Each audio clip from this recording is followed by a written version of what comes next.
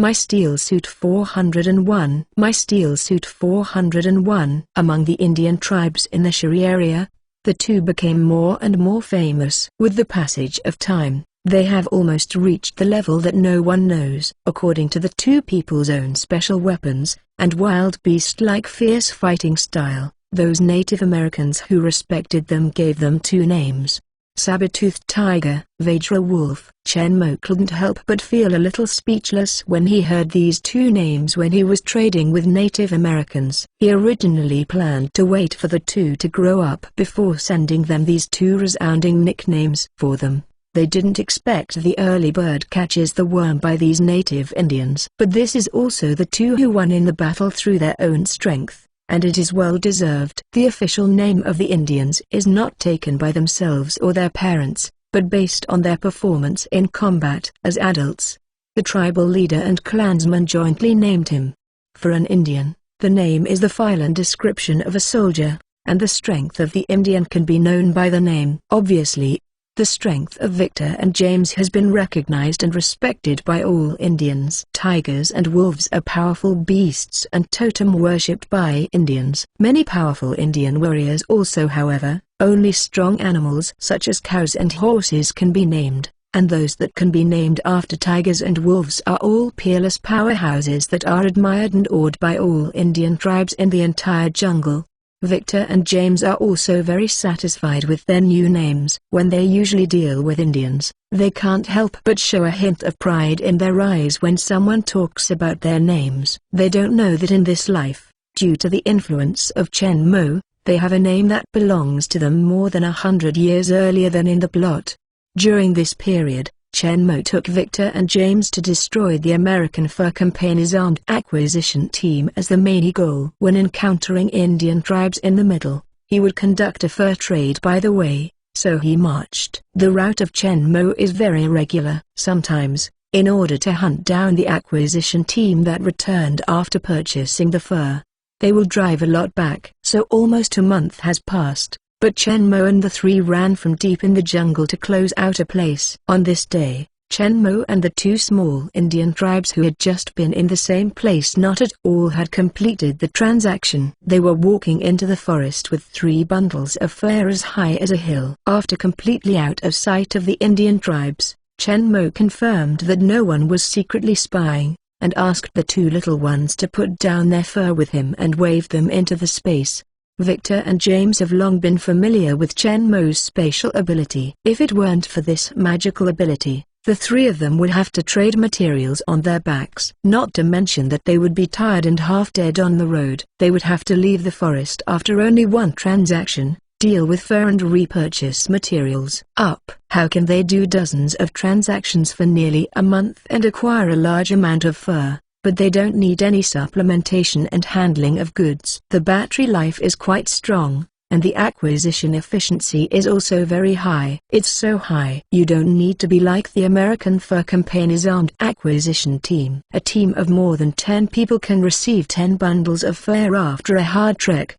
They have to return and spend a lot of time on their way back and forth. The 3 Chen Mo are so relaxed, they don't need to carry anything at all, and they don't use them to go back and forth. The 3 Chen Mo are more like hunting on an outing, wandering around in the forest, fighting happily when encountering enemies, and opening up to buy fur when they encounter Indian tribes. The efficiency of the 3 people's acquisition, comparable to the thousands of armed purchasers of American fur companies. To take the newly acquired fur into the space, Chen Mo led Victor and James to an area that they had not visited before. Although they are chasing the American Fur Company's armed acquisition team and the Indians back and forth in the forest, they are not that absolutely does not have random directions. In fact, all the places they have traveled, including the route of travel, the surrounding terrain, the location of the Indian tribes found, and so on, they were all clearly printed in Chen Mo's mind, and he pieced together a broken map. The broken part is that they have not been there, the place. So when no armed acquisition teams and new Indian tribes are found around, Chen Mo will take Victor and James to these unexplored places, and remove this incomplete. The map is gradually completed. In fact, Chen Mo doesn't need to be as troublesome as an ordinary person to explore the forest. It requires a little bit of careful investigation. Since the site is blocked by trees, it takes a lot of time to search an area several kilometers in radius.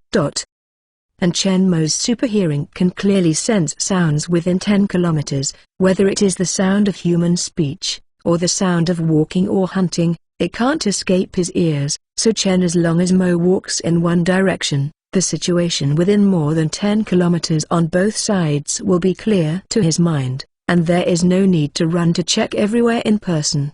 The area around Chen Mo's current location has actually been explored almost before, but there is another area that I just missed when passing by several times before, and did not enter Chen Mo for more than 10 kilometers of detection. The scope, now just approached, see if there are any new Indian tribes that have been missed.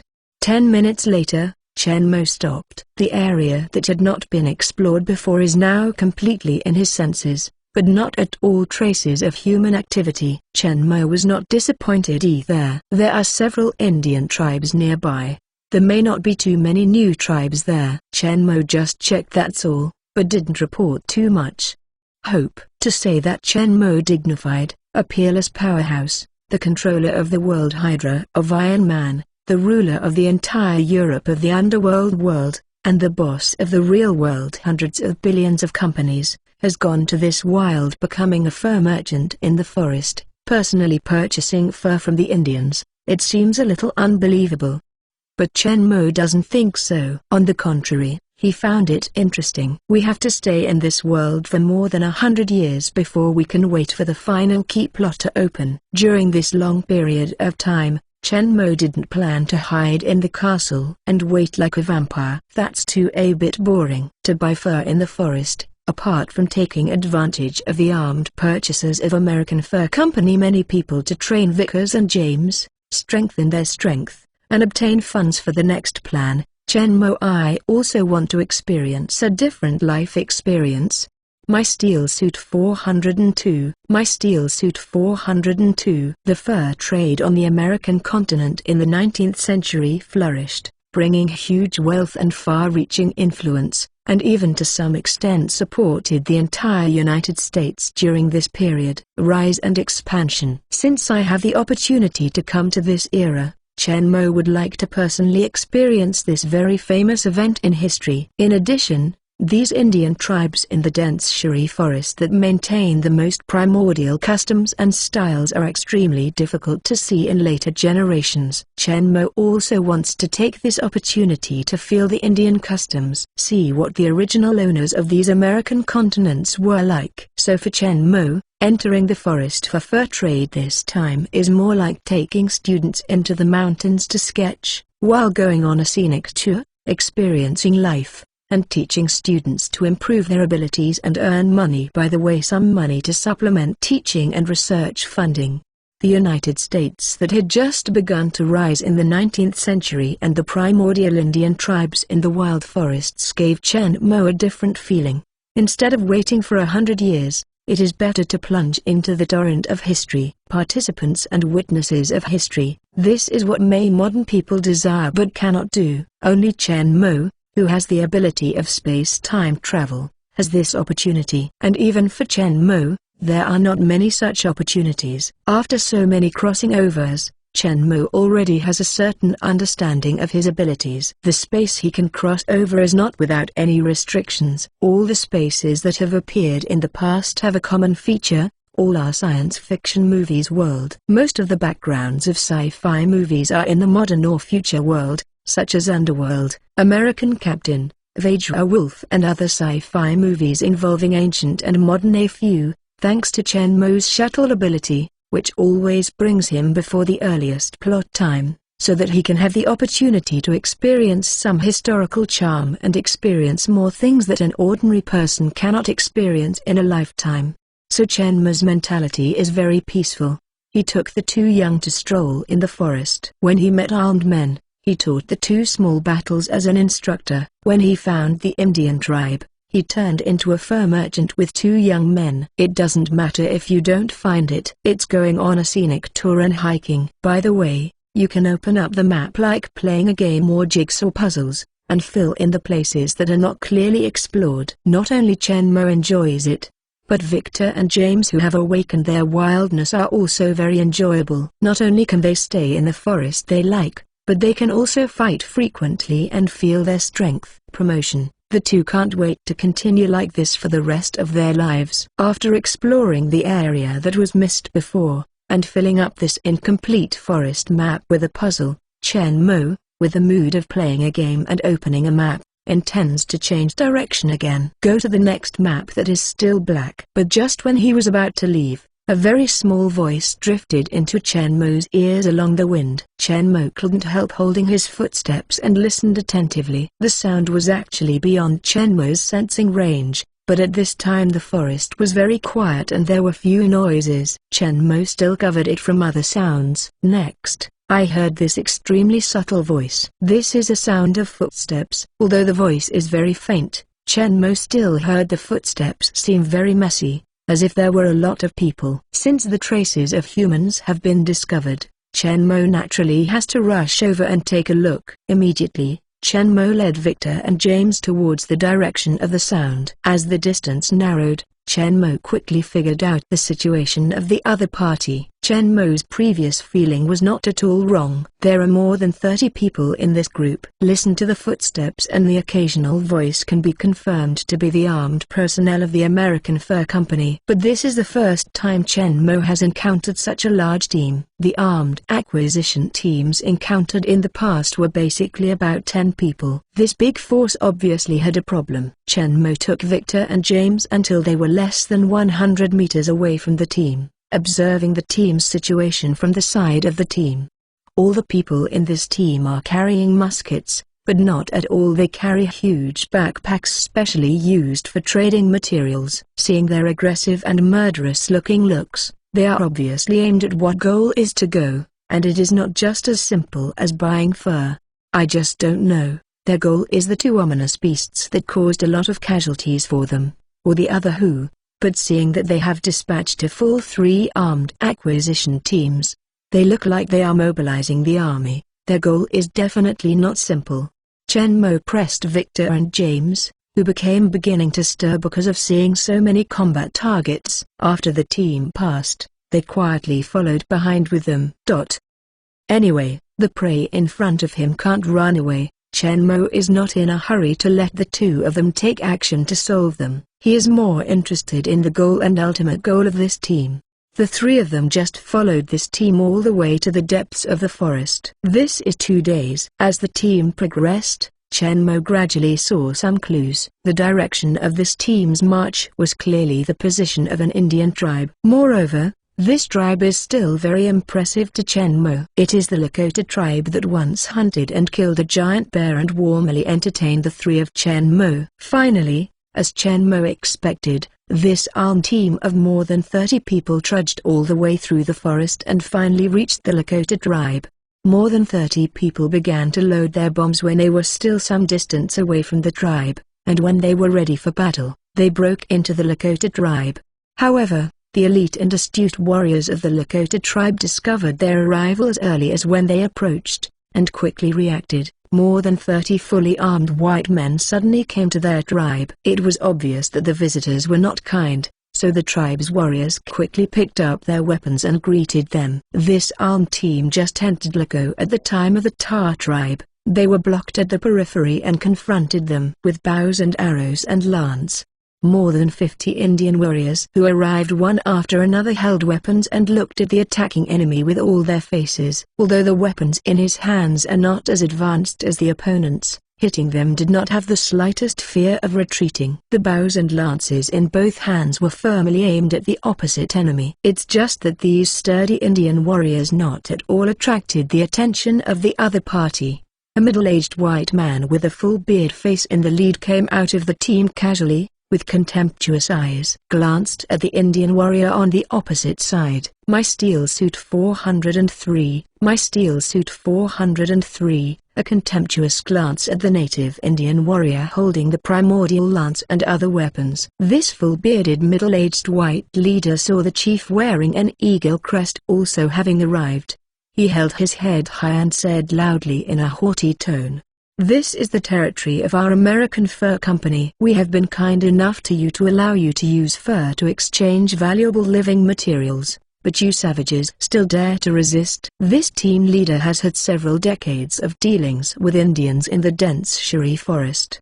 He speaks fluent Indian, but the content of his words is not friendly at all, but full of aloof and the gesture of remote, overbearing, said-like charity. "Now, I give you one last chance to take out 500 beaver skins as compensation for your rejection of our American Fur Company's kindness, and at least 200 beaver skins every month. The skin of the material trade." The words of the middle-aged white man made the Lakota tribe warriors present all gritted their teeth and stared fiercely at the middle-aged white man. However, the white leader turned a blind eye to the murderous gaze of the Indian warriors, did not even look at the reaction of Chief Geronimo, and continued to speak with his aloof and remote gesture. "If you agree, then you can continue to live here, and if you choose to refuse, then after today, your tribe will no longer exist in the Shiri forest."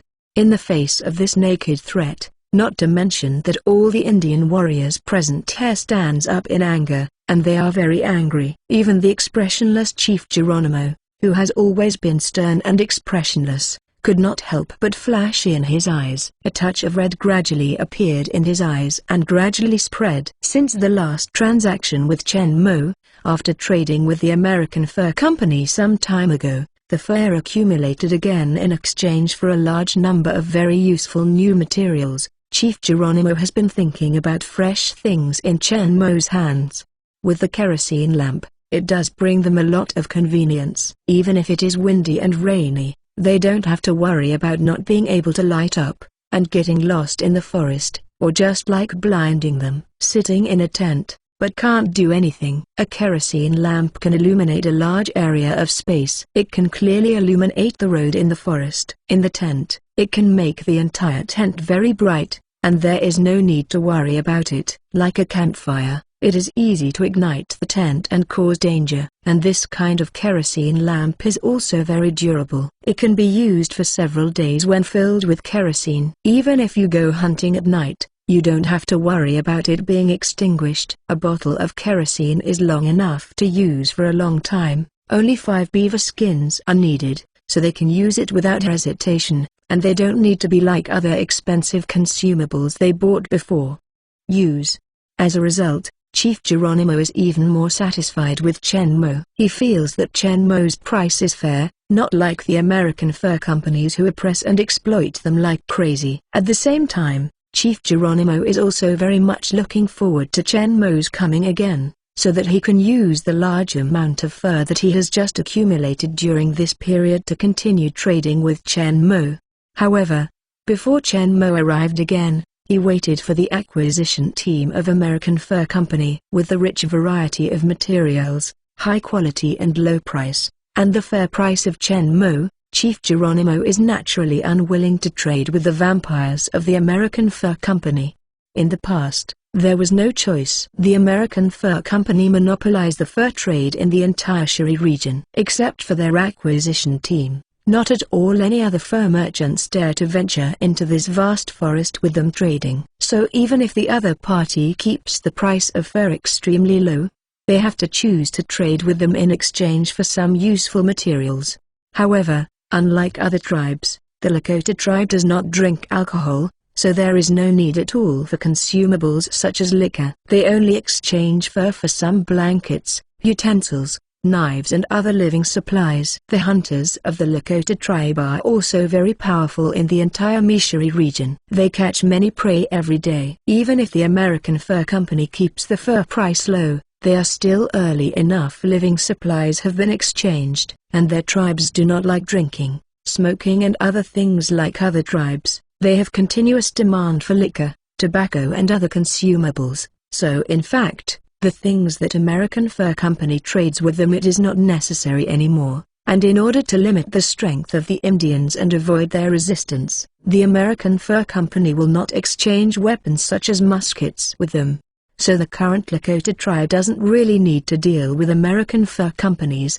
It was just because of habit before, plus the use of waste, that's all. After all, they themselves need the fur. Limited, large pieces of fur such as wild cowhide are usually used to make clothes and tents. Small pieces of fur like beaver and mink are actually not at all useful to them. There was no Chenmo before, and these furs were useless if they kept them. They simply exchanged some living supplies. Now that Chenmo and his new useful and cheap items are brought, they will naturally not continue trade with American Fur Company.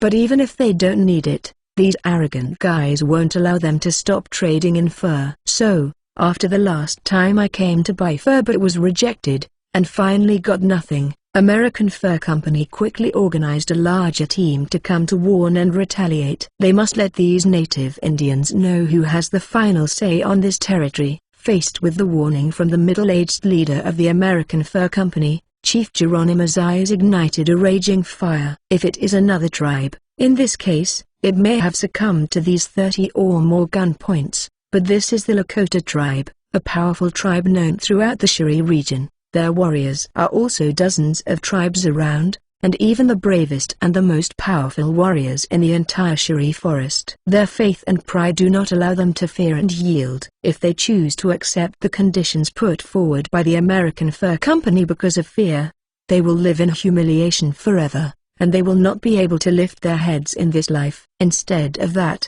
it is better to fight to the death. The warriors of the Lakota tribe will only die in battle and will not succumb. Faced with the ultimatum issued by the armed team sent by the American Fur Company, Chief Geronimo took a lance from the side clansman, past the tribal warrior confronting the enemy, and came to the team's foremost. My steel suit 404. My steel suit 404.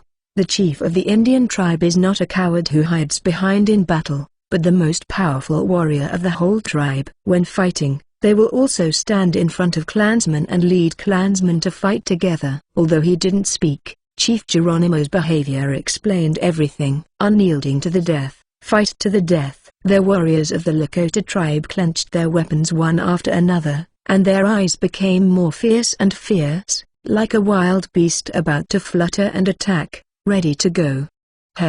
Warriors holding bows and arrows also stretched their bowstrings, pointing their arrows at the armed personnel of the American Fur Company on the opposite side, and only waiting for Chief Geronimo's order, they would shoot their bows and arrows. Enter within the body of the enemy ahead. Feeling the determination of the Lakota tribe opposite to fight, a trace of irritation flashed in the eyes of the middle-aged team leader, looking at the people opposite fiercely and said, "Very good. Since you are unwilling to accept our kindness, seize this last opportunity, and still resolutely refuse to trade with our American Fur Company, then in the future, you will not have to hunt anymore. All go to death." As the beard-faced middle-aged leader's voice fell, the armed men of the American Fur Company aimed their guns at the target one after another, and put their fingers on the trigger.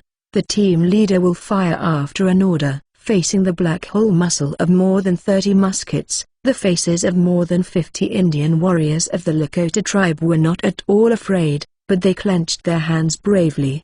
His bows and arrows and lance aimed at these robbers. The glory of the fighters and the duty of guarding the tribe does not allow them to retreat. They are also waiting for the chief's order to attack. As long as the chief gives an order, they will desperately rush towards the enemy, even if it is dead. They must insert lance into the enemy's chest. Actually, before the last moment, Chief Geronimo didn't want to go to war. After all, the formidable power of the musket in the opponent's hand was huge, which would inevitably cause great casualties to the warriors of the Lakota tribe. But seeing that the opponent didn't intend to let them go, Chief Geronimo did not hesitate anymore. Even if he planned to order an attack. The middle-aged leader of the American Fur Company's armed team on the opposite side also fired a musket, ready to order a salvo. The medicinal smell on the scene is getting thicker and thicker. Seeing a battle or a massacre is about to take place, a scream suddenly sounded in the armed team of the American Fur Company, and then the team began. It got confused. These people are not professional soldiers after all. Hearing the movement behind, The people in front of the team couldn't take care of the Indian natives who were not in their eyes. They turned their heads and looked towards behind them. I saw two thin but extremely vigorous silhouettes. Just like the beasts rushing into the crowd, they flashed quickly among the crowd at the back of the team.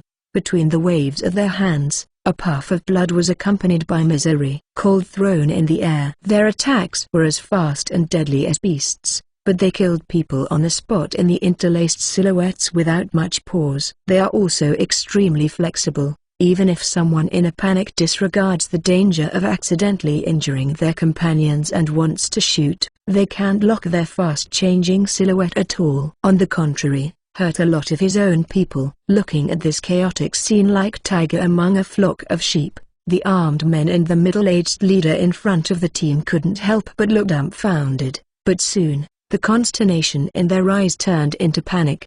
Two tiger wolf-like silhouettes rushed back and forth in the crowd. No one could stop them.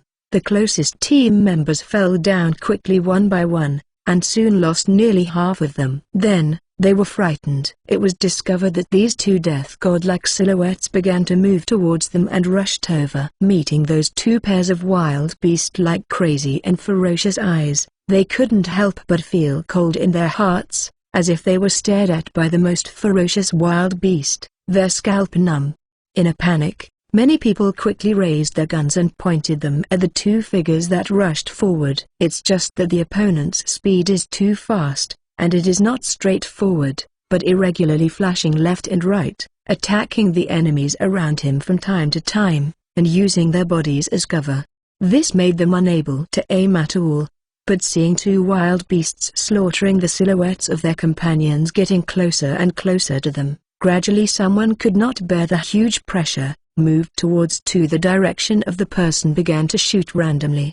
Without exception, all of these bullets failed to hit the target, but many of them hit their companions behind. The leading middle-aged person couldn't help but see a fine cold sweat on his forehead. If this continues, they will all have to die in the hands of these two wild beasts. What should I do? What to do? The fear of death enveloped him, and he couldn't help but beat up 120,000 points, thinking about the countermeasures anxiously in his mind. The speed of these two figures is too fast. They are slow and accurate to capture their position. It is useless to aim and shoot like ordinary persons, even if it is a salvo. The scattered firepower of the 10 people involved makes it difficult to cover their range of activities, and time is too late. Seeing these two figures getting closer and closer to them, they finally saw the true colors of these two figures.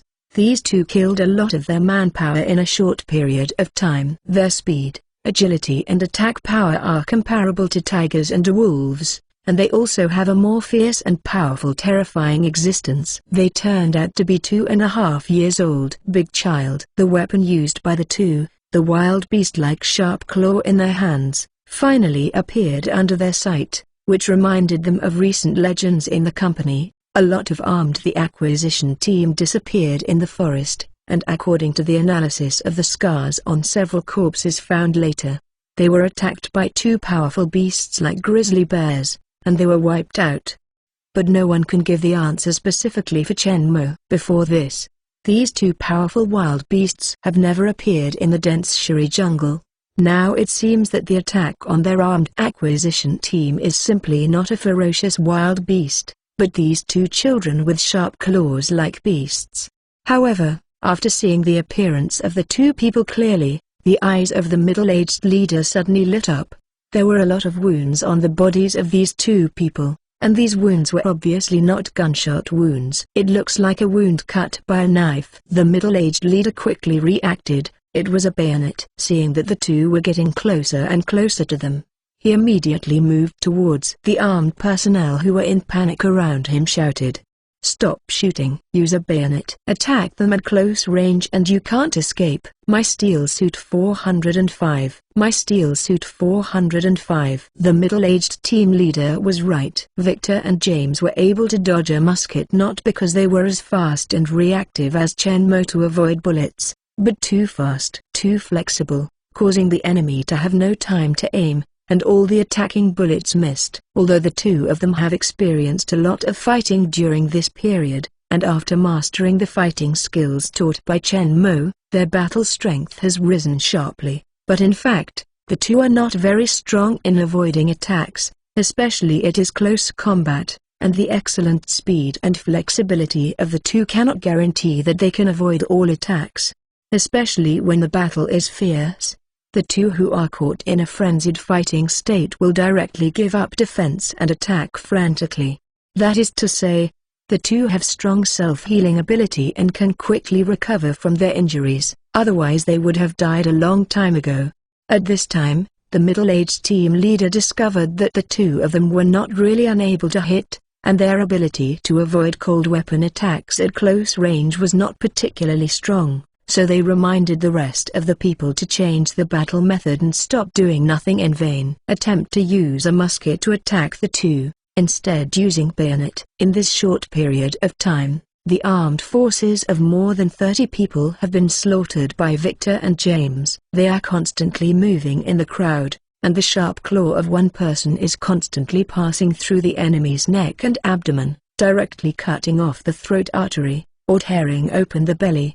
The internal organs flowed out, and died in horror. The other person was like a swift assassin, with 6 bone spurs on both hands like daggers in the body. During the movement, he quickly penetrated into the vital part of the enemy's body and then quickly pulled out, continuing to attack the next target. Under the extremely efficient killing of the two, the number of this armed team of the American Fur Company has rapidly decreased, and the rest is less than half of the original.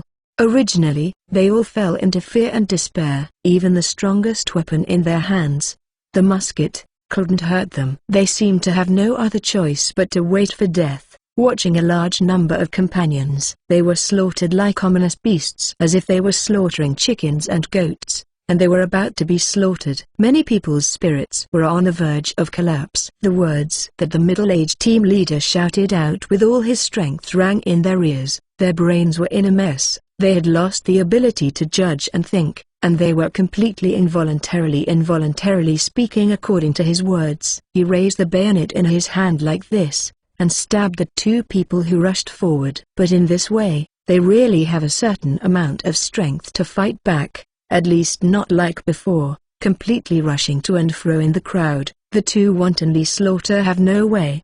But this did not change their ending. Faced with the bayonet that was stabbed in the chest, Victor and James, who had already smashed their eyes, did not choose to evade or retreat. Instead, they directly rushed to the bayonet and roared. They just moved slightly. The body avoided the vitals such as the heart and head, but allowed the bayonet to penetrate into their bodies. Although the heart and head are avoided, these injuries are enough to kill the ordinary person. The team members who successfully stabbed the two and the others who are still alive couldn't help but be overjoyed, and finally killed them. These two devils are perverts with strong lethality, but after all, they are not impervious to sword and spear, but they were hit by their bayonets. This time they are finally saved. However, the joy of escape alive just lasted for a moment, and was replaced by more intense panic and despair. The two people who were stabbed in the body by a bayonet, even if they were not killed directly, should have seriously injured the two who fell to the ground, but they seemed to be totally fine. With the inertia of the forward, they continued to rush forward with the bayonet. Approaching in front of the two players who injured them, the sharp claw and bone spurs in his hands were swung as fast as before, and the two players were killed on the spot with only one move. Then they drew the bayonet from their bodies and threw them to the ground casually, turned their heads and looked towards the rest of the people with their blood-red eyes, and moved towards them without stopping. Up here. After another series of screams, the remaining armed men followed in the footsteps of their companions. This 30-something, fully armed, aggressive armed team from the American Fur Company, just like that before the war started, Victor and James were all killed. The clansmen of the Lakota tribe witnessed the whole process. In the beginning, they didn't know what was going on, nor did they figure out the origins of these two powerful creatures that appeared suddenly and very fast, so not at all to act blindly without thinking, nor take the opportunity to attack the armed team of the American Fur Company. However, when Victor and James rushed closer with the killing, Chief Geronimo finally recognized the two. Isn't this exactly what he has been looking forward to these days? I just had a pleasant deal with them some time ago and were left by them to entertain the two little brats of Chen Mo, a fur businessman who was in his arms. After recognizing the identities of the two, Chief Geronimo couldn't bother to shock the two little brats' amazing strengths. Anyway, after the last pleasant transaction and subsequent exchanges, they are friends, and they still appear in time to relieve their tribe when they face a strong enemy. Now they face more than 30 fully armed enemies alone, and they can't sit idly by, reasonable in every circumstance, so Chief Geronimo must even raise lance in his hand to order an attack. However, just when lance in his hand was raised to the shoulder position, a large and powerful hand suddenly appeared on his spear-holding arm and held his arm. This hand is like cast iron, which seems to contain infinite power. It is grasped on his arm, making it impossible for him to raise his hand anyway. Chief Geronimo, don't worry, just leave it to them. Just when Chief Geronimo's face changed, a familiar voice suddenly sounded beside him, making him relax. Chief Geronimo turned his head and looked to his side, and saw that the mighty and tall Chen Mo did not know when he appeared next to him, holding his arm with one hand. Seeing that he relaxed, Chen Mo opened his hand lightly. Chief Geronimo took advantage of the trend and put down his arm, recalling the unstoppable and powerful force from the arm just now, looked at the Slaughter Victor and James in the crowd, then turned his head. Looking at Chen Mo with an indifferent expression, he couldn't help but remember that when he first met that day, he warned Chen Mo to leave the forest as soon as possible, so as not to be discovered by the American Fur Company's armed acquisition team. There would be a mortal danger. At the time, Chen Mo said that they had met many times, and he was only talking about Chen Mo casually.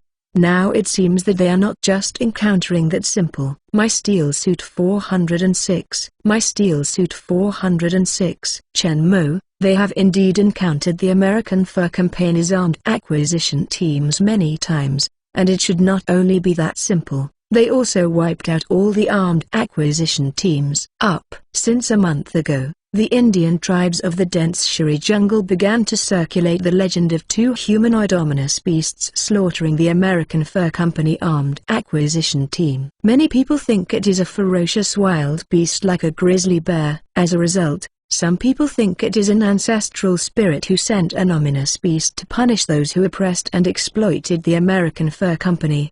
These were originally rumors and have not been confirmed. Until half a month ago, there was news from the tribe that they encountered two humanoid beasts. They are actually two teenage children. Their hands can grow sharp claws and sharp bone spurs out of thin air. They are extremely powerful, very powerful, and they are the followers of a fur merchant.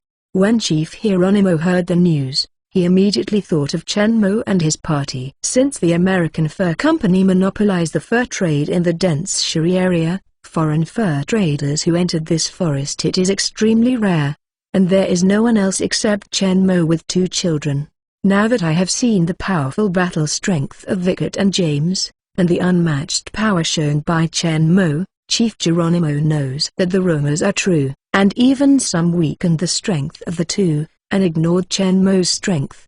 As the owner of two powerful ominous beasts, Chen Mo, a man full of mysterious aura, is likely to be much stronger than the two. Just from the power he showed when he held his arm just now, the power should be far above the two little brats who were slaying wildly. His true strength did not know how terrifying it was. Under the complicated eyes of Chief Geronimo, Victor and James quickly ended the battle, with a terrifying wound, covered in blood, expressionless, and walked to Chen Mo's side.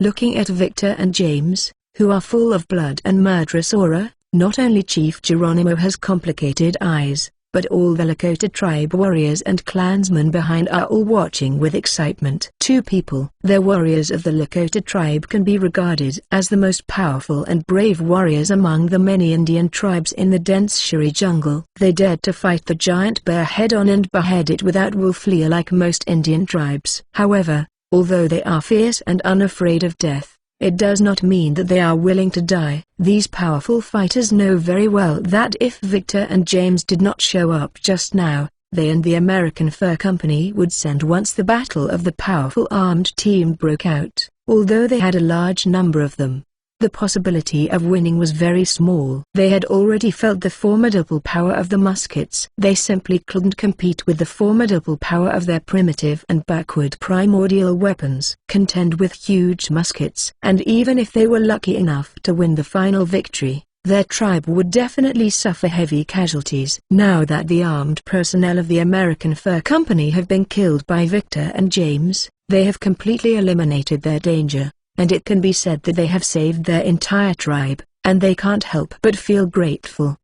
The Indians worship Powerhouse, so they are not at all afraid of the two people because of their powerful strength and crazy killing. Instead, they are full of respect and admiration for the extremely powerful two.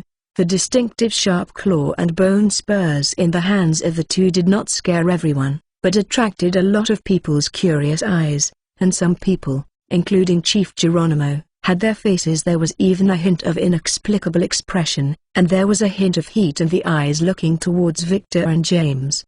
The beliefs of Indian tribes are mainly based on ancestral spirits and natural spiritual gods. The worship of animal spiritual gods has gradually derived out the beliefs of totem worship. Although the beliefs among the various tribes in the Shiri forest have nothing common with each other, but most of them are worshipped by various powerful animals' totem. The totem of the Lakota tribe is a beast with a long sharp claw. They think that Victor and James are their guardian totem sent to rescue them. After the battle, Chief Geronimo asked the warriors of the tribe to clean the battlefield, while the three Chen Mo were honored as guests and received warm hospitality from the entire Lakota tribe. While a group of Indian warriors and clansmen were singing and dancing around the campfire, Chief Geronimo found Chen Mo with a heavy look of worry and expressed his worry. Although the armed men who came this time were all killed by Victor and James, temporarily solving the crisis of the destruction of the Lakota tribe, the matter is not at all over, and the American Fur Company will not retaliate. It will end like this. This armed team has not returned for too long. They will surely guess that something has happened. The entire team was wiped out in the Lakota tribe. When the time comes, the American Fur Company must not return. They will give up, and will continue to send new and more powerful armed forces to retaliate. At that time, they will only have a dead end. After listening to Chief Geronimo's narration, Chen Mo did not rush to speak, but took a deep look at Chief Geronimo, whose face was full of expectation. After a while, said slowly in his nervous eyes, "Do you want me to shelter the Lakota tribe?" Under Chen Mo's super perception, Chief Geronimo's thoughts cannot be concealed from Chen Mo. Based on his body reaction, eyes and expressions when he spoke, plus the current situation, Chen Mo could easily analyze his true purpose from Chief Geronimo's words. Seeing that his mind was seen by Chen Mo, Chief Geronimo no longer circumvented him, and said straight to the point. "Yes, the warriors of our Lakota tribe will not succumb like the enemy. But I don't want the tribe to fall into destruction like this. Now, only you can help us and rescue the Lakota tribe." Chief Geronimo already believed that Victor and James were the saviors sent by the tribe totem, so they had a powerful sharp claw like a wild beast-like totem. Now the Lakota tribe is trapped, desperate situation. He pinned his hopes on the three Chen Mo. Chen Mo, hearing this, glanced at the joyous clansmen in the Lakota tribe. They only knew that the powerful enemy had been killed. They escaped the fate of destruction, and they all celebrated with ease and joy. Except for Chief Geronimo, no one knew that a greater crisis was coming to them. Turning back, looking at the sincere-looking Chief Geronimo, Chen Mo gently nodded. "My steel suit 407. My steel suit 407. Looking at Chief Geronimo with a sincere and expectant look, Chen Mo gently nodded. "Since you have the heart to attach, then I will accept you. From now on, you are my subordinates, work for me, and your tribe will also be protected by me. Many thanks, the boss. Call me boss."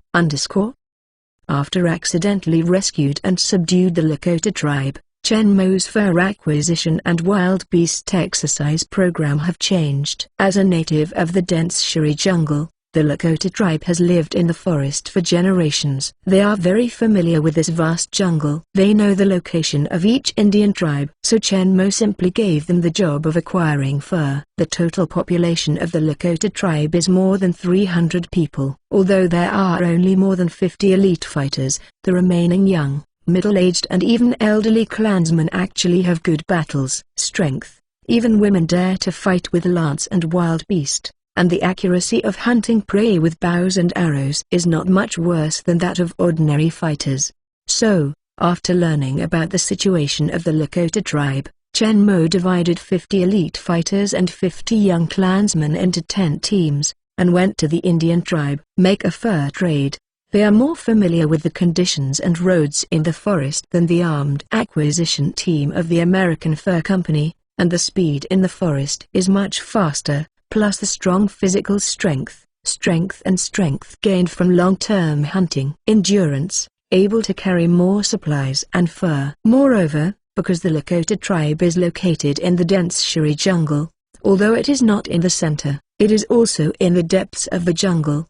The distance to other tribes is much longer than that of the American Fur Company. The acquisition team is much closer, and the round-trip time has been shortened many times. Therefore, the acquisition efficiency of these 10 teams composed of Native Americans can almost be compared with the acquisition team of the entire American Fur Company with thousands of people. Fur trade throughout the Shiri region. It's just that once these personnel are dispatched, the defense of the Lakota tribe will become extremely empty. Except for this 100 people, the rest of the tribe is mostly women, children, and middle-aged and elderly people. Although these people also have a certain battle strength, if they really encounter an offensive from the American Fur Company, they will definitely not be their opponents. But this is not a problem for Chen Mo. Chen Mo has enough muskets to equip the Lakota tribe. Before, they have killed more than a dozen arms, with as many as 100 people, the armed personnel of the American Fur Company. In addition to seizing a large amount of trading materials and fur, they also collected more than 100 shots. Musket. However, these muskets are relatively outdated and outdated flintlocks. The shooting speed is very slow. The entire shooting process takes more than 30 seconds. The previous group of more than 30 American Fur Company armed personnel is also enter the tribe after completing the preparatory work such as loading the bomb outside the tribe. So Chen Mo not at all plans to equip the Lakota tribe with these backward rifles. In Chen Mo's space, there are actually hundreds of the most advanced Springfield M1842 front-loaded firing muskets. The M1842 rifle is the first front-loaded firing musket equipped by the U.S. military. Before this, the U.S. military used the same flintlock rifle as the armed personnel of the American Fur Company. The bullet used in the M1842 gun is a paper shell. It uses 8.0 grams black powder. The mass of the round bullet is 31.3 grams. Every 10 rounds of bullets are packed in a paper bag. When loading, first bite the bottom end of the bullet with your mouth, pour the gunpowder at the bottom of the bullet into the barrel from the muzzle, and then load the projectile wrapped in a paper shell from the muzzle and push the bullet. The rod presses it against the gunpowder. After that, place the firing cap on the bottom fire socket, and then set the gun to the standby state. You can aim and fire. After practice, this operation process only takes 15-20 s. Don't look at just shortening the firing time by 10 seconds. If you are confronted with armed personnel from the American Fur Company equipped with flintlocks, these 10 seconds is enough to give them an absolute advantage. Let those armed personnel suffer heavy losses. Chen Mo did not hesitate the gaze of the Indians. He directly took out these rifles from the space and distributed them to the clansmen of the Lakota tribe. Not only the 50 fighters followed them out to purchase 50 young clansmen, as well as the left-behind women and middle-aged and elderly people all received a huge formidable power rifle. In short, with the exception of children who are too young to use a musket, even children at the age of James and 60-70 years old have received a musket. Don't underestimate these children and old people. As an Indian tribe living deep in the forest and hunting for a living, The children of the clan learn and exercise various hunting skills and the use of bows and arrows from an early age. The aiming musket is easy to operate without much difficulty, and those old people are more experienced fighters. Although they are older and have less physical strength than young people, they have a lot more shooting skills and experience than them, and the use of muskets is more handy. After getting the musket a little familiarity, he quickly mastered the use skills and was able to keep the accuracy at a very high level. There are these elderly women and children guarding the tribe with the most advanced percussion muskets. Even if the American Fur Company sends a team of 50 or even 100 people, the whole army will be destroyed. The American Fur Company, which has always relied on its firearms and number of advantages to bully the primordial weapons, primordial and backward Indian natives and foreign fur merchants, simply never thought of spending huge sums of money to update weapons and equipment. They would never think of it. The Indian tribes who have been blocked by their firearms and cannot even buy the most backward matchlocks will suddenly have a large number of new rifles that are more advanced than their hands and have more powerful formidable power. Lost the greatest advantage and reliance, the American Fur Company can no longer oppress and bully the Lakota tribe like before. As long as they dare to come again, they will be greeted with a blow. Chief Geronimo was shocked by Chen Mo's method of conjuring piles of powerful muskets out of thin air, and on the spot he bowed to the ground with other clansmen who were also stunned by this amazing scene. This is the power of God. Spiritual God has appeared. Chen Mo did not originally. He intends to subdue the Indian tribes to serve him. The main purpose of his coming this time is to experience 2 years, and secondly is to buy fur. Because there is time, Chen Mo is not in a hurry at all. He planned to teach the 2 children while letting them exercise in combat, and buy some fur in the middle to experience life. My Steel Suit 408. My Steel Suit 408. However, since he happened to have subdued the Lakota tribe, Chen Mo changed his mind again and planned to delegate all the fur purchasing work to these Indians, even including Victor. Work out with James. Chen Mo intends to send these acquisition teams to search for the armed personnel of the American Fur Company while acquiring the fur, and to report their whereabouts to the 2 and let them eliminate them. With the alertness of Indian warriors in the jungle and the ability to hide in the dark, after discovering them, they hide, and drifting and tracking couldn't be easier. There are 10 teams familiar with the terrain and conditions to help search for the enemy's tracks. Victor and James equivalent to have 10 more pairs of eyes and ears. The chance of finding the enemy is higher, and the combat efficiency is also greatly improved. Instead of spending a lot of time searching and rushing on the road, you can exercise normally, conserve strength and store up energy, and quickly rush to fight when you find the enemy. In this way, the speed of their improvement is definitely much faster than before. Since the Lakota tribe has been subdued and they receive and use for oneself, Chen Mo naturally wants to ensure their loyalty, and in the current situation, the easiest way is naturally to pretend to be a stick.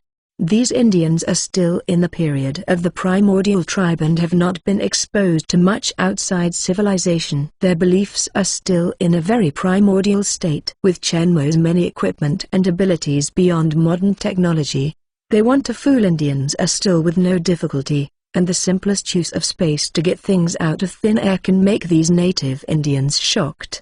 Chen Mo did not recognize his identity as a spiritual god. He doesn't care about the faith of these Indians. All he needs is their loyalty. Of course, Chen Mo will give them more in return.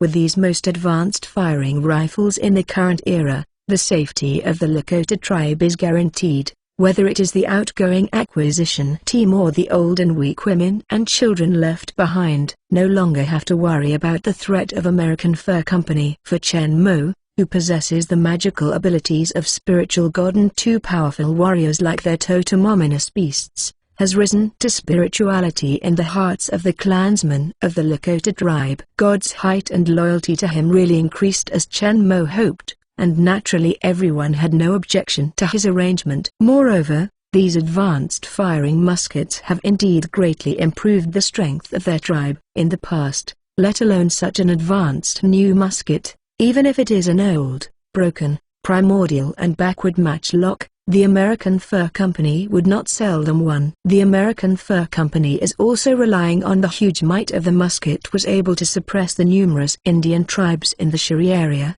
continuously exploiting them and purchasing precious furs at low prices. Nowadays, these muskets that they tried so hard to get anyway, have turned into hundreds of guns in Chen Mo's hands, except for children who can't hold them, regardless of gender. The young and old, the weak and the women and children all received a gun of their own. With these muskets, the brave Lakota tribe no longer fears any enemies. After a period of contact, familiar with the use of muskets, and having a certain battle strength, the 10 acquisition teams are ready to go, ready to officially start the fur acquisition mission.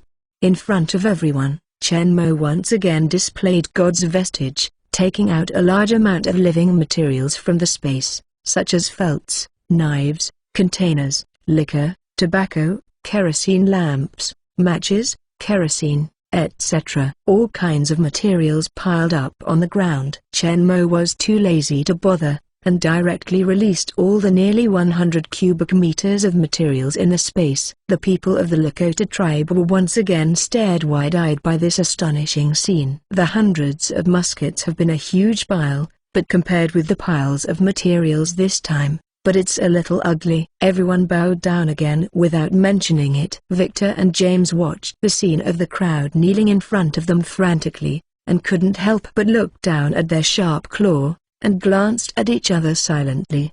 They are all special abilities. How come our Sharp Claw only has the vicious name of Vajra Wolf and Saber-toothed Tiger, which is regarded as an ominous beast by human beings, but the ability of the husband is directly regarded as God's vestige, worshipped as a god? How can the gap between this person and people be so big?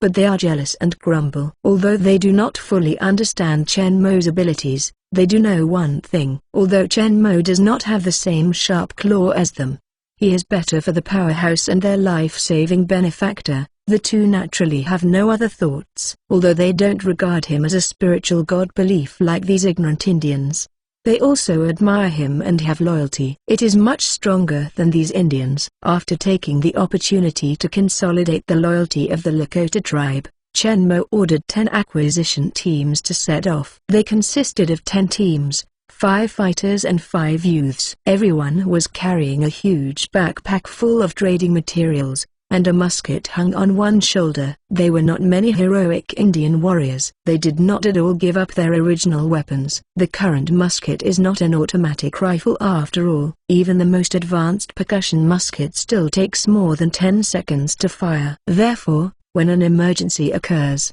it is still the original. The weapons can react more quickly and attack. So in addition to muskets, they also carried bows and arrows, as well as sharp daggers or machetes provided by Chen Mo. With these, whether it is encountering the armed acquisition team of the American Fur Company, other Indian warriors or the powerful beasts in the forest, they can deal with it calmly and guarantee absolute military force advantage.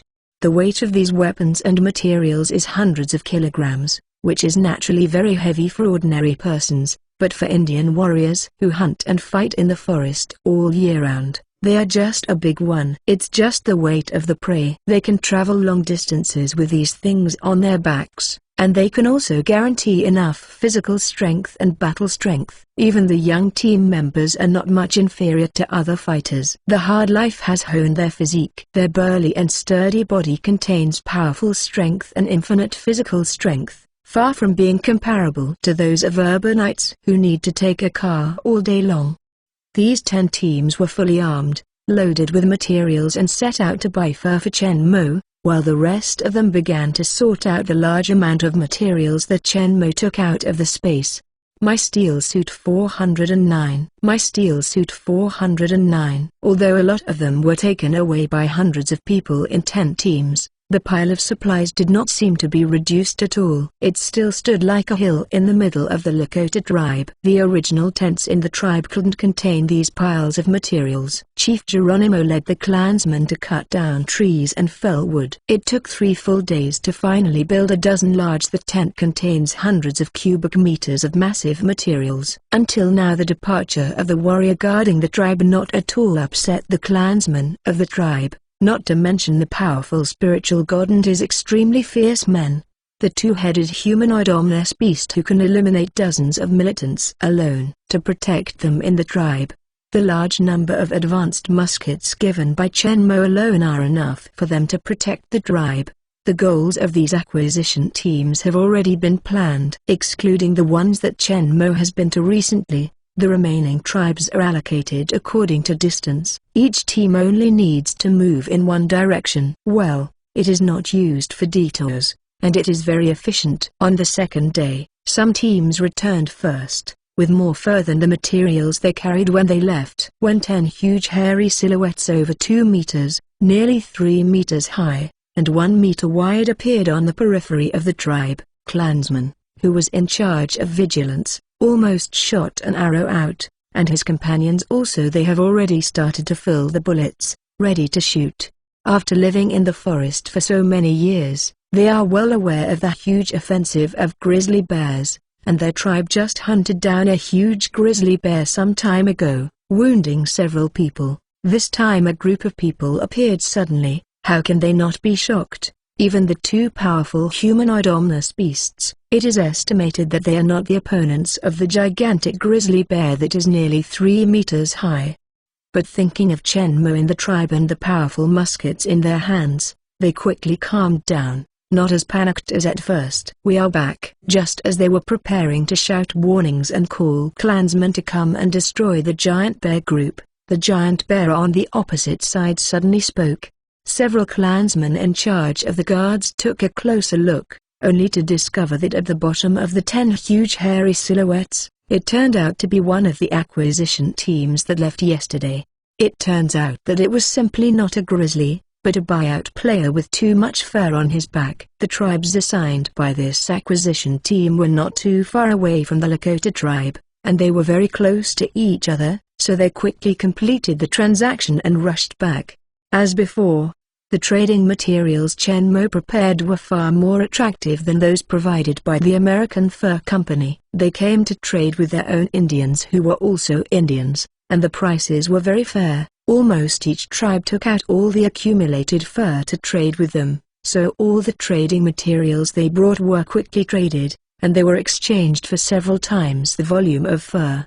During this period, the large amount of materials on their bodies naturally attracted a lot of coveted eyes, but when they saw the muskets carried by 10 people on their shoulders, they were obviously newer and more advanced than the American Fur Company. All the coveted gazes disappeared, turning into a deep envy and jealousy, but with the lessons learned from the American Fur Company, no one wants to try the formidable power of the musket. In short, this time the fur trade was exceptionally smooth. This acquisition team will rest in the tribes for a day, put on the backpack again, and continue to rush to other tribes for the next transaction. After the first acquisition team came back, the second one came back. Was not the entire acquisition team that completed the acquisition, but a young Lakota tribe who had just grown up and was also a 10 acquisition team. One of them, Chief. We found an acquisition team of American Fur Company. In the Indian tent specially prepared for him, Chen Mo got the news from Chief Geronimo. Without waiting for Chen Mo to speak, Victor and James have stood up impatiently and looked towards Chen Mo with scorching eyes, with 2 small faces full of expectation. Chen Mo couldn't help being a little speechless when he saw this, and Victor was also. That's all. I don't know when James, who was timid and gentle, became warlike. Hearing there is a battle, you can join in. His eyes flashed. Was this the wild instinct that he was awakened after he had awakened his abilities, or was he ruined by himself? Anyway, this was originally his main purpose of sending the acquisition team. Although the strength of the 2 has improved a lot from when they first came, They still have a lot of room for improvement and a lot of battle is needed. Constantly improve in the battle. After this period of observation, Chen Mo has a bold guess. The improvement of Victor and James' own strength seems to have a lot to do with self-healing ability. Accurately speaking, the more severe the injuries suffered by the two in the battle, the greater their physical fitness will improve after the battle is over and the injuries recover. It seems that the self-healing ability is not only healing their injuries, but also strengthening their strength. But this is indeed an explanation. Ordinary person exercises and enhances strength, which is actually a reason. During exercise, muscle fibers will be destroyed, and after rest and adequate nutrition, these damaged muscle fibers will be repaired and regenerated, and at the same time become thicker and thicker than before. Strong, including skeleton. It is actually the same reason. Martial cultivator often hits sandbags or wooden stakes with their fists. The skeleton at the stressed part will be slightly damaged, and after subsequent repairs, it will become thicker and harder than the original. If you look at the fists of martial cultivator, you will find that their finger bones and joints are significantly stronger and harder than ordinary persons. Ordinary persons hitting bricks with their fists are likely to fracture, but martial cultivator can easily hit them broken, without any damage. It is a process of destruction, regeneration and enhancement. It's just that ordinary people's process of destroying, regenerating, and strengthening. Due to the limitation of their own regeneration ability, this destruction must be controlled within a certain range. The extent of destruction exceeds the limit of self-regeneration and repair, and it will cause harm to the body, which is what we often call training injury. So, the ordinary person's body enhanced through exercise is very slow. Moreover, this destroy, regeneration, and enhancement process is only manifested in the skin, muscles, skeleton, etc. Once the internal organs, nerves and other parts are injured, it will be difficult to return to the original state. Will not enhance, but will weaken. However, Victor and James are different. They both possess special abilities, possessing a powerful self-healing ability far beyond the ordinary person. My Steel Suit 410. My Steel Suit 410. The self-healing abilities of Victor and James are extremely powerful. Not only are their skin, muscles, and skeletons perfectly regenerated and repaired after destroying, they are strengthened without will leave any scars, and their self-healing ability works on all tissues and organs of the entire body, including the heart and brain. The heart is the power of the human blood circulation. When the heart is damaged and stops beating and loses its ability to pump blood, the blood within the body stops flowing, and all the cells within the body follow. It loses the energy and oxygen supplied by fresh blood, and will soon die. The brain has the greatest demand for oxygen. After the heart stops beating, the death of brain cells is also the fastest. Heartbeat stops beating for 10-20 seconds. And then there will be disturbances in consciousness, syncope, convulsions, coma, and brain cell death in about 60 seconds. When the heart stops beating for 6 minutes, the brain cells all of them will die. Within 10 minutes, the body's muscles, internal organs and other organs and cells will gradually die, and the whole body will completely lose its vitality.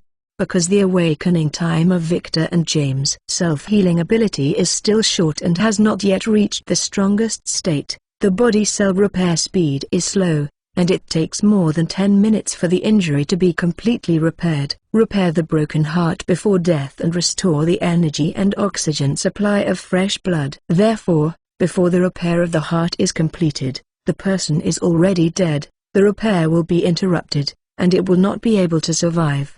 And if the two people's self-healing ability is further enhanced and the repair is fast enough to recover all the injuries before the cell death, even if the heart is completely destroyed or even dug out, the self-healing ability can also die in the brain before recreating a new heart, maintaining the supply of cell energy and oxygen throughout the body. It will not die.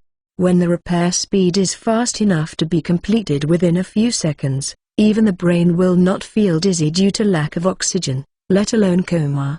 But if the brain is directly damaged, it is another matter. There is no doubt that the brain of an ordinary person will die if it is damaged, But Victor and James's cells all have the ability to heal themselves, including brain cells, so their brains can still be repaired automatically after being damaged. However, the beating of the heart is controlled by brain cells. If the brain is damaged, the heart will instantly stop beating. With the current repair capabilities of the two, the repair cannot be completed before the cell death of the whole body. So, the brain and heart are still vital to Victor and James now. If they are damaged, they are still a dead end. In addition, if the brain is damaged, or the brain cells are repaired after death, although the brain can be restored to its original state, the memory cannot be restored. In the movie, the Vajra wolf is shot into the brain by an Edmund alloy bullet, although it really died with its powerful self-healing ability not at all. But after the self-healing ability repaired, the brain resurrected again, but the previous memories have all disappeared.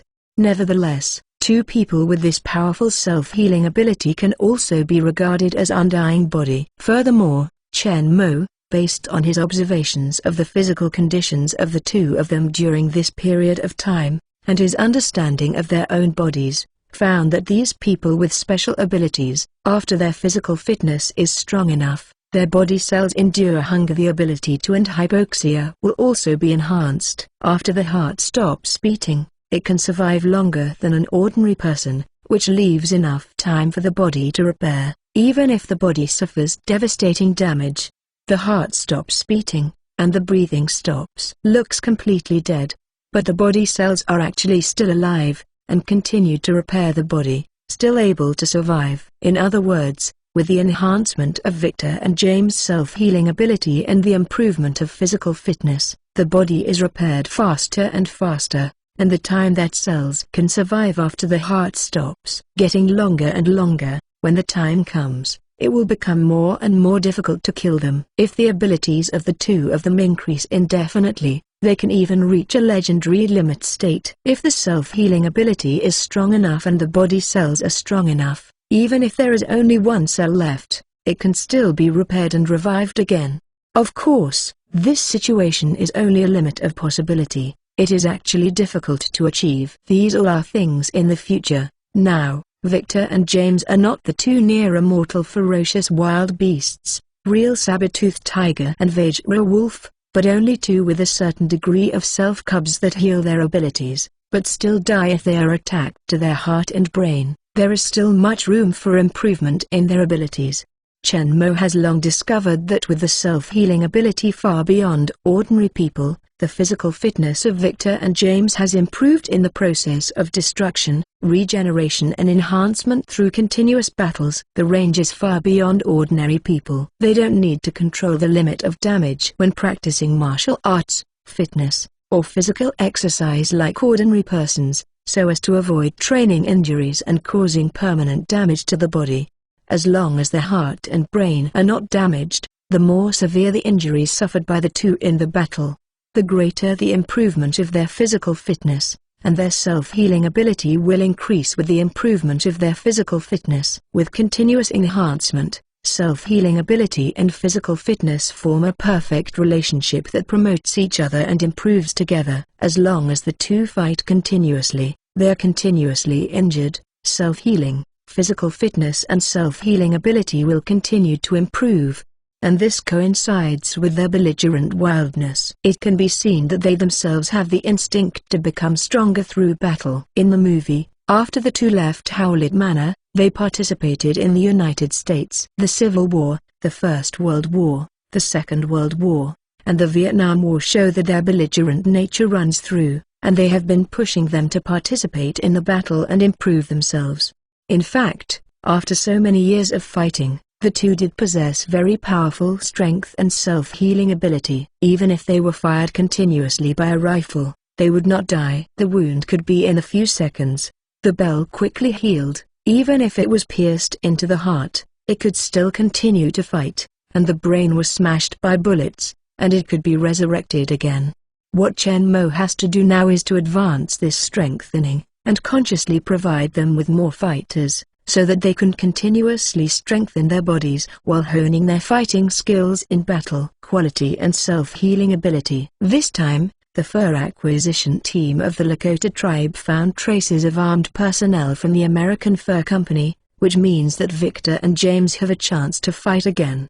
The two are naturally excited, but this time Chen Mo didn't go with them. My Steel Suit 411. My Steel Suit 411. After nearly a month of fighting, the strength of the two has improved a lot. The fighting skills Chen Mo handed over to them have also mastered them skillfully.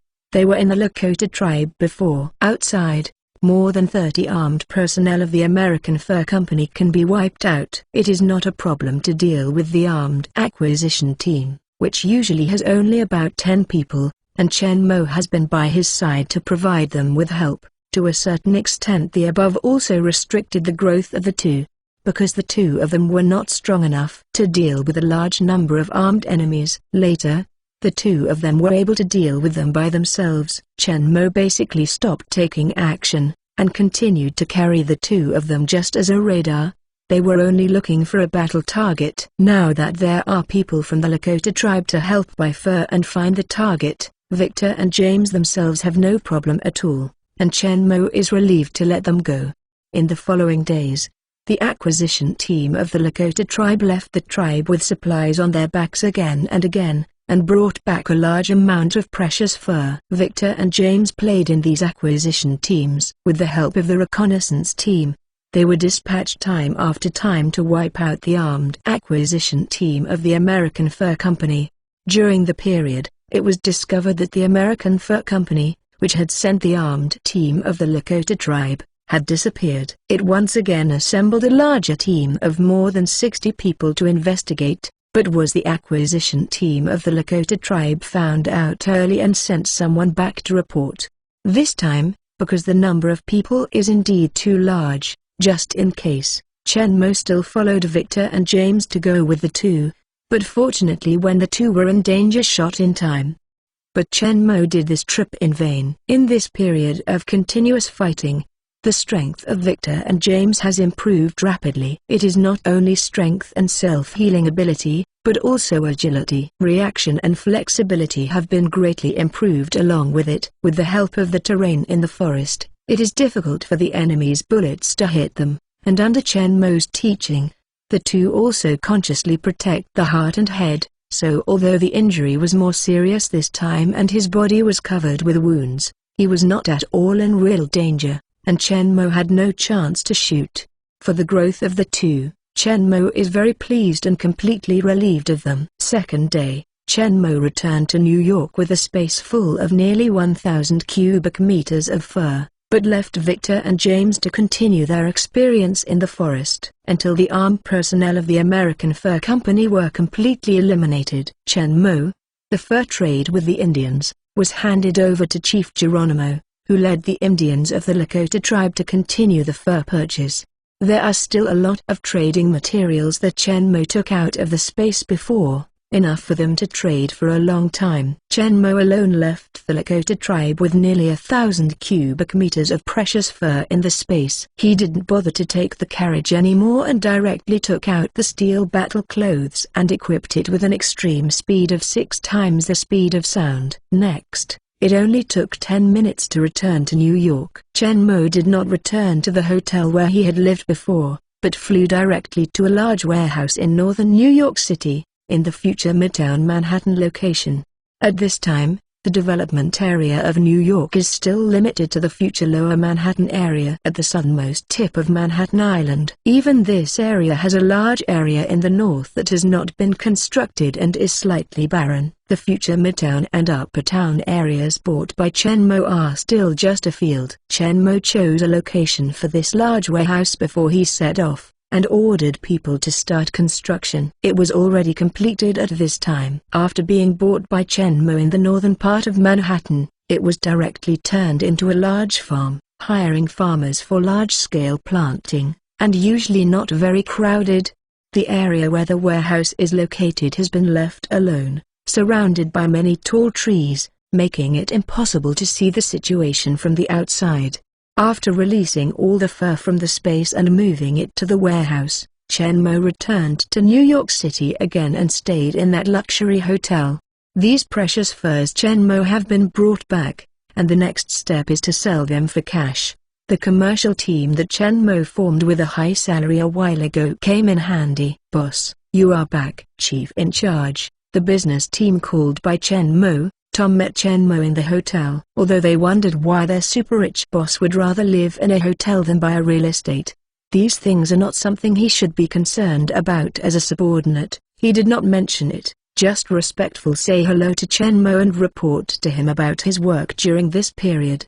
They have been helping Chen Mo with land acquisitions. The land in Manhattan is the result of this team. During the time Chen Mo and Liang Xiao left, they have also been acquiring land next to the present. The land in the undeveloped area of New York City has also been harvested a lot. Over time, with the development of New York City, the value of these land will soar. But now, they have a new mission. "I asked you to build a warehouse in the middle of Manhattan." Chen Mo looked at Tom with a serious face and said slowly, "Yes, boss. That warehouse was completed half a month ago. It has been vacant according to your instructions, and no one is allowed to approach it." Tom remembered Chen Mo gave a strange explanation, nodded confirmed. Chen Mo hearing this nodded, is still very satisfied with the efficiency of this team. "Land purchase matters can be put away first. I put some furs in that warehouse, and you will dispose of them," Chen Mo explained in a flat voice. Tom didn't know where Chen Mo went or what he did during this time. Regarding Chen Mo asking them to stop the land acquisition to deal with the fur,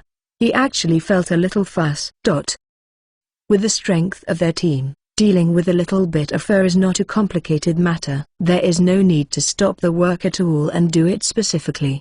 But they are Chen Mo's private business team. Chen Mo's words are orders, and they just need to execute them. Even if Chen Mo asks them to sell all the land in their hands at a low price, they have to do the same. It's just that if that happens, they will still persuade them, and now, they just have to follow Chen Mo's instructions. So Tom agreed, and he rushed to the large warehouse in central Manhattan in person. No matter what, the work that boss gave him had to be done well. After all, Chen Mo paid them a lot of money. "My steel suit 412, my steel suit 412." But when he pushed open the warehouse door and looked at the mountain of precious furs in front of him, the shock and surprise in his heart were extremely strong.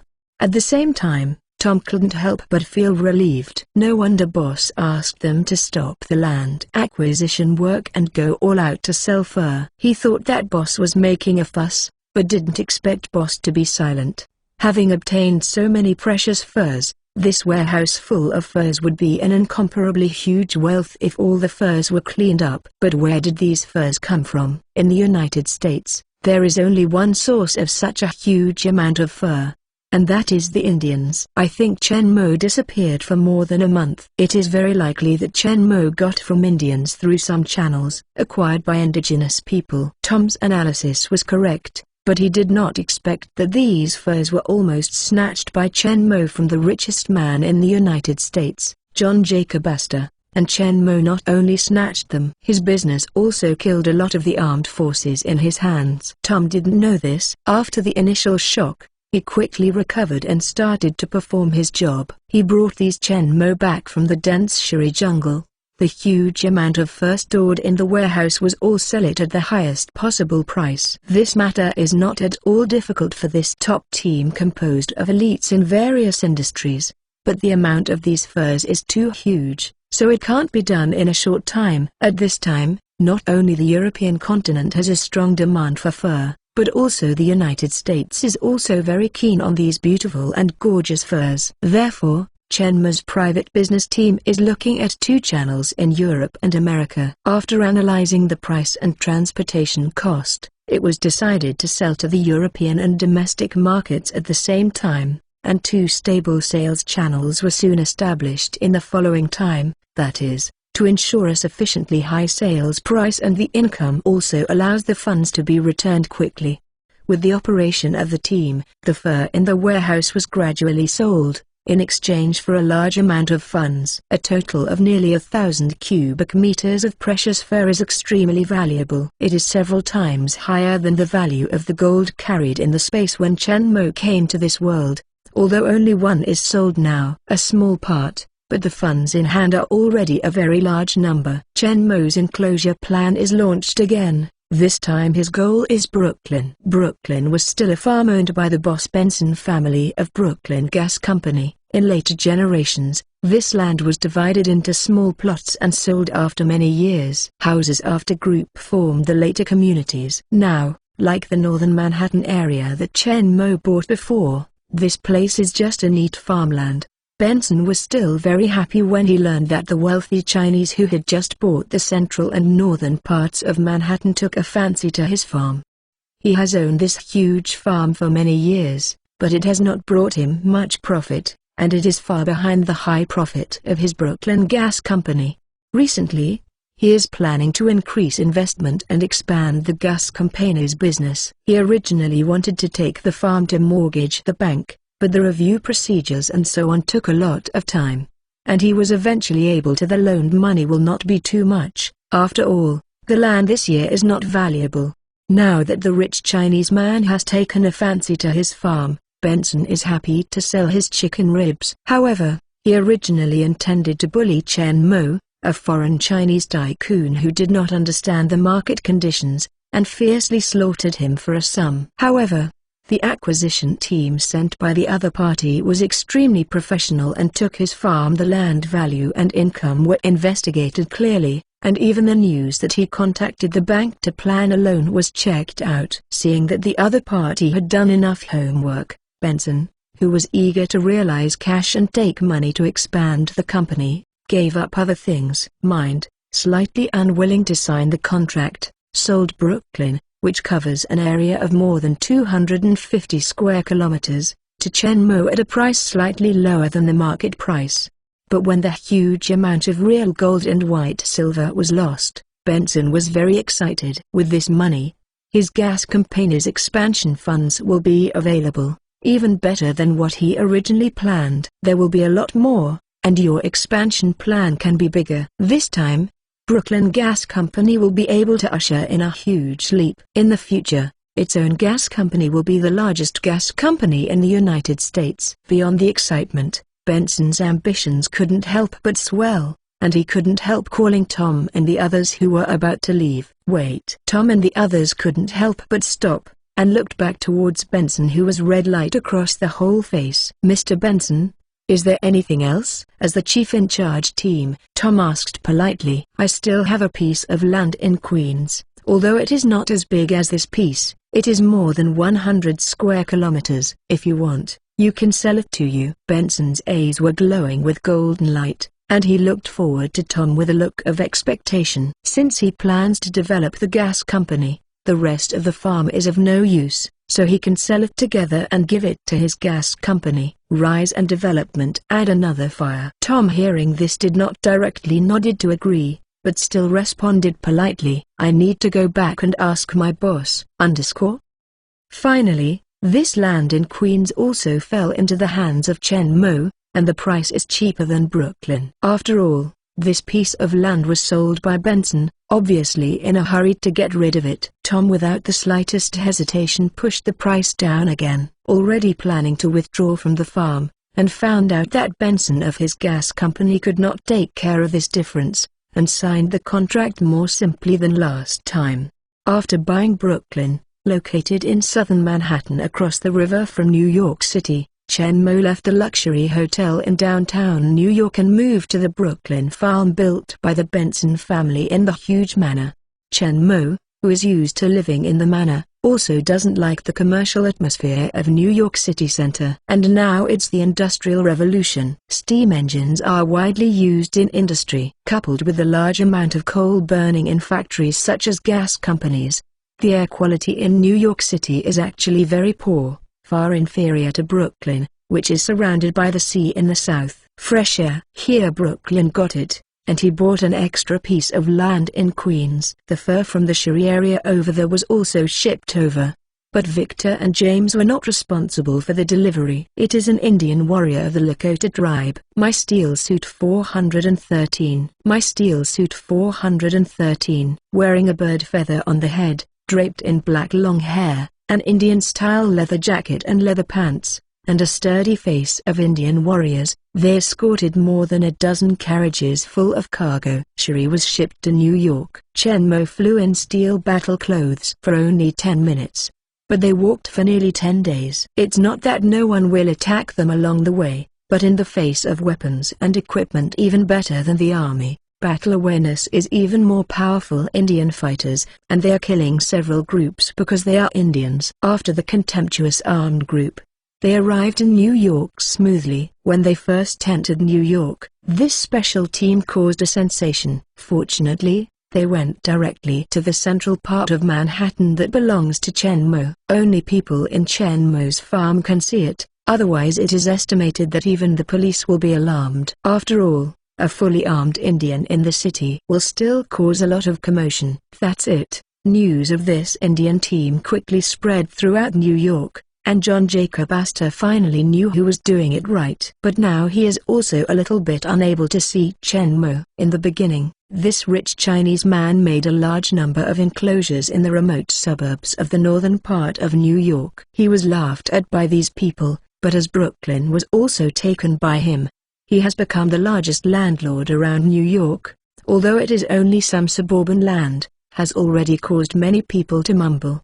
No matter what they think, they can't guess Chen Mo's intentions. These lands have been impossible to be developed for decades. What is the point of buying them at this time? Instead of changing the money to these for a long time, it is better to invest money in the real estate and financial fields in the urban area for remote land that does not get much profit. As long as you operate it well, you can quickly increase it several times.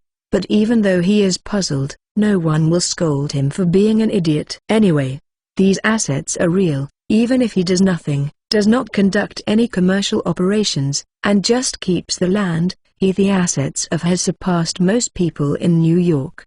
When someone who is similar or even inferior to you does something you don't understand, people will laugh at him. And when someone who is much better than you does the same thing, no one will laugh at it anymore. However, compared to Chen Mo's intention to purchase these remote lands, John Jacob Astor is more curious about how he conquered those unruly Indian tribes. Even if he having operated in the Shuri area for so many years, it has only monopolized the trade with Indians, so that they can only trade with him, and are oppressed and exploited by him. However, it is impossible to subdue and order them to do things for themselves. He didn't even dare to exchange muskets and other weapons with these Indians, because he was worried that they would rebel against him and threaten his rule in the Meishuri region. And Chen Mo, a seemingly conservative, short-sighted Chinese tycoon who only knew blindly hoarding land, was able to subdue them and use these arrogant Indians for his own use, breaking his secret. The monopoly of the Shuri region made John Jacob Astor take a high look at Chen Mo. It seems that this rich Chinese man is not as simple as they thought. But he won't just let it go. What if the Indian tribes are subdued? These savage and backward Indians are nothing more than talking wild beasts. Even if they are simply not citizens of the United States, they are not protected by law, even if they are all killed. If it weren't for these hunting savages to help him provide precious fur, he would have used his powerful armed forces to kill all these disobedient savages.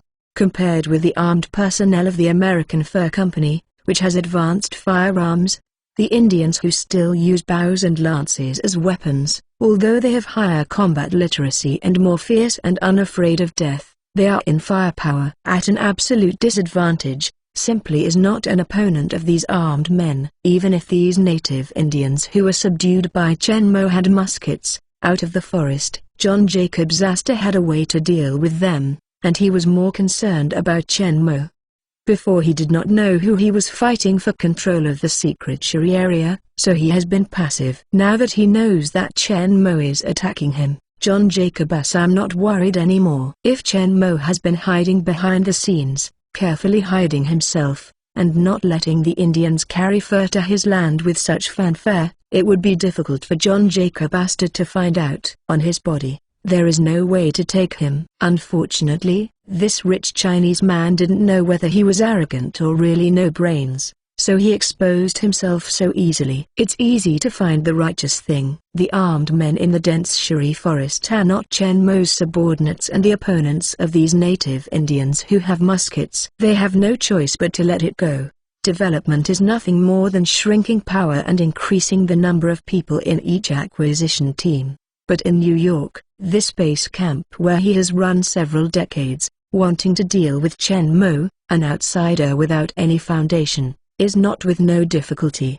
In the past few years, he has not bothered about the business on Shiri's side and left it to his subordinates to take care of it. However, he himself has been staying in New York, developing in real estate and finance, mining, industry and other fields. It seems that I have long forgotten my original brutality and fierce, self-proclaimed civilized businessman, but for the time being, I do not intend to use Chen Mo strong, but intend to use my best commercial means against Chen Mo, an outsider, so I can show myself the means of being America's richest man. After some investigation, Chen Mo's actions after coming to New York were basically clear to him. He learned that Chen Mo hired top talents in various industries with high salaries and formed a private team to help him taking care of business matters. John Jacob Astor smiled disdainfully. This country bumpkin from China has a bit of brains and knows to hire professionals to serve him. Raise the right hand and put the big Cuban cigar between your fingers. Taking a sip in his mouth, John Jacob Astor slowly exhaled a puff of smoke and said with contempt on his face, "However, this is the United States, the money first America. Fight with me, you are still a little tender." John Jacob Astor found out, there is a fatal loophole in Mo, and that is this private business team. All Chen Mo's business activities, whether it is acquiring land or selling fur, are through this team. Once this team turns and rebels, Chen Mo will instantly become nothing. My Steel Suit 414. My Steel Suit 414. John Jacob Astor thought he had grasped Chen Mo's Achilles heel, and he was so proud that he immediately sent his capable men to Chen Mo's private business team instigate rebellion. He didn't know why Chen Mo was so careless, and he gave all his business to a group of people who didn't know him. Is it possible that he thought that the employees who signed the contract were absolutely impossible to betray? It's ridiculous.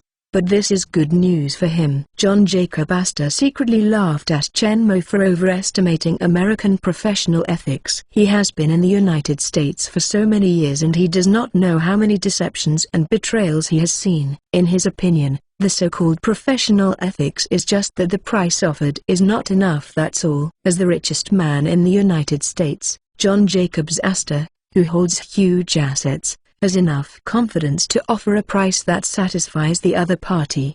And he will not suffer himself. No matter how big the appetite of these migrant workers is, how big they can be. After all, they do not have his status, connections and influence. In the end, most of the immense wealth in Chen Mo's hands will be into his pocket.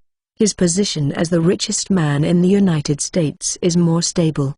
Not only can we retaliate against Chen Mo and eliminate the rich Chinese man who has violated his interests and poses a huge threat to his position as the richest man in the United States, but also can make a fortune by the way. The absolute value of this transaction. John Jacob Astor confidently waited for the private business team that successfully bought Chen Mo to take over Chen Mo's property, but in the end, the men he sent brought him incredible news.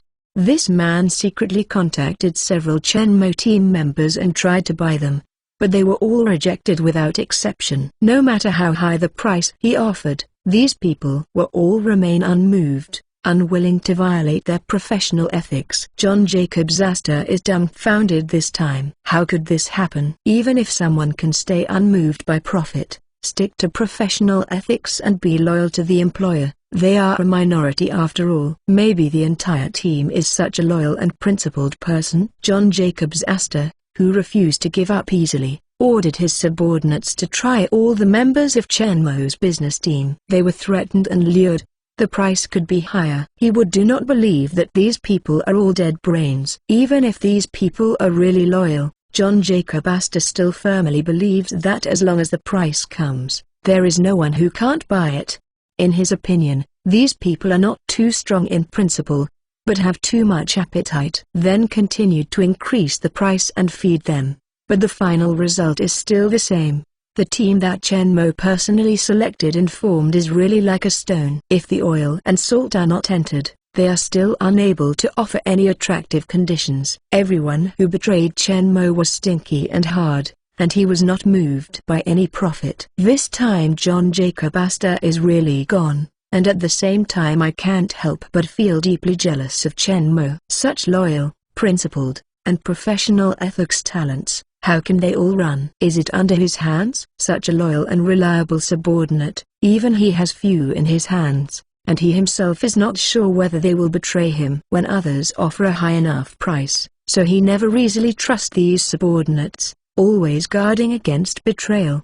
This makes him often feel extremely tired, but he has to do so. Therefore, for Chen Mo, these are just casual recruitment and such a rare and reliable group of people. John Jacob Astor felt so jealous. In fact, if he hadn't sent someone to test it personally, these people would not be able to get his reuse and trust even under his hands. After all, he is not Chen Mo. Without Chen Mo, he can best small changes are also taking in the super-perception of the entire scene, unable to discern their true ideas. Naturally, it is impossible to select qualified candidates from the many applicants, let alone reusing them with confidence like Chen Mo. So Chen Mo's arm-flinging shopkeeper-style asset management method cannot be copied by others. Buying Chen Mo's private business team and copying Chen Mo's old method in one fell swoop did not work. John Jacob Astor was jealous and angry, but was unwilling to let it go. Soon another idea came up. After buying Brooklyn,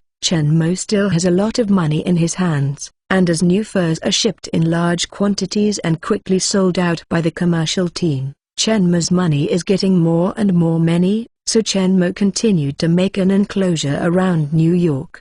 In the future 5 districts of New York, in addition to Manhattan and Brooklyn, there are the Bronx, Queens and Staten Island. Chen Mo has ample funds, and these areas are all compatible with. Like Brooklyn, there are still fields, villages and farms, and the price is not high. Chen Mo simply purchased 3 areas at the same time. In his luxurious villa in the center of Manhattan, John Jacob Astor got the news from Steward, and when even his heart moved, he raised his head and asked Steward, "What the hell do you think this Chinese man wants to do?" Steward heard John Jacob Astor's question, bent slightly, and replied, "Lord, I heard that these Huaxia people are particularly keen on buying land. In Huaxia, all high-ranking officials, whether they are marquis or official merchants, all own large tracts of land and have different identities. People with different titles also have strict limits on the area of land they can own. The larger the land area they own, the higher the person's status and status. If the land area they own exceeds the limit of their status, they are arrogant. I want to decapitate." When John Jacob Astor heard this, he had some thoughts in his heart, but he heard Steward continue. "But in our United States, land transactions are not restricted. As long as you have money, you can buy land at will. You can buy as much as you want." Speaking of which, Steward, the corner of his mouth couldn't help showing a mocking smile. This country bumpkin from China must be rich in China but dare not buy land. After we arrived in the United States, without those rules and restrictions, this heart of enclosure was out of control, thinking I want to buy a large piece of land and live the addiction of aristocrats and nobles.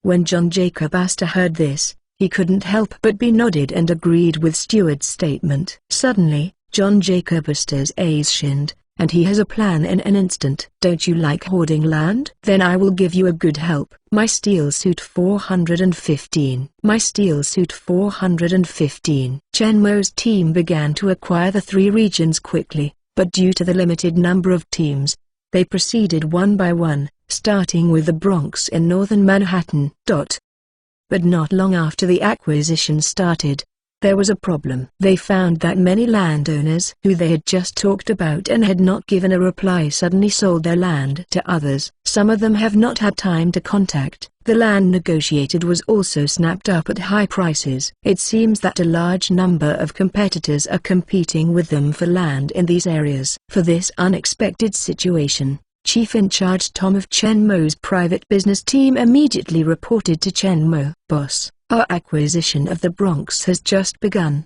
and many competitors suddenly appeared.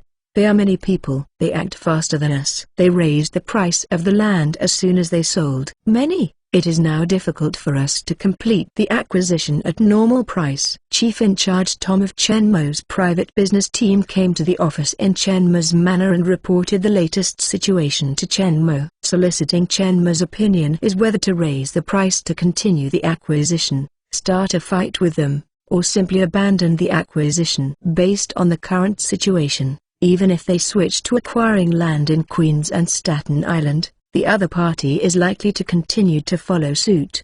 Go with. Chen Mo's report is not at all accidents. Although the people behind the scenes deliberately concealed their identities, they sent a large number of agents to create a kind of acquisition caused by Chen Mo's previous large-scale acquisitions. Many businessmen blindly follow the trend to buy the illusion, but Chen Mo knows well, behind these people are the same person, now the richest man in the United States, John Jacob Astor.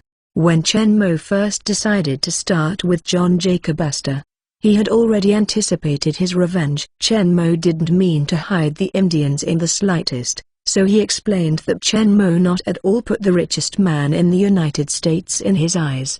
Chen Mo is not in a hurry to acquire these lands. These areas are still far from real development. Now the acquisition and the acquisition after several decades are actually not at all, and the price is not at all too big. He just wanted to accomplish the change in one step, and do this little thing at once. At this moment, the opponent suddenly intervened with a hand. Obviously, he saw Chen Mo's dedication to enclosure and wanted to cheat Chen Mo. "Boss, the current price of these land has exceeded its actual value, and there is no need to buy it now. Do you want to continue the acquisition plan?" Commercial team chief in charge Tom asked Chen Mo. They just made suggestions, and whether to continue the acquisition in the end depends on Chen Mo's order. "Continue to purchase, he will raise the price, and we will follow suit. We must take a certain position, no matter how much money. I will decide on this piece of land." John Jacob Astor believes oneself infallible pits Chen Mo in the dark, but he does not know that Chen Mo is already waiting for him. Now that he has done it, Chen Mo will follow directly. Immediately, under Chen Mo's instruction, the acquisition team immediately increased the acquisition price appropriately according to the current situation. Finally, they grabbed some more land, but the other party responded quickly and immediately increased again the purchase price. The price of these originally very cheap land quickly increased by nearly half due to the competition between the two sides. If this continues, it will soon double. Actually, John Jacob Astor did not blindly raise prices to snap up the purchase. He was actually testing it at first. He raised the price first and snapped up some land from Chen Mo's hands. It was convenient for Chen Mo. Following the price increase, John Jacob Astor gradually controlled the price increase. At this time, if Chen Mo abandons the acquisition, he will at best fail to plan and buy at a higher price. Just a few pieces of land in the suburbs that are already very cheap. But if Chen Mo continues to purchase at a high price, it means that Chen Mo really has a strong attachment to these lands, as he expected, and it can even be said that it is inevitable, so that he can rest assured the next plan is on. John Jacob Astor's purpose is not just to raise the price and cheat Chen Mo, but to make a fiercely from it and take the fur that Chen Mo snatched from him. Get all the profits from the trade. In the Bronx, the most competitive area bordering northern Manhattan, land prices rose to 1.5 times the original price. Some people began to sell them, and many of them were bought at low prices. The land in the country has begun to be sold at high prices, and it looks like someone is following the trend. This is actually the last test of John Jacob Astor, to see how determined Chen Mo is to buy this piece of land, so he can rest assured to carry out the following arrangements. As he expected, as long as someone sells, Chen Mo will buy all without the slightest hesitation, regardless of the price. This time John Jacob Astor was completely relieved. Begin to mobilize all the forces in hand to buy lands in the Bronx, Queens and Staten Island. Because John Jacob Astor controlled the contention, Only the southernmost area of the Bronx and the northern part of Manhattan had the highest land prices, while the land prices in other places only increased slightly. The land prices in Queens and Staten Island have not changed much. These lands were quickly eaten by John Jacob Astor with his contacts and influence in New York for many years. Afterwards, John Jacob Astor directly doubled the price and started selling them, happily waiting for Chen Mo to eat them. If Chen Mo is really an ordinary rich man from China, it is really possible that for his own dedication to the land, in order to obtain these vast land, he would pay a high price to buy John Jacob of these land in the hands of Street. Although the price of these land has more than doubled, but compared to China, which has a much denser population than the United States and is dominated by farming, these land are still worth the price of cabbage.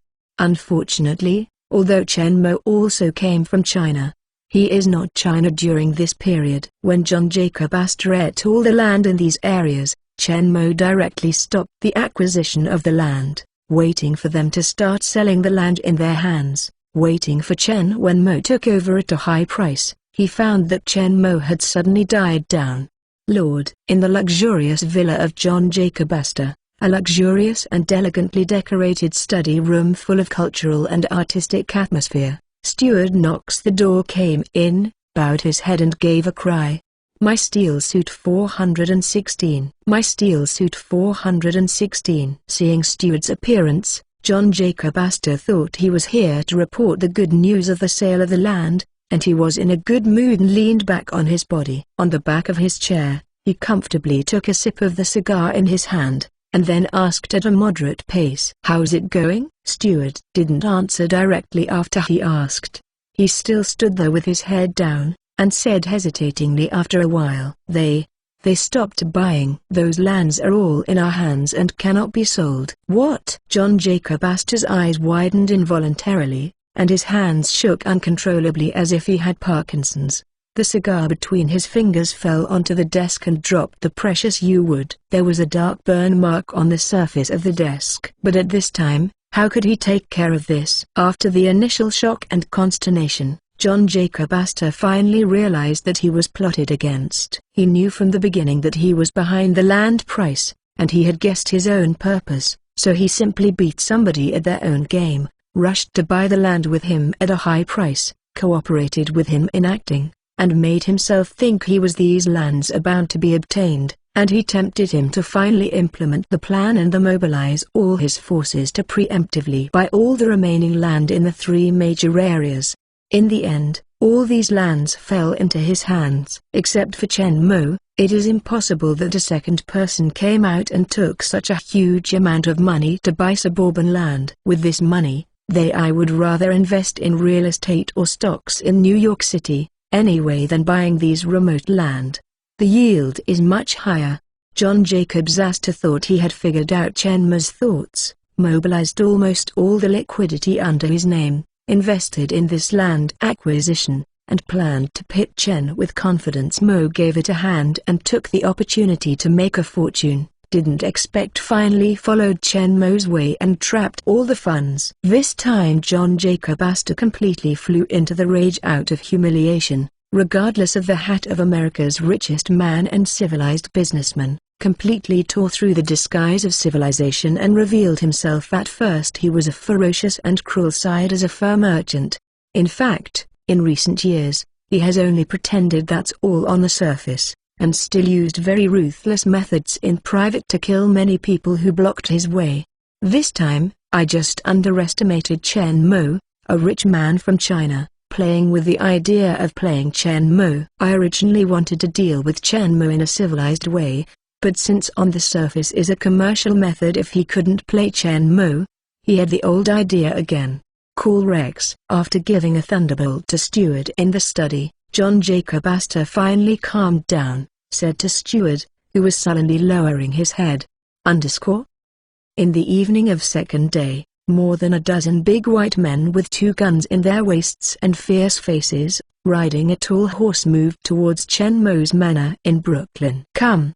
The entire Brooklyn area has been bought by Chen Mo and is still operated as a farm as before. Due to the huge area, although many farmers are employed here, it is still difficult to see people. It was late at night, and apart from the vast farmland under the moonlight, a silhouette was not visible. Just as their murderous-looking moved towards the only lighted manor in the dark night was running, a huge burst of air like a cannonball fell suddenly sounded above their heads.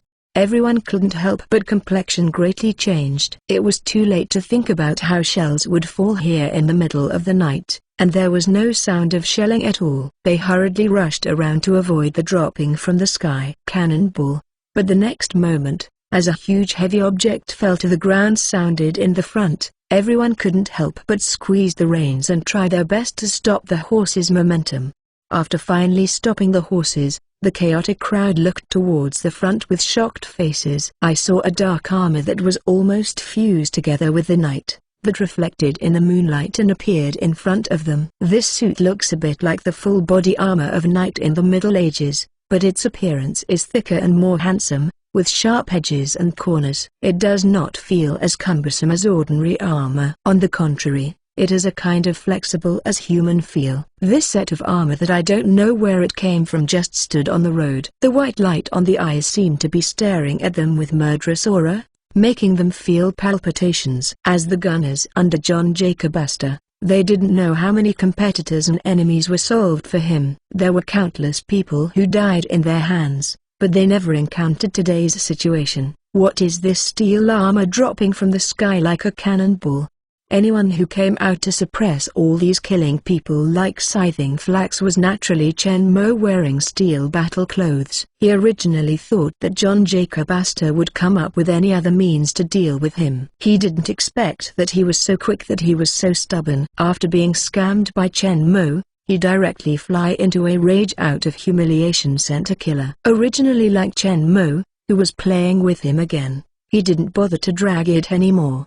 He didn't use steel battle clothes for a while, so he just put it on for a drive. So Chen Mo didn't wait for them to come to the door in the manor, but put on steel battle clothes and came out to meet them. After dropping from the sky stopped the group of killers, Chen Mo didn't bother to talk nonsense. The two pieces of armor on the shoulders of the battle clothes suddenly bounced, and two miniature bomb nests rose from the inside. Densely packed 60 miniature automatic tracking missiles are arranged neatly. Actually, energy weapons are the best weapon to destroy the corpse and evidence, but Chen Mo has always been an energy weapon before. Instead, steel battle clothes are completely reduced to flying tools. Never used it once, Chen Mo decided to try the formidable power of the weapons on the steel battle clothes this time. In the eyes of everyone in puzzlement, dozens of bullet-sized miniature automatic tracking missiles shot out quickly from the bullet nest, tracing one after another arc, moved towards the 10 that changed face instantly. Several killers flew away. How can the speed of the miniature automatic tracking missiles be something they can evade? The terrified look on their faces has not been able to fully surface, let alone any reaction from them. In the horrified eyes of everyone, more than a dozen missiles almost all hit the target accurately at the same time, knocking them down, lying on the ground and quickly losing their vitality. A dozen horses have lost the control of their masters. The aimless ones walked slowly towards all around, and some simply walked directly to the fields and ate their crops. My steel suit 417. My steel suit 417. Chen Mo hesitated, but put away the bullet nests on his shoulders, and didn't kill the horses together. Anyway, he also has a pasture here, so he can raise them together. After eating my crops, it is my horse. These horses are specially used by these killers. In order to prevent them from being discovered, they are not at all branded with their masters. Furthermore, what if there is? If John Jacob Astor can come to him alive and ask for it? Ignoring the horses that all bowed their heads and started to harm the crops, Chen Mo stepped forward and waved all the corpses into the space. Chen Mo couldn't help sighing in his heart. When it comes to killing the corpse and evidence, energy weapons are still easy to use. At that time, they only considered fighting and ignored the actual use in peacetime. Upgrade your battle clothes and add energy weapons. This is something later, I won't say it for now. The micro-tracking missiles equipped on the steel battleclothes are not ordinary bullets. The wounds and the damaged tissues of the body within the body are directly scorched by the flames of the micro-missile's slight explosion. There is no difference between being shot, but not at all a drop of blood flows out of the wound. Chen Mo stepped forward and put away the corpses of a group of killers, then directly controlled the steel battleclothes to fly into the air, quickly rose into the sky, and flew towards the north of New York City. John Jacobs Astor sat in his luxurious and elegant study, gently stroking the ugly black mark burned by the cigar on the smooth wood desk, his eyes erratic. I don't know what I'm thinking. I thought Chen Mo was just a country bumpkin from China. He didn't understand anything, just blindly enclosing it. I don't know who I heard from the fur trade to make money, so I dare to go to the dense Shuri forest to grab my business. Originally, he should be killed by the armed men of his company, but he didn't know if it was because of his skin color or some other reason. However, dogshit luck conquered a group of Indians for his use, and he was bold. A large number of muskets were provided to these Indians. The Indians who have the muskets, even those desperados under him, are not opponents. They just snatched most of the fur business from him, and relying on these fierce Indians to give his men caused huge casualties.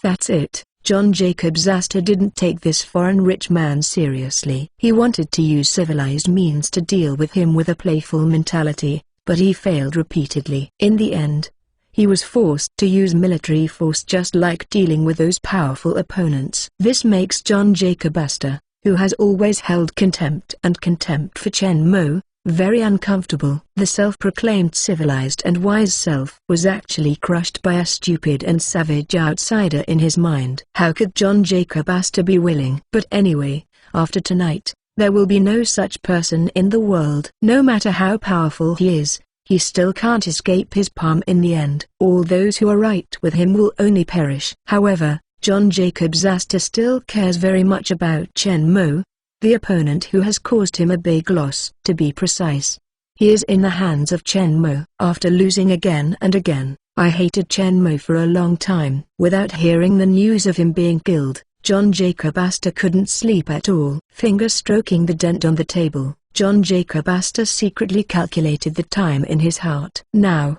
Rex and the others should have done it. Abominable Chinese businessman. In the dense Shuri jungle, I can't do anything with your Indians equipped with muskets. Your private business team is also loyal to you. I was even more involved in acquiring the land. But this time, in the face of the powerful military force in my hands, see how you escape this disaster. Tonight, you will undoubtedly die. Just when John Jacob Astor imagined Chen Mo being sieved by the gunman he sent, the corners of his mouth could not help but evoke a sneer. A dull hum. Suddenly the sound rang above his head. With the sound, the whole room seemed to tremble, and the sound of falling and breaking bricks also sounded from above. It seemed that this sturdy villa was crashed by something. John Jacob Astor's hand on the desk clearly felt this strong vibration. What's the matter? Exclamation mark. What can cause such a big damage and such a violent vibration? Without waiting for John Jacob Astor to react, there was another dull buzzing sound and the sound of bricks breaking. This time, the vibration from the table became more intense. His palms were a little numb, and the voice seemed to be right in front of his eyes. John Jacobs Astor didn't care about his numb palms and his ears that were sore by the dull sound. He saw that there was a lot of space in front of his desk. Fragments of masonry fell from above, slamming on the smooth oak floor, and a puff of smoke drifted down from the ceiling along with the fragments of masonry, moved towards the whole study, drifted away, and his nose quickly it smelled of cement dust. But John Jacobs Astor didn't care about taking out the handkerchief in his suit and vest pocket as usual, covering his mouth and nose gracefully.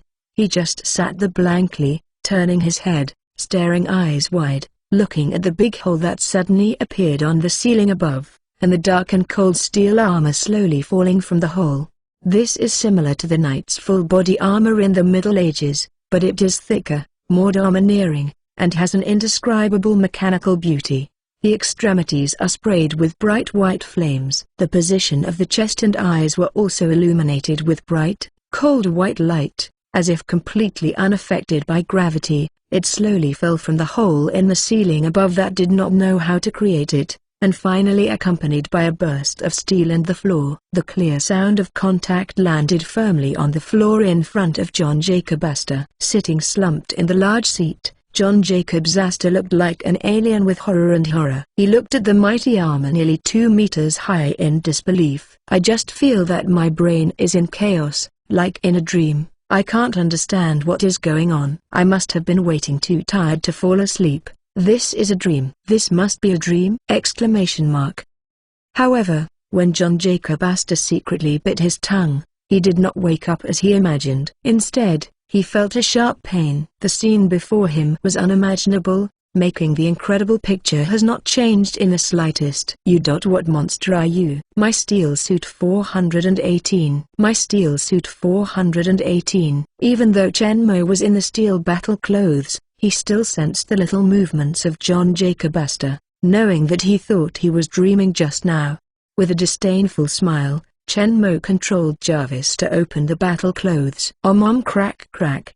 The sound of the machine running and the armor opening and closing sounded continuously, and John Jacob Astor looked surprised under my gaze. The pitch black and cold steel battle clothes were like deformed Vajra, and the front armor quickly spread to both sides, revealing the tall and mighty silhouette inside. Chen Mo, wearing an exquisite suit, walked slowly out of the open armor, and casually tidied up his wrinkled sleeves. Chen Mo walked to the chair in front of the desk and sat down casually, looked up at John Jacob Astor, who had a terrified look on the opposite side, with a smile on his lips, but his voice was extremely cold, and slowly said, "I'm here to thank you for buying that many land for me, and I sent me more than 10 good horses tonight." John Jacobs Astor was stunned for hearing this first, but looking at Chen Mo's skin color and facial features that were obviously different from those of whites, and contacting what Chen Mo had just said, a name quickly appeared in his mind. "It's you." John Jacob Astor never imagined that the Chinese businessman who was stupid and backward in his eyes would have such a ghost god's general abilities, the magical steel armor that can change and fly, and the ability to easily break strong houses all made him feel shocked.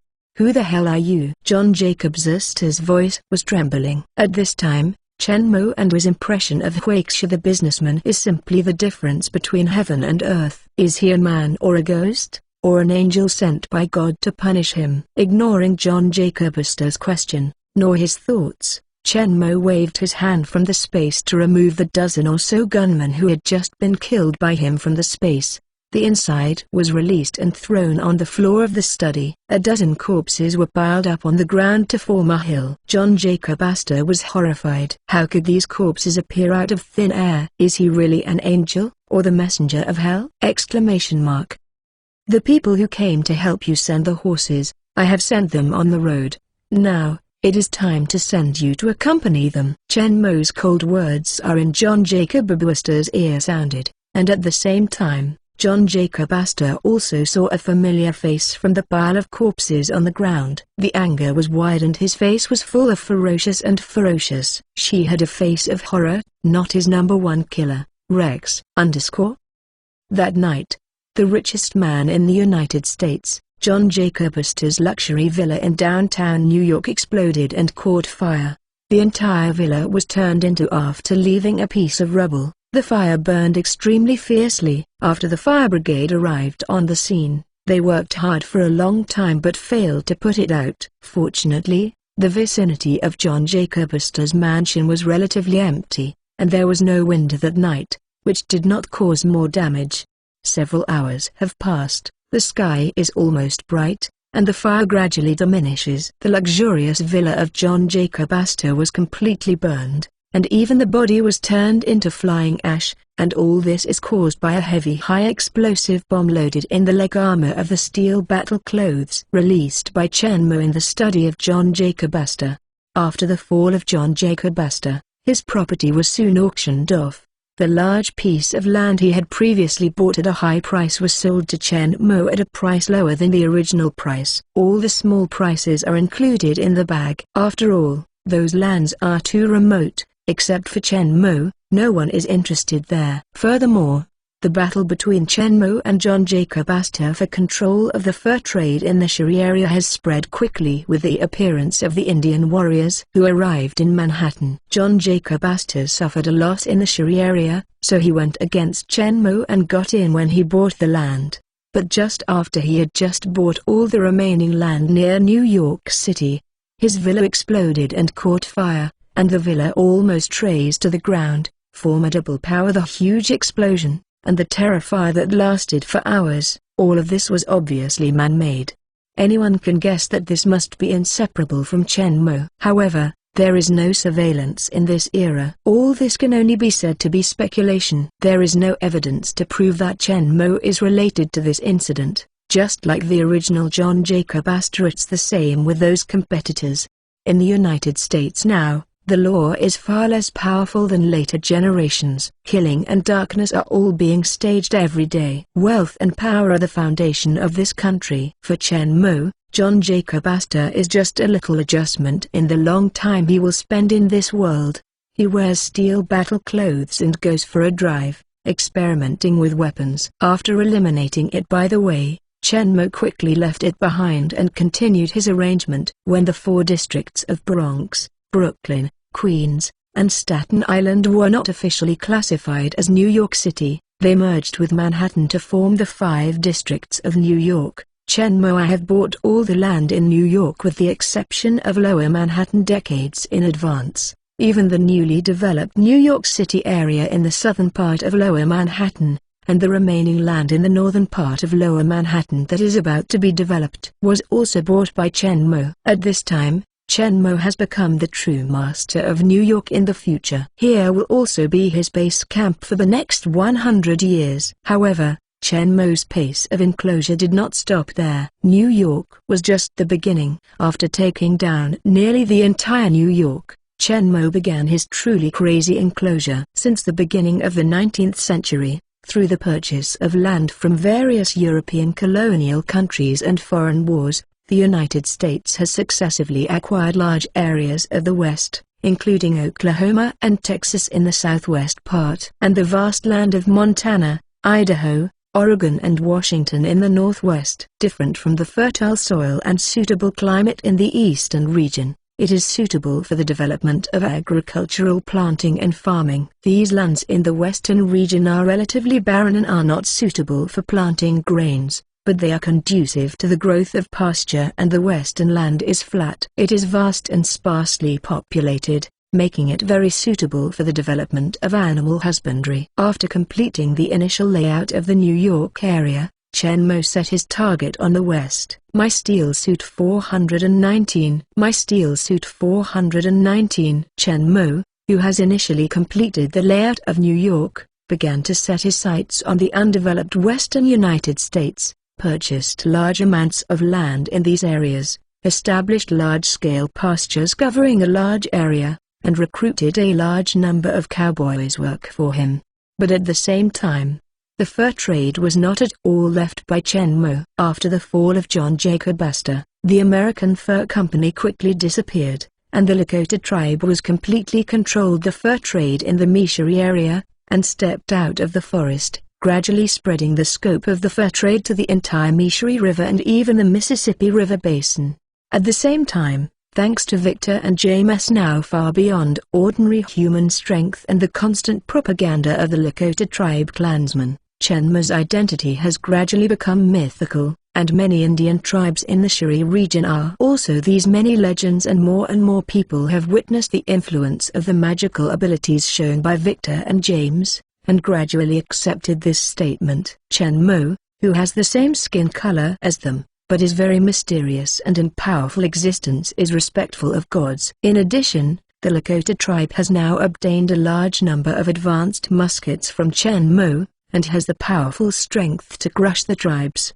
These tribes have gradually been subdued by the Lakota tribe and incorporated into Chen Mo's under his command. There are more and more Indian warriors under Chen Mo. The Shiri area has completely become Chen Mo's territory. Even the lands that belong to Chen Mo around New York are often seen silhouette of a fierce Indian warrior. However, at the same time, Victor and James also gradually lost the opportunity to fight. Although they have completely taken control of the Meisheri area, they have also begun to expand toward the periphery, but the tribe distribution in the plain area outside the forest is not as dense as in the forest. They often stay out of people for a long time, and all they encounter are Indian tribes living in the plains. Rarely encounter fur traders. These Indian tribes are the main targets of their transactions, and they are the targets of win-win. Naturally, they will not attack easily, and the scattered fur merchants who occasionally encounter are only teams of a dozen people at most. Many of them are partners of father and son, uncles and nephews. They are not as fierce and brutal as the armed men of the American Fur Company. Victor and James also did not kill to the point of killing regardless of the target. So gradually, the two of them didn't have the opportunity to do it. But this is not a problem for Chen Mo. Is it not simple to fight? Without the American Fur Company, wouldn't there be other fur companies? At least at this stage, it is best to start with these monopoly fur companies by fair means or foul. On the one hand, they not only aggressively oppressed and exploited the Indians who traded their fur in the controlled area, but also carried out cruel massacres of other fur traders who invaded their territories. Both hands were stained with blood, and when they practiced them, neither Chen Mo nor Victor nor James had any psychological pressure. On the other hand, while destroying the armed personnel of these fur companies, they can also rob the fur resources in their hands, bringing sufficient funds to Chen Mo's enclosure operations and subsequent plans. So after completely occupying the fur trade in the Meisheri region, Chen Mo recalled Victor and James and sent them to the Kansas region, where there is a larger forest than the Meisheri region, Rocky Mountain Range. And their goal this time is Jim Breed's Rocky Mountain Range Fur Company. This is a fur company that is stronger than the American Fur Company under John Jacob Astor. It has more than 2,000 armed personnel, and it is used for grizzly bears, brown bears. The Rocky Mountain Range is densely packed with beasts such as mountain lions. These armed men are more fierce than American Fur Company personnel, and their battle strength is stronger, but this is great for Victor and James, and their strength continues to improve. The two of them need more powerful opponents to hone their battle strength. The fur trade in the Meisheri area and the expansion into the Mississippi River Basin are all delegated to Chief Geronimo of the Lakota tribe. The Lakota tribe is no longer the weak tribe that may be exterminated in the face of more than 30 armed men armed with guns. The Lakota tribe that integrates the entire Sheri jungle is a tribe in the United States. All Indian tribes are also considered to be the most powerful, and, unlike other tribes that are blocked, oppressed, and exploited, Chen Mo is backed by them. They are even better than the Indian tribes supported by many Western colonial nations in terms of weapons and equipment. Also advanced. After all, those colonists just need them as guns in their hands to contain the power of the United States. They will not give them too advanced equipment at all. Most of them are old flintlocks that are eliminated by their own countries. Even it is a matchlock gun, which is not in the same class as the most advanced firing gun equipped by the Lakota tribe. With a gun and a hand with supplies, the Lakota tribe's expansion of the Mississippi River Basin is proceeding smoothly. Whether it is the fur trade or the work of conquering these backward Indian tribes on the plains, they are all in order. Is going on. Victor and James entered the Rocky Mountain Range to continue to hone themselves. They were accompanied by more than 100 burly, fully armed Indian warriors, but their main task was to furnish trade, while searching for traces of opponents for Victor and James. Without the super perception of Chen Mo, relying only on Victor and James, it is not easy to find the target in the wooded Rocky Mountain Range. So they are still the same as they were in the dense Sheri jungle. The acquisition team composed of these Indian warriors is responsible for the fur acquisition. It is also convenient for them to communicate with the Indians in the Rocky Mountain Range. Being able to find out the distribution and route of the Indian tribes in the Rocky Mountain Range, when the time comes, you can purchase fur while looking for the armed personnel of the Rocky Mountain Range Fur Company for Victor and James. Victor and James led the Indian warriors into the Rocky Mountain Range, while Chen Mo led his team to the northwestern Montana, Idaho, Oregon and Washington state is advancing and enclosing land on these newly developed lands. The more you go west, the more desolate the surrounding scenes are, and the traces of human activities become less and less. These areas have just been in the hands of the United States for a short time and have not yet been developed. Compared with the central and eastern regions where industry, agriculture, commerce, and economy are flourishing, the West is a completely desolate land. My Steel Suit 420. My Steel Suit 420. At this time, the western United States was a desolate land. The people who come to these places now are people who are extremely poor, have lost their land, or cannot live in the central and eastern regions. They are either alone or dragging their families and rushing to carry them. With his only possessions, attracted by the preferential policies introduced by the U.S. government to attract immigrants to develop the West, he traveled thousands of miles and came to this wild land.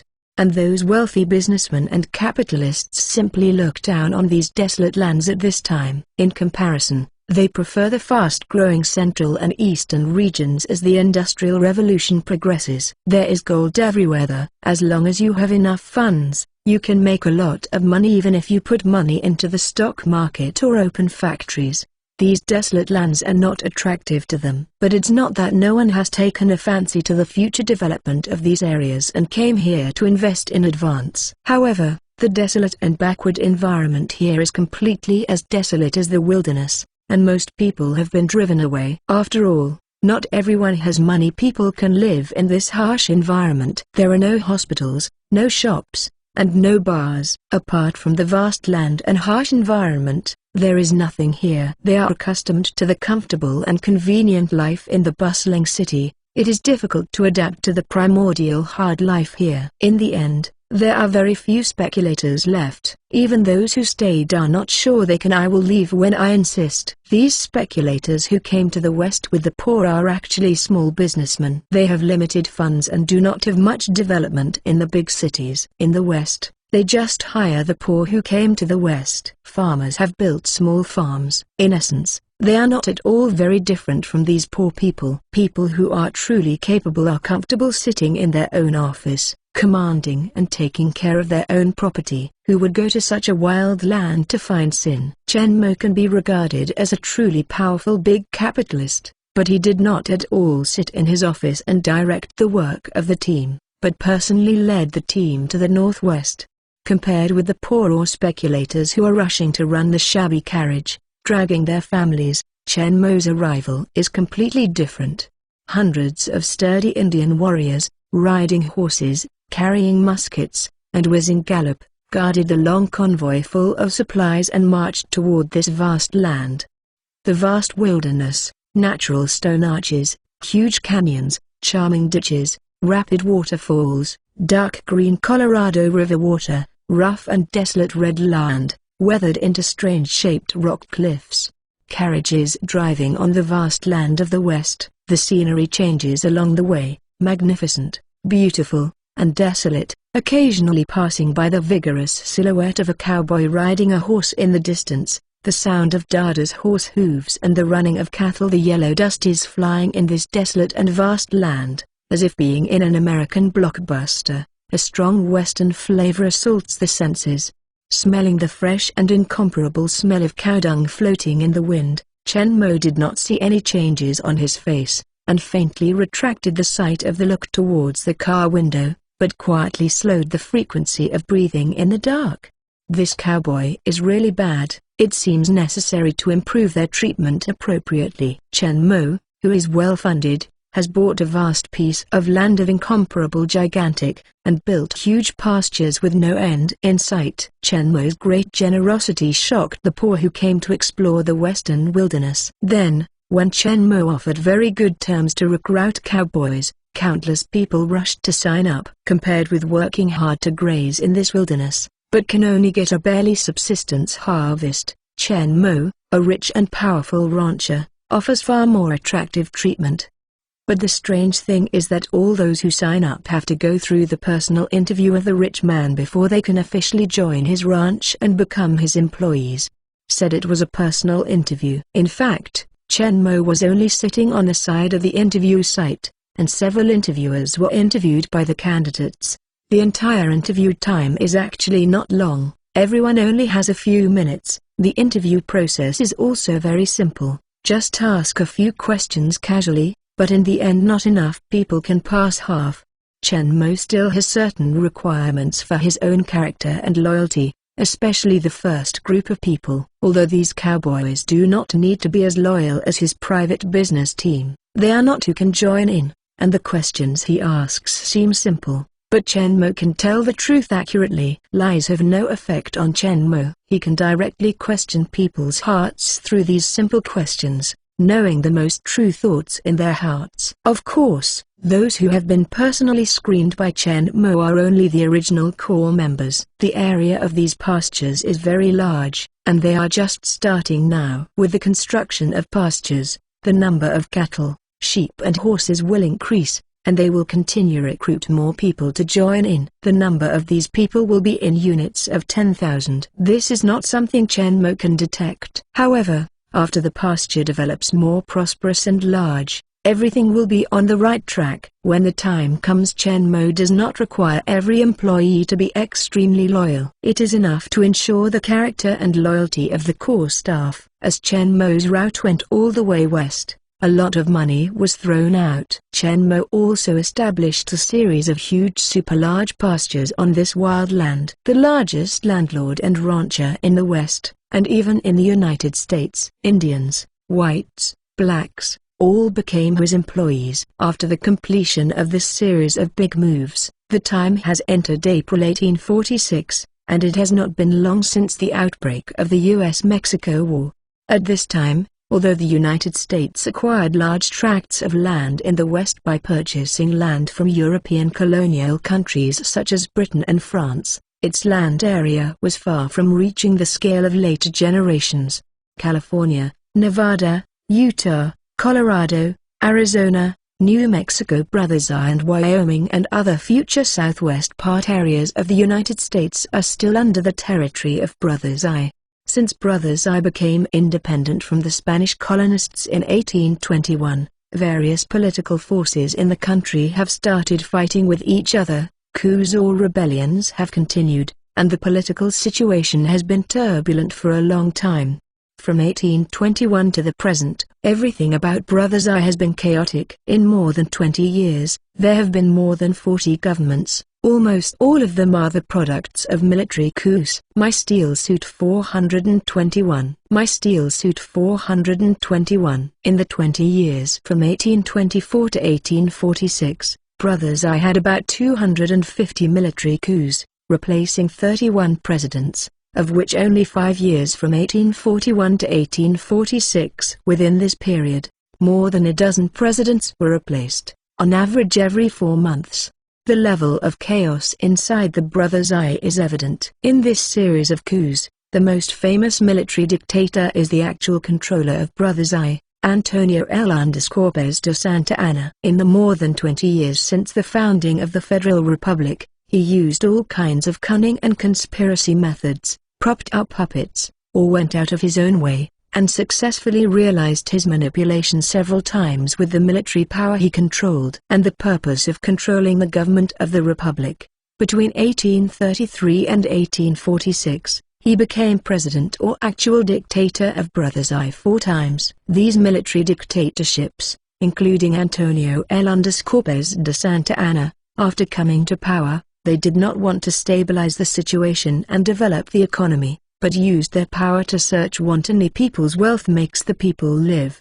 In this turbulent situation, the Mexican Brothers Eye government was unable to exercise effective jurisdiction and control over the northern border provinces. In Northern California, the Mexican Brothers Eye government failed to even establish an orderly government. There are almost no lines of communication between Brothers Eye and Monterrey. Although Brothers Eye achieved independence, because the land system has not undergone fundamental changes, the backward feudal real estate system still dominates. In addition, the political situation is turbulent and the dictator's arbitrary search, and with the destruction of the war, Brothers Eye's agricultural development has been lagging behind for a long time, and the development of industry and mining is also extremely limited. On the whole, the Mexican brothers' economy has developed very slowly after independence. As a neighboring country, the United States has shown a vigorous economic development during the same period. The Central Eastern and Northern regions are undergoing a vigorous industrial revolution. The economic power gap between the two countries, it keeps getting bigger. The United States, with its national strength gradually becoming stronger, coveted Brothers I's resources and land, and began to continuously infiltrate and provoke the northern provinces of Brothers I in Mexico, and Brothers I, whose national power is weak, invaded and counter-aggressed. Its sad fate of failure has been doomed in the contest.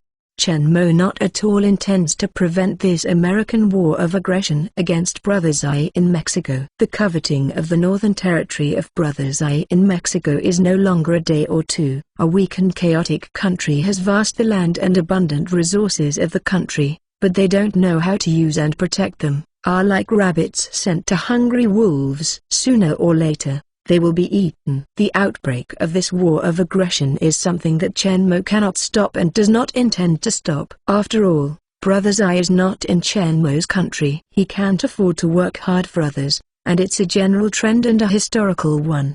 Inevitable. In the economic aspect, it's all that's all. Chen Mo doesn't want to intervene too much or even change the outcome of the war, which will have unpredictable effects on the future. In fact, Chen Mo not only has no plans to organize a war, but is even looking forward to the coming of this war. When Chen Mo was enclosing a lot of land in the west and establishing many large ranches, Victor and James were also wantonly slaughtered in the Rocky Mountain Range. With the cooperation of Indian warriors, Jim was soon Bride's Rocky Mountain Range Fur Company slaughtered most of the armed personnel and completely seized control of the Rocky Mountain Range fur trade.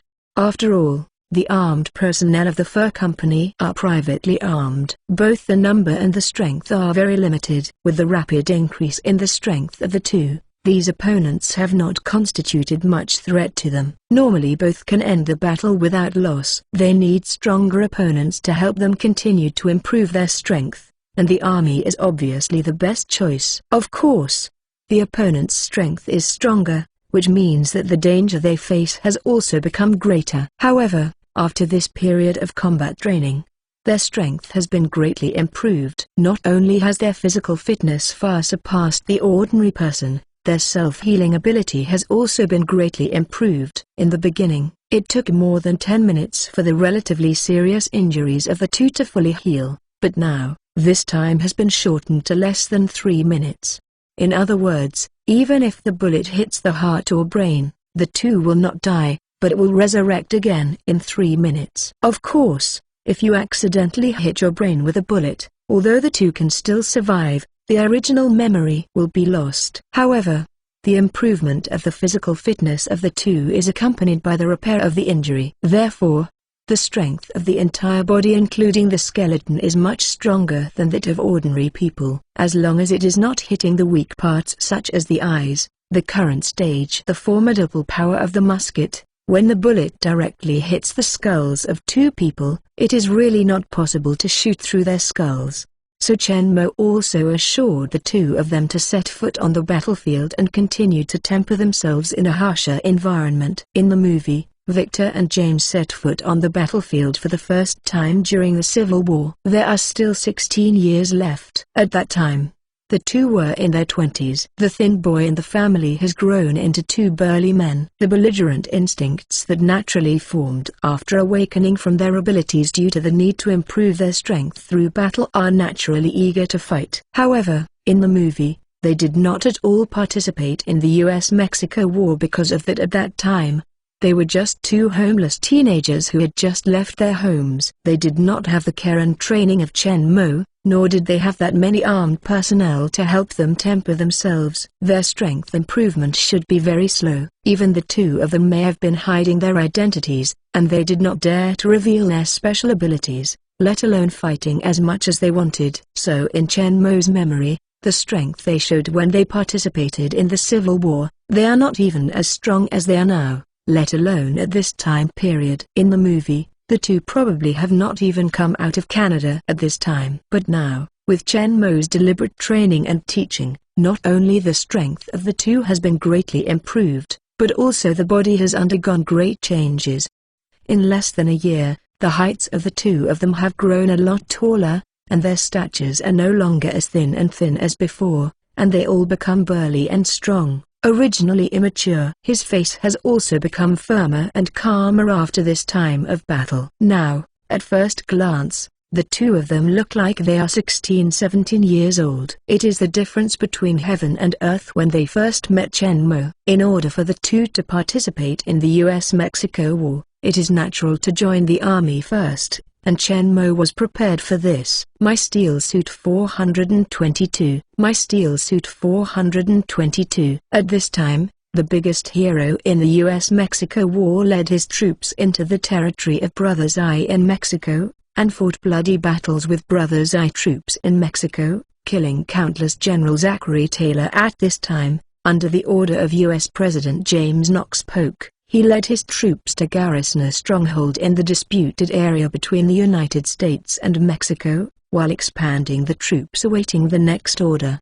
In history, General Zachary Taylor's troops have always been at the forefront of the Mexican Brothers I army, and even once invaded the Mexican Brothers I hinterland, with more than 4,000 troops against the Mexican Brothers I's army of more than 20,000 people finally won after 2 days of fighting. If you want to participate in the battle as much as possible, following Zachary Taylor is undoubtedly the best choice. South of Fort Jessup, outside a U.S. military stronghold in a disputed area between the United States and Mexico, many soldiers and civilians are gathering at this time.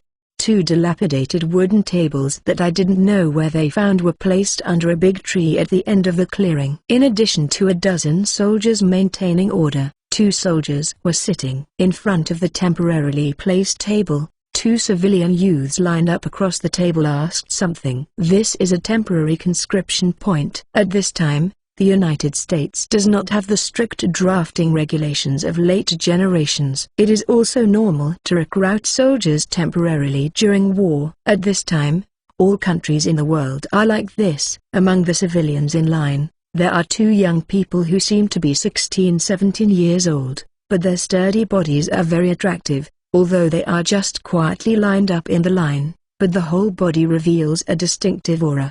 Their eyes are bright and sharp, inadvertently looking towards others' eyes are full of wildness, very offensive, giving people a feeling of a tiger and a wolf.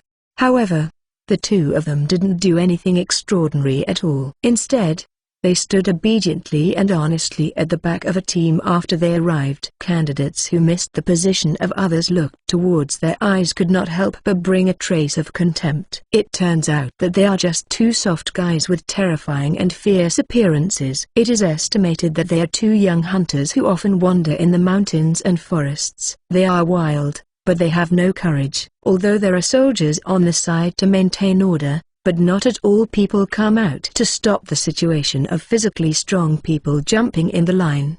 The army always seeks strong fighters, as long as it does not affect the progress of the conscription. There are strong and sturdy people who have taken the position of other weak people. Not at all people will pay attention. You yourself, I can't hold my position, and I blame someone. On the contrary, those who have robbed others of their positions will be looked at by other soldiers. Seeing that the 2 at the end of the line didn't respond to the expressions of everyone's different gazes, many people withdrew their gazes boredly. Originally, they wanted to watch the scene, but now they seem to be unable to do so. These 2 fierce-looking but very quiet teenagers are naturally Victor and James, who are preparing to participate in the US-Mexico War. They naturally feel the sight of everyone, but these people are strong and strong. The fierce ones are nothing more than ordinary commoners, let alone compared with 2 people, even compared with the armed personnel of the fur company that were massacred by the 2. They are much worse, so the 2 are simply disinclined to pay attention to these weak. Chen Mo told them about the upcoming US-Mexico War and the secret of their strength growth. So their goal is very clear. Join the army and fight in the upcoming US-Mexico War. Hone your strength. This is a real war, not a small fight with the fur company. Before the 2 can let go of their hands and feet, fully exert their full strength, fight to their heart's content, and enjoy a hearty battle. At the same time of the process, constantly improve their own strength. So at this time, the two people's hearts are more of the expectation and longing for the upcoming battle. Some weak people who may die in the following battle at any time are not seen by the two. As the civilians in front were admitted or eliminated, new arrivals continued to join the team behind. The two rows moved slowly forward, but the number of people never decreased, and the sky the sunny gradually became poisonous. At this time, the weather is clear, 10,000 lias cloudless, and the earth is gradually warming up under the strong sunlight. Although it is only April, the formidable power of the sun is not much worse than in summer. After standing in the sun for a long time, everyone in the court felt some heat. The people in line were sweating on their foreheads from the sun. Many people unbuttoned their clothes, pulling their clothes and fanning them from time to time. In the shade of the tree, the soldiers in charge of registration and the candidates in the first few rows were shaded by the shade of the tree. It was relatively cool and did not feel hot. The surrounding soldiers responsible for maintaining order also found a cool place to hide from the spring sun. At this time, Victor and James just moved under the shade of the tree. Actually, the two of them don't mind the sun. The physical qualities of the two of them surpass the ordinary persons so much that their thermoregulation ability is far beyond that of ordinary people. A little sunshine just makes them feel for a while. It's just warm. Just as everyone was lining up and moving slowly forward, the silhouettes of two tall white robust men appeared in the distance, moved towards the temporary conscription point and walked over, obviously came to enlist in the army. The two came to this clearing soon, but they were not at all obediently and honestly standing in line at the end of the line. Instead, they swept the two teams of the elders in the row and the top of the head. Everyone who saw the sweat finally fixed their sights on the two silhouettes under the shade of the trees, which were sturdy but obviously shorter than the others. The immature side faces of Victor and James came into their eyes, making them contemptuous. These two little brats are very strong. The robust man wearing a grey coat that is much newer than the others present, gestured for the shade with his eyes. Victor and James, who went down, turned their heads and moved towards the companions beside them, said with a smile, with a strong sarcasm in their tone, apparently taking them as targets, "It's just two calves." The two immediately looked at each other and smiled, and then moved towards the front of the team and walked over. The people in the line and the soldiers guarding under the shade of the trees also noticed the aggressive move towards the two people walking in front of the team. Everyone could not help showing a hint of interest on their faces. This time I know who will be bad luck again, the position robbed, and whether the person who was robbed of the position will return to the back of the line obediently and honestly like the previous ones. My steel suit 423. My steel suit 423. Under everyone's gaze, two robust men stopped next to Victor and James, who were ranked 4th and 5th in the team. The soldier responsible for registration at the back of the table naturally saw the two people who came forward. But the not at all people said to stop them, but they all looked at them with interest and waited. The look of the play. The two robust men glanced at each other.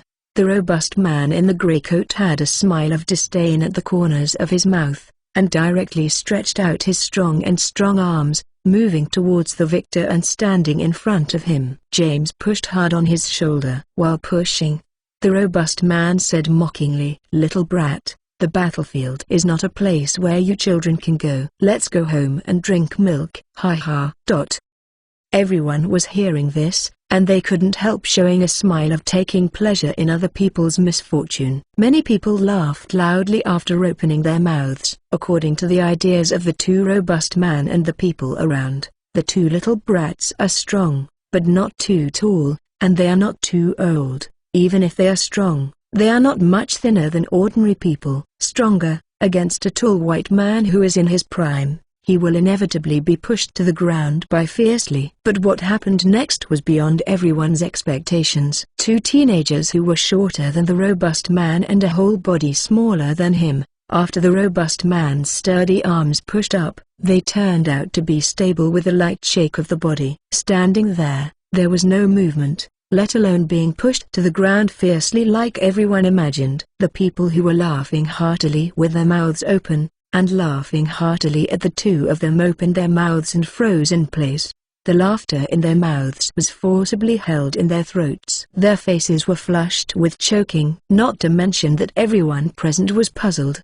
The robust man who reached out to push the two of them was even more surprised. He usually bullied the weak with his tall stature and powerful strength, even if it was people who are stronger and taller than the two little brat in front of him. Under his push, not to mention falling directly to the ground, at least staggering and retreating for several steps, absolutely unable to resemble the two, this was just a slight shake of Serene, and he stood in place safe and sound. Victor and James looked down at the palm that the robust man pushed on their shoulders, and looked towards the robust man with both sides, with dangerous rays of light flashing in their eyes. Actually, Victor and James were aware of them when the two robust men were looking at them. When the robust man pushed them, they were already ready. Don't look at the two people who seem to be not at all robust man, but the strength is actually above this robust man. When the two are prepared, they want to push them simply impossible. The purpose of Victor and James joining the army this time is to fight against Brother Zai's army, so they do not at all regard these people around them as enemies. Of course, these people are not qualified if they are comrades in arms. Originally, the two of them didn't bother to care about these people. Under Chen Mo's teaching, they would not strengthen to bully the weak. With their strength, they didn't even have the qualifications to be their opponents.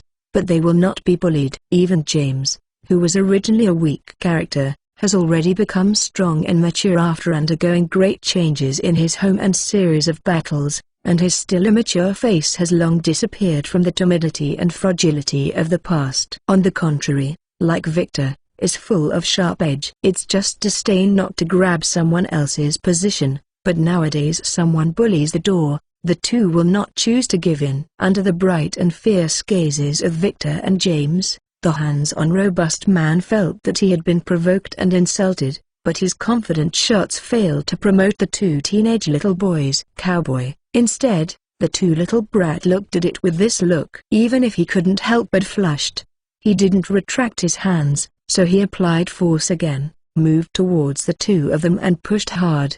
But this time is the same as last time, without any results, but this time he concentrated his attention, pressing the hands on the shoulders of the two people clearly felt like pushing hard. The feeling on the trunk, the muscles of the two of them are so firm.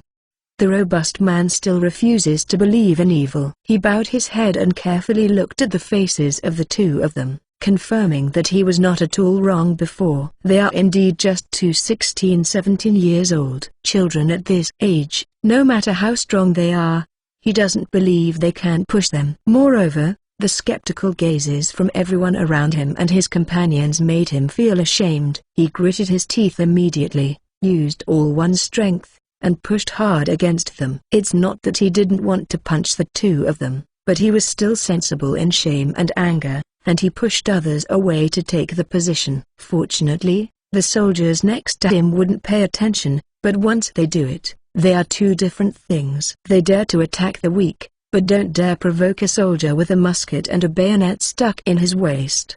But this time, Victor and James did not let him impudent anymore. Victor gently moved towards James and winked. James, who was just about to take a shot to teach him, stopped and gave Victor the opportunity. Victor moved towards James's mouth, slightly smiled, then turned his head and looked towards the robust man who was flushing, right hand pressed against his shoulder and pushed hard, and smiled openly up. Following his grinning grimace, two sharp tiger teeth appeared on both sides of his mouth, making his smile still look hideous. Victor smiled and stretched out his right hand. Before the robust man could react, he got stuck in his throat.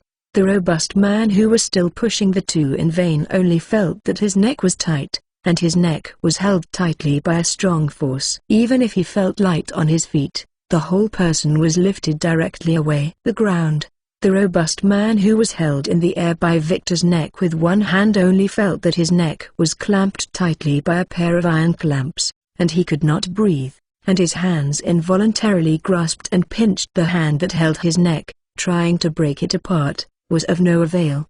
The feeling of suffocation became stronger and stronger. The robust man's face began to turn purple, and his feet off the ground couldn't help kicking back and forth. The strength of the legs is much stronger than that of the arms. It is really uncomfortable even if it is thrown on a person in a panic, but Victor seems to feel no pain at all, and he is put on the body by a robust man. He kicked a few feet, but still stood there casually, and continued to pinch his neck and lift him in the air. My steel suit 424. My steel suit 424. The people around could not help being surprised by this scene. No one thought that the tall and strong white man would be single-handed by the boy who was obviously a few times younger than him. Uniform, but also directly pinched his neck and lifted it into the air. Looking at the robust man who was still arrogant just now, in Victor's hands, like a fish out of the water, fluttered wildly. Everyone was shocked, let alone lifting a tall and a strong robust man. Even if he lifts a slightly older child with one hand, it is a bit difficult for most people. How powerful is this teenager who looks only 16-17 years old? After being shocked, robust man's companion quickly reacted. Seeing his companion's painful face, his expression became angry. At this time, he ignored the soldiers next to him and shouted directly. The punch hit Victor. Victor was looking up at the robust man he was holding in the air with a sneer, not at all looked towards his companion. He was about to hit his head when he saw this fist, and stood on his side. James didn't mean to do anything at all. Instead, he stood in place with his arms in his arms, watching a play. Just when a punch of momentum is big, power is deep is about to hit Victor's head, Victor suddenly turned his head and looked towards the robust man who attacked him, smiling, two sharp tiger teeth showing the corners of the mouth. This smile made the robust man feel cold in his heart, and at the next moment, a palm that was much smaller than his big hand suddenly appeared in front of his fist, and his 5 fingers opened. It happened to clasp his fist. Immediately, a huge force came from this palm, making this fist unable to move any further. Furthermore, these 5 steel-like fingers are still gradually tightening, and his fists are tingling with pain, as if the next moment is about to be crushed. Just as he gritted his teeth and tried to silence himself, a loud and bold voice suddenly came from not far away. "Okay, young man, that guy is about to be choked to death by you." As this voice sounded, Victor looked up and glanced at his face purple. His eyes, the robust man turned up a bit, and even the struggle began to weaken. He smiled disdainfully, and then pushed forward with both hands forcefully at the same time, and then let go. The robust man whose fist was held by his iron claws was directly pushed back by the huge force and staggered back, while the white man who was held in the air by his neck was directly throwing it on the former. The two of them fell into a ball and tumbled to the ground. Then the two of them didn't care about getting up.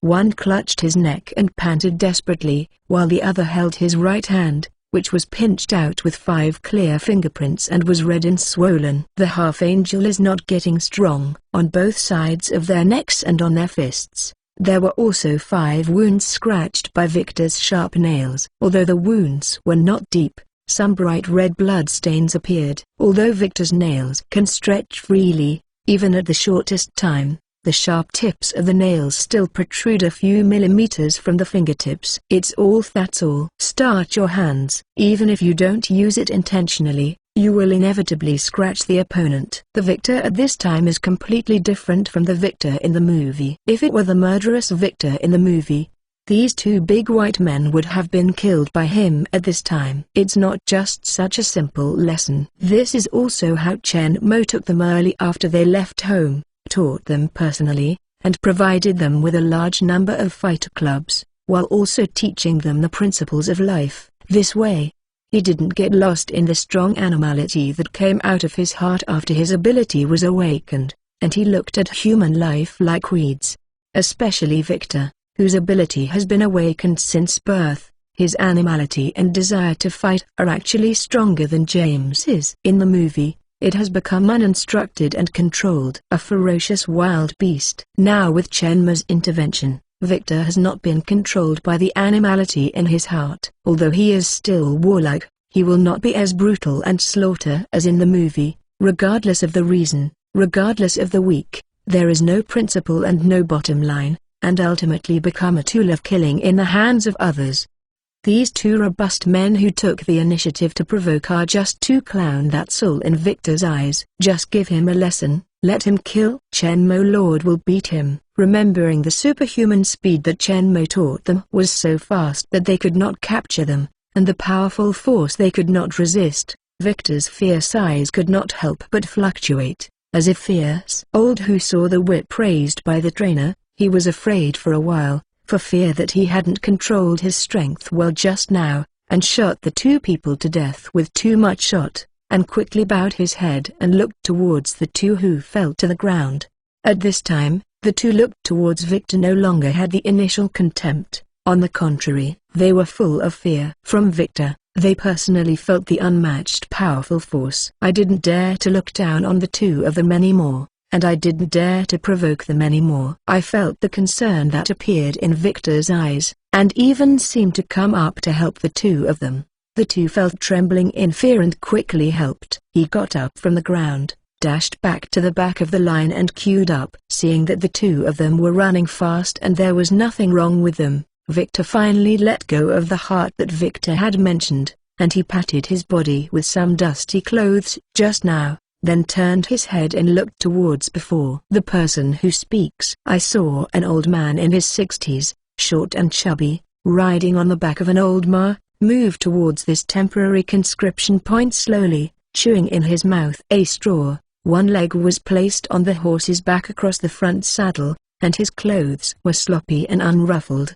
However, it is just such an old man who made a group of soldiers in the temporary conscription office face changed when they saw him. Whether it was a registered soldier sitting behind a table or a guard hiding in the shade, the soldiers all stood up straight, moved towards him and saluted him. General Taylor. Yes, this rugged, unfashioned sloppy old man, who doesn't even wear a military uniform, is the commander of the army stationed here. Officer, Brigadier General Zachary Taylor. He doesn't have the demeanor and temperament of general. If it weren't for the soldiers around him to salute him, no one would believe that this vulgar and sloppy old man was their highest officer. A well-known veteran in the U.S. Army, General Zachary Taylor, who can conquer the battle. My Steel Suit 425. My Steel Suit 425. Looking at Victor and James, General Zachary Taylor satisfied with their immature faces but sharp and firm eyes. Awesome young man, tell me your names. Victor glanced at Zachary Taylor, replied neither humble nor humble. Victor Logan. Zachary Taylor heard this, nodded, and looked towards James next to him. Then what about you? James, hearing this, flashed his eyes, and finally said his original name. James Howlett. Just when Victor and James successfully joined Zachary Taylor's troops only 5 days later, Zachary Taylor led a mixture of 3,000 new and old soldiers to leave the original stronghold, and continued to advance a large distance toward the depths of the disputed area between the United States and Mexico, close to Brothers Eye in Mexico, and began to build the fortress of Texas. On April 25, a Mexican Brothers Eye army of 1,600 men outflanked a 63-man reconnaissance team under Zachary Taylor's command near Texas Fort. This one was besieged. The U.S. military was killed or injured or captured, and no one was spared. It's just that Victor and James are not in this team, so they did not participate in this conflict. The hostilities between Victor and James can be said to be the beginning of the U.S.-Mexico War. Since then, the situation in the disputed area between the U.S. and Mexico has become tense. The U.S. and Mexico have begun large-scale troop movements, dispatching troops, and building a large number of fortifications in the disputed area. The friction between the two armies is also increasing. In this disputed area, the medicinal smell of the two sides is getting more and more serious. Seeing that a big war is brewing, it may break out at any time. Victor and James felt the more and more intense war atmosphere around them, and they couldn't help getting excited in their hearts, and finally they could fight to their heart's content. I just don't know how long to wait, but soon, they have a chance to fight officially. A few days later, Brother Zai's army sent troops to besiege an American stronghold. After Zachary Taylor heard the news, he immediately led the rescue. On May 8, the two sides carried out artillery bombardment. The infantry did not move. Victor and James did not get a chance to fight, so they had to continue to be patient. All the soldiers around were trembling in fear to find a place to hide, for fear of the shells falling. When they got to their heads, Victor and James just found a place to sit there, letting the cannonball fall beside them, but there was no fear on their faces, but they looked at the fire with excitement. On a battlefield of endless days, I can't wait to directly face the artillery fire and rush to the enemy front. However, Chen Mo has already explained long ago that he must obey the commander's orders during the army period, otherwise the arrest for violating the military order will seriously affect the later battle of the two. As for the sky full of artillery fire, the two did not pay attention to it. Although the formidable power of this artillery shell is indeed much stronger than that of a musket, don't forget what era it was. In 1846, October, in the middle of the 8th century, the muskets used by European and American troops are generally front-loaded smoothbore flintlocks. The bullets are only a little more convenient than the arquebus era. The original gunpowder pot was changed to a direct quantity. The gunpowder and lead pellets are wrapped in paper. When using them, use your teeth to open the paper bag and pour it into the gun chamber. Although it is more convenient than before, there is no essential difference. Even the most advanced firing rifle that has not been popularized in the army has only improved the firing method to launch faster, but there is still no rifling in the barrel. There is always a gap between the bullet and the barrel wall. The power of the gunpowder explosion is wasted a lot, and the formidable power of the bullet is very limited. The same is true for artillery. Both the US and Mexico use smoothbore guns. There is no rifling in the bore, and the shells are just iron balls of about 5 kilograms. The explosive power is also wasted.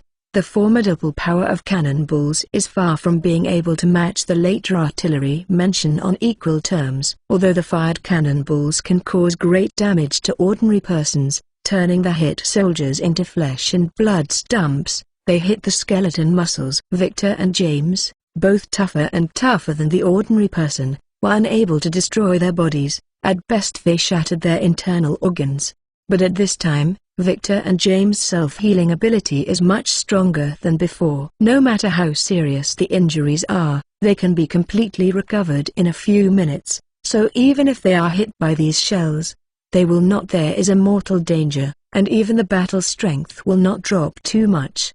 In the movie, James was hit by a cannonball in the chest during the Civil War, but he was just hit by the power of the cannonball and flew out. Not at all. In the end, the shelling that lasted all day ended in the victory of Taylor's troops in the evening, and Brother Zai's troops suffered heavy losses. Second day, Victor and James finally ushered in the opportunity to fight. More than 2,000 infantrymen under the command of Zachary Taylor launched a charge towards the position of the Brother Zai army. Victor and James finally ushered in the long-awaited battle. Go! Kill them! Kill! The two are holding rifles, together with the other soldiers, roared towards the enemy and rushed over. Brother Zai's army quickly shot and attacked. The bullets flew across the air. A running soldier was hit by the bullet and fell to the ground. No sound was heard, but there was more soldiers continued to rush forward. Victor and James took the lead, and soon rushed into the enemy's position. Soldiers of Brother Zai's army also gave up shooting and picked up their bayonet rifles, moved towards them. Come up! Victor raised his rifle, fiercely hit the neck of an oncoming Brother Zai soldier with a gun butt, and smashed the opponent's neck directly with great strength, tearing the red flesh and blood. The cracks rolled up, and the entire neck instantly became bloody and bloody. Even the cervical spine was directly broken by this heavy blow. The entire head was twisted to the side. With a splash of blood sprayed on the neck, the soldier directly Xiangdu fell to the ground and lost his life. Victor didn't even look at the fallen corpse, and without stopping, he roared and rushed towards the next target. Victor and James, like a tiger among a flock of sheep, rushed into the local position. Every time they attacked, an enemy was directly killed by them. But after all, this is a battlefield, with enemies everywhere. No matter how strong the two are, they can't be as immune to injury as the armed acquirers who faced the fur company before. US and Mexico fought a fierce hand-to-hand battle in this position. As the battle progressed, a soldier was killed, and the ground was gradually covered with dead bodies, and Victor and the wounds on James' body are getting more and more. My Steel Suit 426. My Steel Suit 426. Although Victor and James have more and more wounds, the state of the two has not decreased at all. Instead, the more fights the more brave is. More and more Brothers Eye soldiers died under the hands of the two men. Even the rifles in the hands of the two men are quickly following the enemy under the intense battle and repeated attacks of the two men. The bones broke together, and the two of them threw away their rifles and killed the enemy with bare hands. However, because of Chen Mo's special explanation, the two did not at all stretch out sharp claw and bone spurs, but instead attacked directly with their fingers and fists. The fighting skills taught by Chen Mo to the two are based on tiger claw and fist technique. Even without sharp claw and bone spurs, they can still exert a great formidable power. The sharp claw and the bone spurs at the fist seems just increase the formidable power. While Victor and James and the others confronted Brothers Eye's army head-on, causing Brothers Eye's front position into a melee, Zachary Taylor led a team to outflank Brothers Eye. On the left flank of the Zai army, the Brothers Eye army, which was already in chaos, hurriedly responded, but could not resist the fierce attack from both the front and the flanks at the same time, and finally retreated. This U.S. stronghold, which had been besieged by Brothers Eye's army for several days, was finally rescued, but Brown, the commander of the garrison at this stronghold, had already died in the previous battle. General Zachary Taylor changed the name of this stronghold to Fort Brom. This battle is the first victory for the U.S. military since the U.S.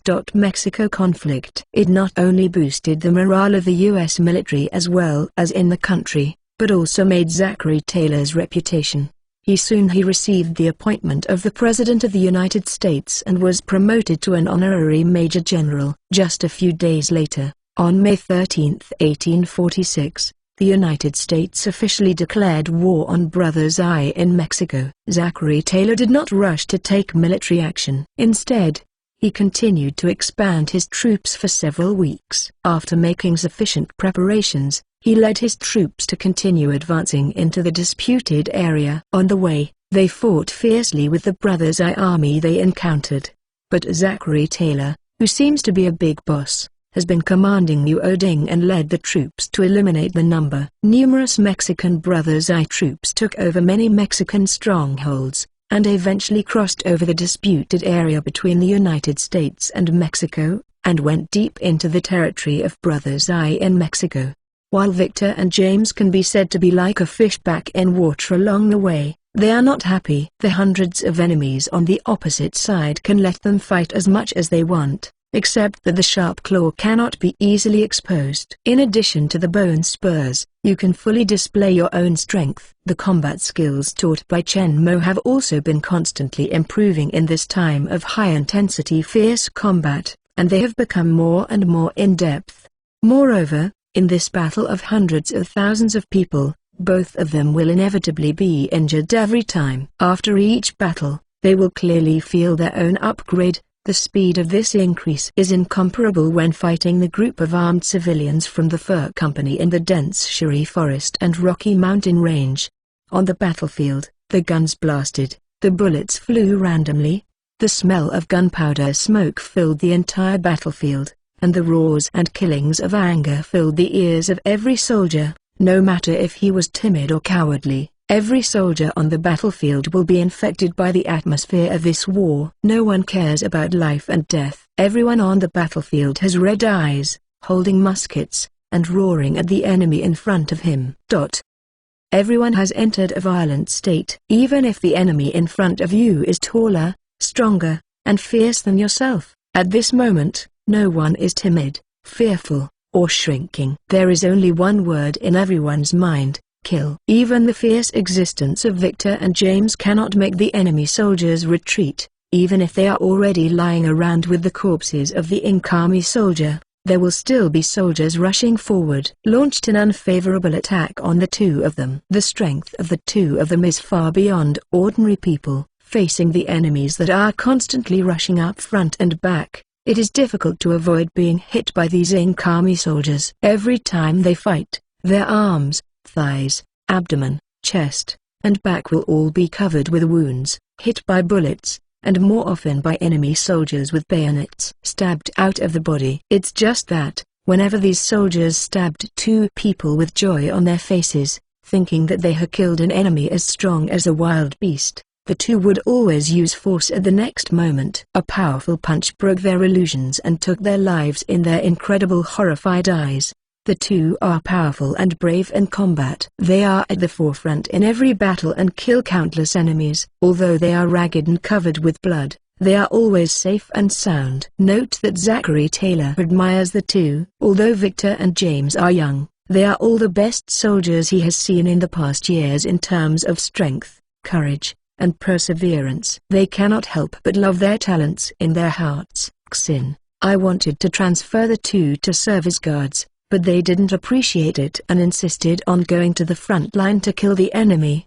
Looking at the two men's steadfast faces, if he disagrees, they are likely to be deserters and run to fight the enemy with their guns. Zachary Taylor is helpless. Had to give up the original idea, let the two charge to kill the enemy at the front. Zachary Taylor really appreciates the two people's warlike and heroic fearlessness, but for their rebelliousness, he feels a headache. Fortunately, although the two fight every time after that, I was very embarrassed. The clothes were almost stabbed and cut into cloth strips, but they always returned miraculously unscathed. This made Zachary Taylor amazed at the strength of the two and their good luck, but no longer worry about the safety of the two. Zachary Taylor is a devout Anglican. He thinks that God must be protecting the two young people, and he could not help getting closer to them. In the subsequent battle, Victor and James still charged forward every time. Under the leadership of Zachary Taylor, they went all the way from the disputed area between the United States and Mexico to the border area of Brothers Eye in Mexico.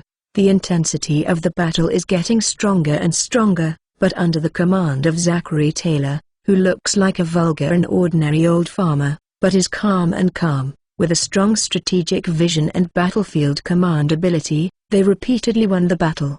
Zachary Taylor just rode on the back of his old mare called Old Whitney and led them to the border area of Brothers Eye. My Steel Suit 427. My Steel Suit 427, with the victories in the battles, and even directly hit the territory of Brothers Eye in Mexico. Zachary Taylor's reputation in China became more and more loud. At the end of June, when Taylor was leading the army to fight in the Brothers Eye border area of Mexico, he received a new appointment from the president again and was officially promoted to Major General. In July, Zachary Taylor was commended by Congress for his outstanding performance in the war. However, all this did not at all affect the actions of Zachary Taylor. He still led the troops under him and continued to penetrate into the territory of Brothers Eye. Victor and James also don't have any feelings for Zachary Taylor's promotion, and still regard him as an old man leading them in battle. As for awe, admiration and so on, this world, I am afraid that only Chen Mo has this qualification. Although Zachary Taylor led them to win consecutive victories, they didn't think Taylor's old man was so powerful. In their hearts, if Chen Mo led them, they would definitely be better than this sloppy old man. Man is 100 times stronger. Although the two have a blind admiration for Chen Mo, they are right. If Chen Mo leads the team, it will not be 100 times stronger, but at least it can be more than 10 kilometers. The foreigner discovers the enemy's accurate situation in advance, makes preparations in advance, and responds calmly. In the Captain of the United States world, Chen Mo often led the special forces to go deep behind the enemy to carry out assaults and encirclement and suppression. He has rich combat experience, developed brain, agile thinking, and superhuman learning ability. Chen Mo have strong tactics and command capabilities. However, Chen Mo is not interested in these wars, and he does not need to improve his own strength through battle like Victor and James, and fighting with ordinary soldiers can no longer help him improve his fighting skills and strength. Only opponents of the same level or stronger can stimulate his potential and improve his strength. So he did not participate in this U.S. Mexico war with Victor and James, but temporarily stayed in the West, while steadily developing his many pastures, while continuing to accumulate funds, waiting for the opportunity comes. Chen Mo's ranch has become the best place for pioneers heading to the West. The job is stable, the salary is good, and the most important thing is that there is no risk. It is better than they go to open wasteland or graze by themselves. Much more. If they do it themselves, if they encounter natural and man-made disasters, crop yields are reduced, livestock become ill, killed by wild beasts, or stolen by cattle thief. They simply cannot afford the loss. It's different under Chen Mo. Now, who doesn't know that all the large ranches in the entire western region belong to the same mysterious rich man? It is said that his wealth has already surpassed the richest man in the United States. The amount of money is simply incalculable. He not only has a large number of pastures in the west, but also a huge farm in the east. In addition to this huge agricultural and animal husbandry empire, he also owns many more profitable industries. Even if there is a natural disaster, it cannot be shaken. Because of his foundation, the work in the ranch can be said to be extremely stable and very secure. It is a good thing for many people to break the battle to become the cowboy of Chen Mo Ranch. With the development of pastures, more and more livestock are kept, and the demand for cowboys is also increasing. A large number of pioneers have continuously joined Chen Mo's pasture. The entire western region has more than 100,000. The majority of the population works under Chen Mo, who are distributed in Chen Mo's vast pastures in several states. Moreover, this number is still increasing with the increase of immigrants coming to the west to open up the wilderness and the continuous development of Chen Mo's ranch. While developing his ranch, Chen Mo also keeps an eye on the war situation in the south. At the end of September, Zachary Taylor led an attack on Monterrey, an important city in the north of Brothers Eye. After 3 days of fierce fighting between the two sides, the Mexican Brothers Eye garrison generals succumbed and asked Zachary Taylor for an 8-week ceasefire, allowing the Mexican Brothers Eye army to retreat. In view of the heavy casualties of his U.S. troops, Zachary Taylor's continued advance into the territory of Brothers Eye in Mexico has caused their material supply and supply lines to be stretched very long. It is easy to be cut off by the local supply and become a lone army. Zachary Taylor believed that the conditions put forward by the other side were the best possible results for both parties at the time, so Zachary Taylor agreed to a truce in the end. 2 months later, all the Monterrey defenders were evacuated, and Zachary Taylor led his troops into Monterrey, and he occupied the northern important town of Brothers Eye without blood. Although Zachary Taylor's action avoided a large number of deaths and injuries of the American Army soldier, and finally succeeded in capturing Monterrey, his action still attracted a lot of dissatisfaction. Needless to say, Victor and James, who are eager to fight, the two little brat, have given Taylor old man their rise in the past 2 months, and Zachary Taylor has done the same with these two extremely aggressive boys. Feeling helpless, every time he glared back. In addition to Victor and James, the two wild beasts, who are extremely belligerent and dissatisfied, Zachary Taylor's action also attracted a lot of criticism in Washington. President Polk is very dissatisfied with his self-assertion style, but in view of his successive victories since the U.S.-Mexico War, his reputation in the United States has increased and he has long become a popular in mind. A war hero is likely to be the future presidential candidate of the Whig Party. Therefore, President Polk not at all criticized him for this incident. Instead, he ordered him to stay in the northern part of Brothers Eye in November and send when General Field Scott attacked the city of Brothers Eye from Mexico by sea, and ordered 4/5 of Zachary Taylor's trained elite troops and war materials to be transferred to General Scott for use. The news was quickly learned by Brothers Eye. Zachary Taylor, who entered the territory of Brothers Eye from the disputed area in the United States and Mexico all the way, has long been a thorn in Brothers Eye's eyes. Failure ended. Every time the battle, Brothers Eye's army suffered heavy casualties. Even among the last surviving soldiers, a rumors gradually emerged claiming that the soldiers led by Zachary Taylor were all demons, letting their bullets, and no matter how the bayonet attacks, it cannot be killed. And this kind of rumors are increasing with the battle with Zachary Taylor's troops. Many soldiers believe in this, and they heard that they are going to fight Zachary Taylor's troops. All were timid before fighting, and their morale was greatly affected, not to mention Zachary Taylor's opponent. My Steel Suit 428. My Steel Suit 428. Zachary Taylor still didn't know that his two small wild beasts had become the mascots of his own troops, with their own deterrent effect. When fighting against Brothers Eye's army, Zachary Taylor found that many Brothers Eye soldiers were demoralized. There were even many deserters in every battle. I didn't know that Victor and James had been killed by Brothers Eye soldier passed into the devil's Zachary Taylor. He thought it was because of the shock of his previous record and was complacent about it. But soon, he couldn't be happy. They were besieged by Brothers Eye's army. Brothers Eye President and Commander-in-Chief Antonio L. Pérez de Santa Anna learned that most of the soldiers and supplies in Zachary Taylor's hands were transferred away, and his strength was weakened. He immediately led all his troops to attack Zachary Taylor, hoping to put Taylor's troops to death. However, Victor and James are exactly the opposite of Zachary Taylor's dignity. They all became excited when they heard the news of the enemy's attack. In the previous 2 months, we haven't fought a battle, and we waited for the withdrawal of Brothers Eye's troops on the opposite side of Monterey. Other soldiers really enjoyed this rare stabilization light, but Victor and James felt that their bodies were about to rust. Seeing the evacuating, fewer and fewer Brothers Eye soldiers, their hearts, it was as if a cat was scratching its paw. The fighting during this period has greatly improved the strength of the two of them. They are immersed in the thrill of a rapid increase in strength, but they are interrupted by Zachary Taylor. He didn't show any face to Tyler Old Man, a Major General Commander, and stared at him whenever he met. At this time, Zachary Taylor and his troops are stationed in Buena Vista, north of Brothers Eye in Mexico. Knowing that the Brothers Eye army is coming, Zachary Taylor immediately ordered the soldiers to prepare for battle and immediately began to strengthen the fortifications.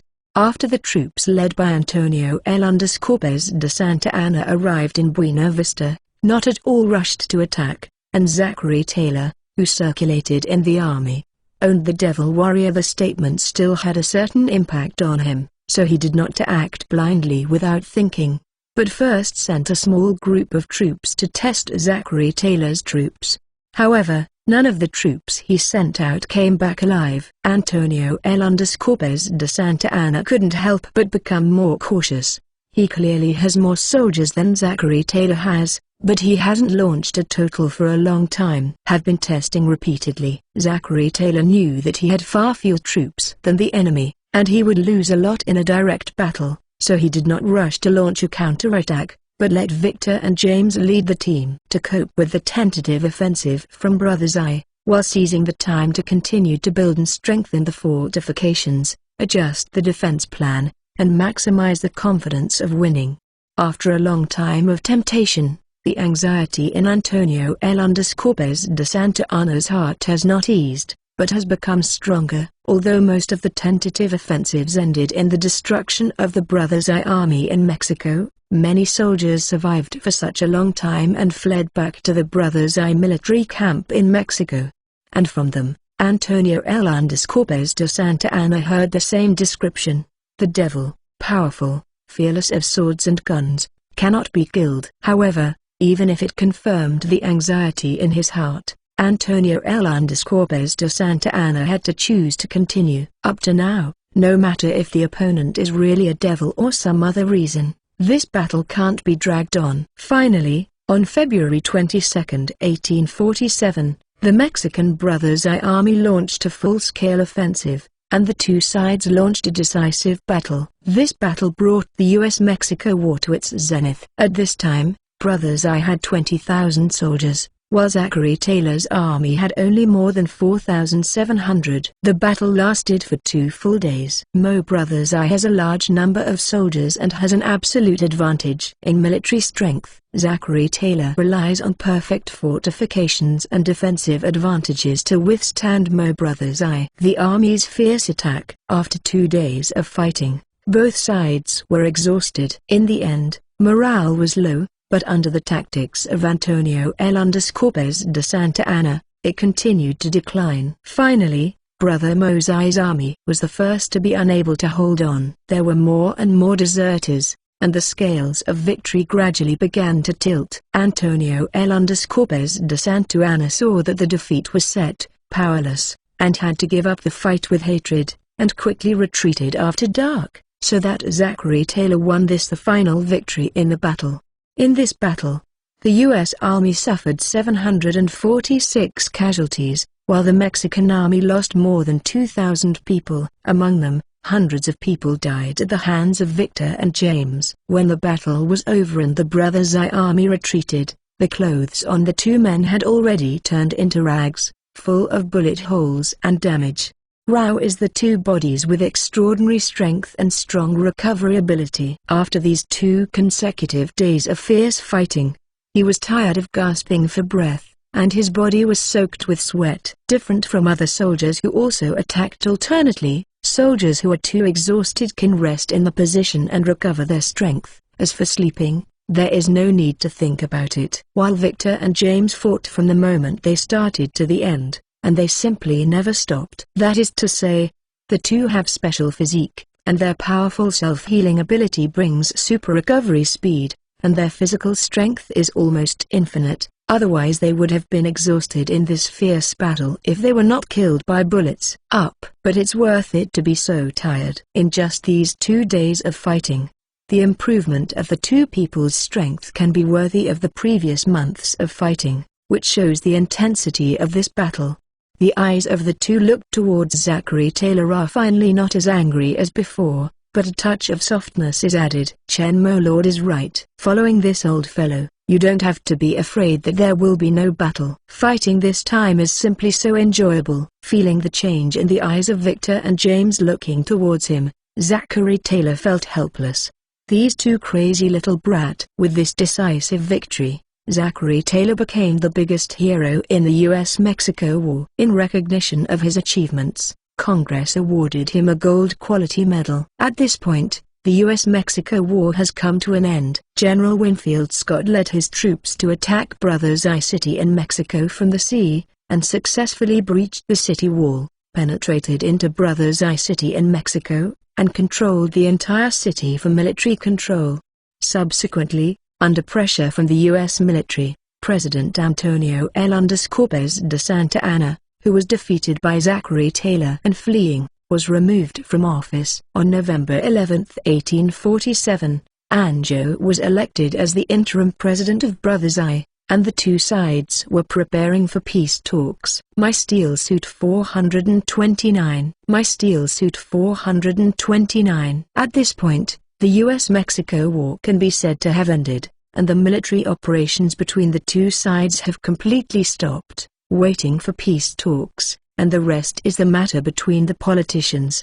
On November 26, 1847, Zachary Taylor led his team from Brothers I to return to the United States. After being transferred to most of the troops before, the troops were empty, and the main force of Brothers I who was waiting for an opportunity to destroy them was fought for many days. He witnessed the death of too many soldiers. Zachary Taylor has long been tired of the war, and lost his former enthusiasm for the army he originally loved, and even a little frustrated. After returning to the United States, Zachary Taylor even asked Washington to dismiss the military and leave the army. President Polk was originally very dissatisfied with his previous advocacy in the battle. His request was quickly approved. Zachary Taylor, the biggest hero of the U.S.-Mexico War just after the war, he took off his military uniform and set off to return to his hometown in Kentucky. However, he is not on the road alone. There are 2 young boys with strong builds and baleful chi who ride with him. It is Victor and James. The U.S.-Mexico War has basically ended, and the original troops do not need to be retained. These temporarily recruited soldiers can go home after receiving severance payment. Actually, the two of them performed well in the battle before. Zachary Taylor developed a love for talents. Originally, he planned to keep them both in the army. With the credit they made before, after a while, there is no problem in directly promoting to ensign. However, the two of them did not appreciate it, and immediately proposed to leave. "The war is over. What are you doing in the army?" "Training." "I did not train with anyone as fast as Chen Mo. The instructor in the army, whether it is spear art or fighting, has no comparability with Chen Mo, let alone Chen Mo, even if it is the two of them. I don't know how much better than them. Staying in the army is simply a waste of time." To these two stubborn little brats, Zachary Taylor has long lost his temper. Whoever sees him as a general is not respectable 30%, and the soldiers under his command are even more in awe, except these two little brats completely regarded themselves as the old man next door who took them to hunt. If I didn't find the prey, and the fighting was less, the two of them would not be happy, and they would show their faces. When the two little brats fought, they also obeyed the order. They said that they rush forward and never know to retreat. They call to kill themselves. If they don't kill all the enemies, they will not stop. Before, he killed countless enemies. It was the two sharpest knives in his hand. Zachary Taylor liked it too late. How could he be really angry because the two were eager to fight? On the contrary, after a long time, Zachary Taylor also gradually got used to the tempers of the two men. Not only did he not feel offended, but he also felt that the two were teenage temperament. On the contrary, there is more love for Junior, and even more love for Victor and James. Zachary Taylor saw that the two did not intend to stay in the army, so he agreed to the two's request to leave the army, and it happened that the direction of the three of them home was still on the way, so he simply get on the road together. Since he has been dismissed from the military, Zachary Taylor no longer regards himself as a general, as the officer of the two, but really regards himself as a neighbor hunting with two little brats. An old man, he took good care of the two people along the way, and from time to time passed on some of his years of life experience and principles. Of course, Victor and James did not regard him as a general at first, and Zachary Taylor was originally an enthusiastic, cheerful, frank, and approachable person. The burden became even more amiable. Feeling the sincerity of Zachary Taylor, Victor and James slowly accepted this lovely old man and treated him not as cold as before. Zachary Taylor naturally felt the change in their attitude towards him, and he was even more happy. The two wild beasts finally agreed with him. You know, before in the army, he led them as a unit commander for 2 full years, but he was not really recognized by the two. The old and comforted Zachary Taylor took care and taught them with all their heart. As an experienced old general in the army for more than 40 years, Zachary Taylor's life experience is so rich. He lived in a manor at the foot of the Canadian Rocky Mountain Range since childhood. Following Chen Mo to the United States, most of the time he spent most of his time fighting with armed personnel from fur companies in the forest. Social experience was almost zero. Following Zachary Taylor along the way, the two really learned a lot. Your home is in New York. Why did you travel so far to join the army in Texas? After a better relationship with the two little brats, Zachary Taylor asked a question in my mind. We need to know that the soldiers recruited by him temporarily are basically all local people. Only Victor and James are outsiders, and they are still far beyond 1,000 li New York, so there were only 3 of them on the road. Zachary Taylor had doubts in his heart for a long time, but at the beginning, he would not answer him based on his understanding of the two, but now, he believes that they should tell him.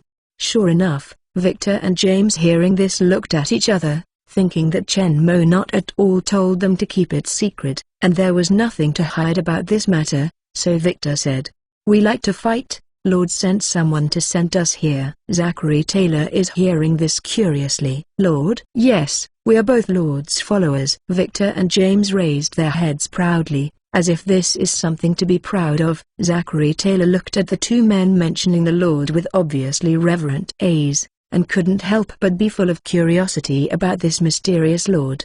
Victor and James' rebelliousness, but he has a deep understanding of who, in the end, can make them so admired. And how did you Lord know that war is about to come? You just happened to send you to me? Zachary Taylor was very impressed with Victor and James. He clearly remembered that shortly after they joined his army, they received an order from Washington to drive into the depths of the disputed area between the United States and Mexico, and soon ushered in the battle. And then the US-Mexico War officially broke out. The timing of the two people's arrival is really coincidental, and the two like to fight. Their lord just happened to choose the unit led by him that fought the most in the entire US-Mexico War.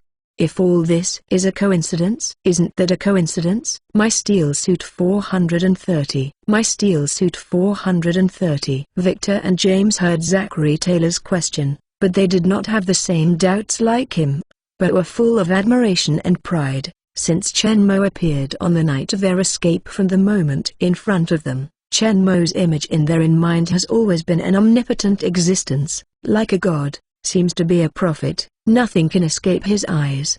James glanced at the dwarf told Taylor who was riding on the horse and was full of doubts, and then he thought that Chen Mo always calm and collected. It seems that the omniscient and powerful aura cannot help but move towards Zachary Taylor, rolled the eyes and said in a haughty tone, "Our Lord is great." Zachary Taylor naturally felt the disdain for him in James' tone, the angry gnashing teeth. The angry move towards James asked, "You smelly brat, I really want to know, what is your lord doing and so on? Is it better than my general?" Zachary Taylor, but he didn't want to lose face in front of the two little brat, so he lifted his identity as a general. But he seems to have forgotten that he just resigned from the military position and is no longer a general. The two did not entangle him with this. After all, he was indeed a genuine general and a great hero in the US-Mexico War.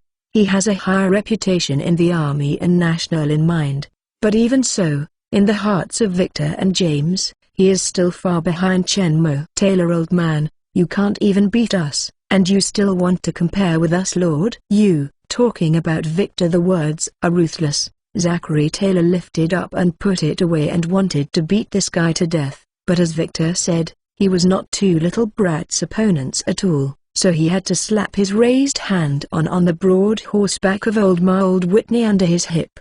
But soon, Zachary Taylor reacted, what Victor meant. "You mean, your lord is better than you two?" Zachary Taylor didn't believe it when he said this. Victor and James, his strength has made him feel inhuman. Even in the army, there have been rumors that two impervious to sword and spear cannot be killed. It can be seen that the two are powerful. After more than 40 years in the army, Zachary Taylor read countless people, but I have never seen the existence of military force stronger than the two, even if it is weaker than them. If he hadn't seen it with his own eyes, Zachary Taylor would not even believe that human power can be so powerful. Zachary Taylor has always believed that the two must have been gifted by God to be able to possess far beyond normal human strength and super good luck, but they were experienced intact.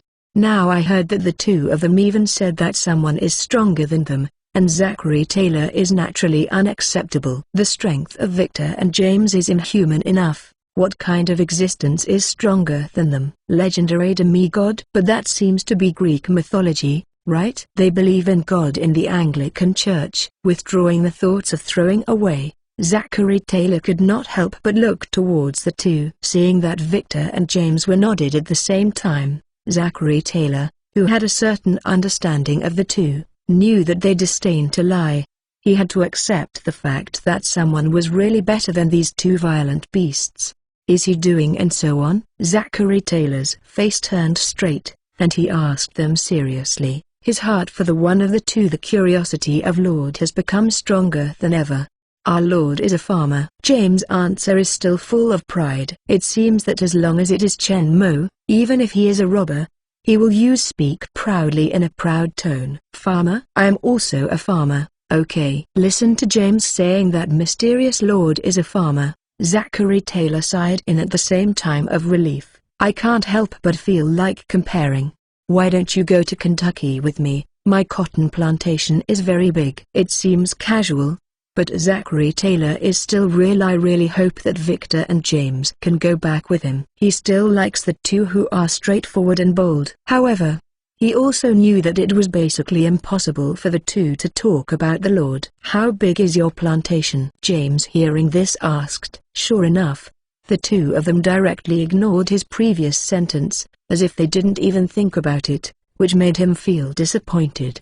But after hearing James' question, he was proudly replied, "It's not very big, it's more than 3,000 acres." This cotton plantation was not small at the time. After all, there was no professional at that time. The agricultural machinery used for large-scale farm operations depends entirely on manpower. In order to cultivate this cotton plantation, Zachary Taylor bought hundreds of black slaves, and he is considered a relatively large planter in Kentucky. And in New York, it shouldn't be such a large plantation. Zachary Taylor is full of confidence in his plantation, thinking that he has finally compared the mysterious Lord in some way. Who knows that Victor and James listened to him after speaking. They looked at each other in blank dismay, without speaking for a long time. Zachary Taylor saw that the two of them were silent, and thought that Lord, whom they highly admired, had been compared by himself.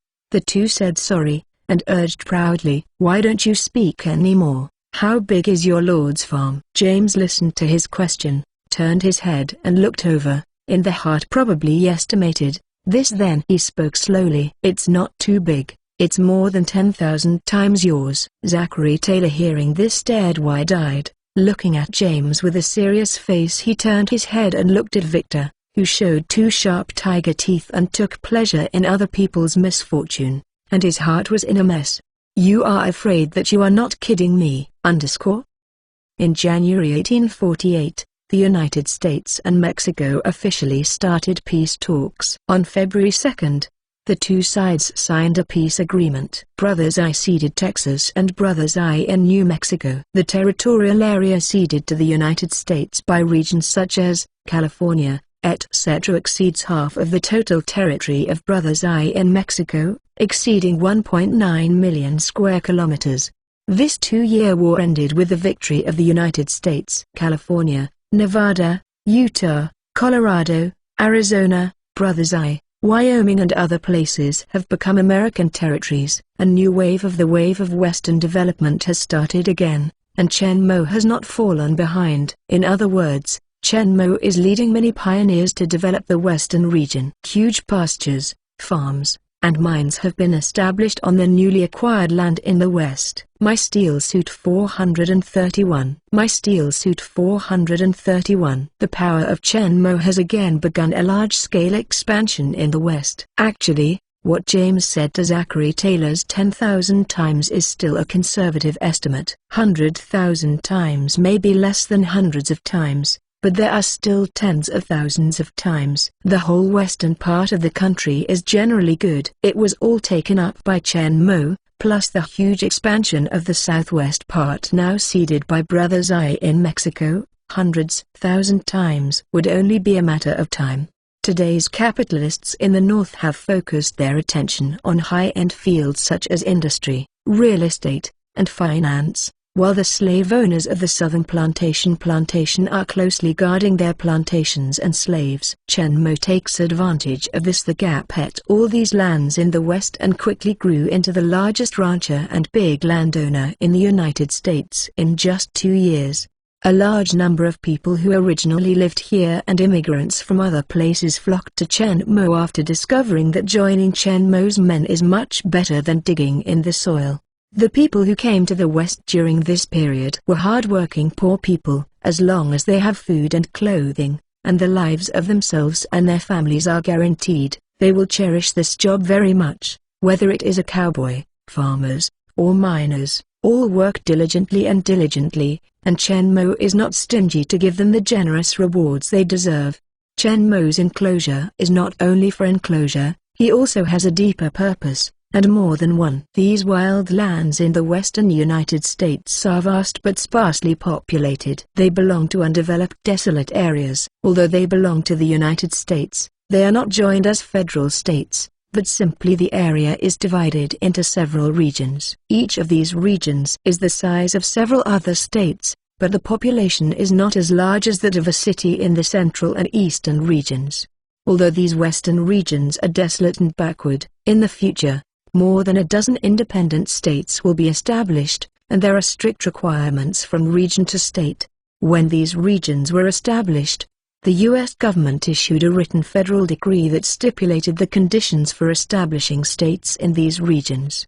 In the beginning, they divided these areas into several independent special zones, which were first assigned by the Confederate Assembly to manage one governor and 3 administrative officials respectively. As the population of the area increases, another 3 to 5 territories. When the population of any territorial state increases to 60,000, you can apply to join the federation and enjoy equal rights with the existing states. In these barren, sparsely populated lands in the west, Chen Mo's pasture occupies most of the high-quality land, and is itself the largest population gathering place. With the development of the pasture, more and more people are recruited. In the future, after these regions become federal states, most of the citizens will be Chen Mo employees. Chen Mo will become the real controller behind these states, and the votes of the governor and even the president will be in his hands. When the time comes, the entire western United States will become Chen Mo's territory, controlled by Chen Mo behind the scenes. Chen Mo will become the most important lord among the great influences in the United States. The United States itself is a country controlled by capitalists. As a big capitalist, Chen Mo, who controls huge wealth and a large number of votes sufficient to sway the presidential election, will surely become the target of various parties. Behind each party is the support of a large number of capitalists. These parties represent these capitalists' interests, presidential elections, and party disputes. In fact, they are capitalist struggles. However, Chen Mo has established large-scale enclosures in the West and even throughout the United States and established pastures not only to control votes. The flourishing period of the fur trade will soon pass. Chen Mo can't just point to his hands, his pastures and land, and just these, still unable to support his power to influence the political situation. After all, with the continuous development of the West, his impossible ranch will always dominate the West. After all, the number of employees on the ranch is limited. As more and more people come to the West, especially the arrival of businessmen and capitalists will bring more factories, enterprises and employment opportunities. Although Chen Mo has occupied the best land in the West, it is impossible to enjoy the West alone and not let others in. Development is also unfavorable. So what Chen Mo has to do is to strengthen his own strength and always firmly occupy the dominant position. No matter how many merchants and capitalists arrive, he cannot shake his dominant position in the West. To achieve this, pasture alone is not enough. If all the land that Chen Mo bought in the United States is marked on the map and compared with a future world map of the U.S. oil resources, we can easily find that Chen Mo, the vast landowner, has already covered more than 80% of all the oil-producing areas in the United States. The rest are just small oil fields with small reserves. In other words, most of the oil resources of the entire United States are buried in the land he bought. However, oil at this time has not yet begun to be applied on a large scale. Oil extraction and distillation processes are primordial and backward, and modern oil wells and refineries have not yet appeared. Furthermore, the fuel engine that consumes the most oil in the future has not yet been invented, and the coal-fired steam engine is the mechanical power output in the industry. Without an internal combustion engine, cars have not yet been manufactured, so in this era, the main purpose of petroleum is to extract kerosene using the local method for lighting. Chen Mo not at all intends to speed up the process of history and allow the oil industry and automobile industry to emerge ahead of time. Therefore, his purchase of oil-producing areas is just a precaution, and he bought it together while enclosing the land and building the ranch. In addition to the oil called black gold, Chen Mo has not forgotten the real gold. Chen Mo, the gold rush in the United States, has been heard a long time ago, just in time for this era. How could Chen Mo let it go? California's San Francisco and Los Angeles and other places have a large amount of gold reserves. When the United States obtained California and other regions from Brothers I in Mexico and sent the governor and administrative officials, Chen Mo took his. The enclosure operation has extended to the past. Who knows that under the vast new pastures, there are a huge number of gold treasures buried. In fact, Chen Mo has always been thinking about a piece of land, Alaska. This enclave located in northwestern Canada, across the sea from the mainland of the United States, does not border the United States. It can be said to be a huge treasure. Today, this huge piece of land is still a colony of Tsarist Russia. In history, after the outbreak of the Crimean War in 1853, Russia was afraid that the colony of Alaska would be taken away by the British. Someone proposed to sell Alaska to the United States. In April 1867, the two sides sold for $7.2 million US.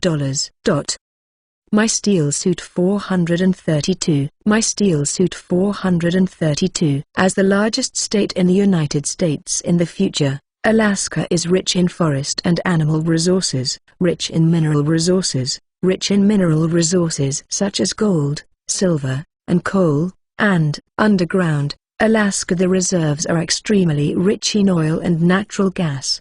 But when this piece of land was first bought, not at all people knew the great value buried under it. Because it was located in the northernmost part of the American continent and the climate was bitterly cold, not at all was people value it. Chen Mo can easily win it. As for going directly to Russia, it is simply unrealistic. The reason why Russia sold Alaska to the United States is not only because it feels that the land is useless, but it is as simple as finding someone to sell it. At that time, the power center of Tsarist Russia was far in Eastern Europe, and it was difficult to effectively manage the Alaska region. The expanding United States was very interested in this region. If Alaska was sold to the United States, it would be better to develop relations and trade with the United States. The most important thing is that Alaska is right next to the British colony of Canada. In the Crimean War of 1853, Tsarist Russia just suffered a big loss in the hands of the Anglo-French coalition forces. It was finally defeated and lost a large amount of territory.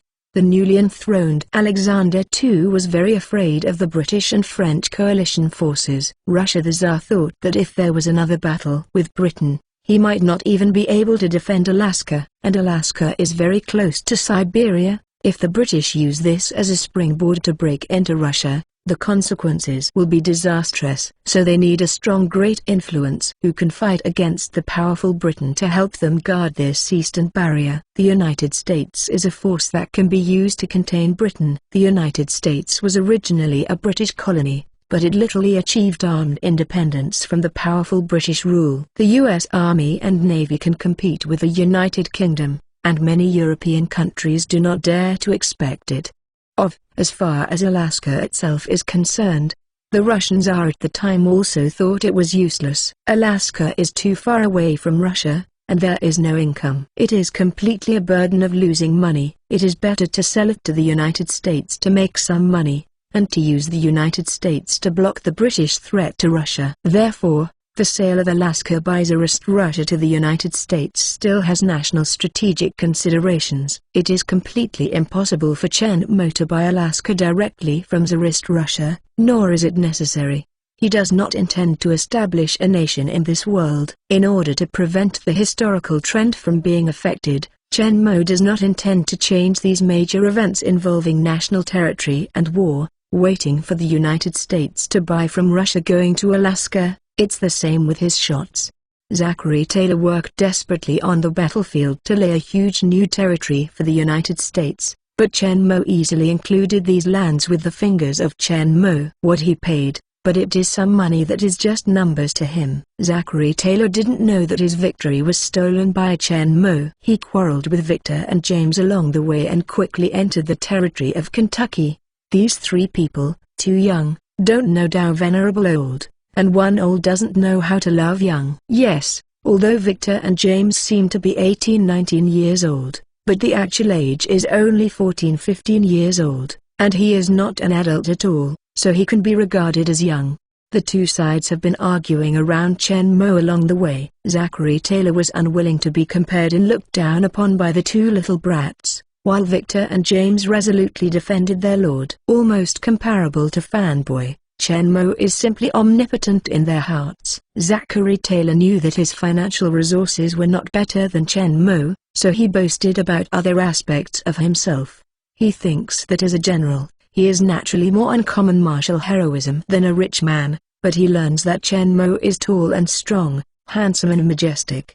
Zachary Taylor looked down at his short and chubby figure and the farmer-like's big old and thick face in his mind. He couldn't help regretting his overconfidence, so he shouldn't mention it at all. One crop. In contrast, according to Victor and James, their lord is more like a general than him. Zachary Taylor, who had failed financially and outwardly, learned from the pain, did not mention this for several days, but couldn't help but challenge the mysterious lord again a few days later. But with the previous lesson, Zachary Taylor did not speak rashly this time, but planned to speak first, and then give them a fatal blow if he was sure. Looking at Victor, who was riding beside him, Zachary Taylor asked casually, pretending to be nonchalant. "Victor, how old is your lord?" Victor didn't take this seriously, tilted his head and looked back at Chen Mo's young face. He said without looking back, "You are in your 20s. Zachary Taylor almost stared his eyes out again. He thought he could own a huge land 10,000 times larger than him. The farmer's age must be at least 40-50 years old. Combining the two said that he is stronger than the two of them. Then he is younger. How can he be 30-40 years old, in his 20s? What a joke. But he also knew that the two of them would not lie at all. This means that the lord of the two populations, a rich man with tens of millions of acres of land, turned out to be a young man in his 20s. People.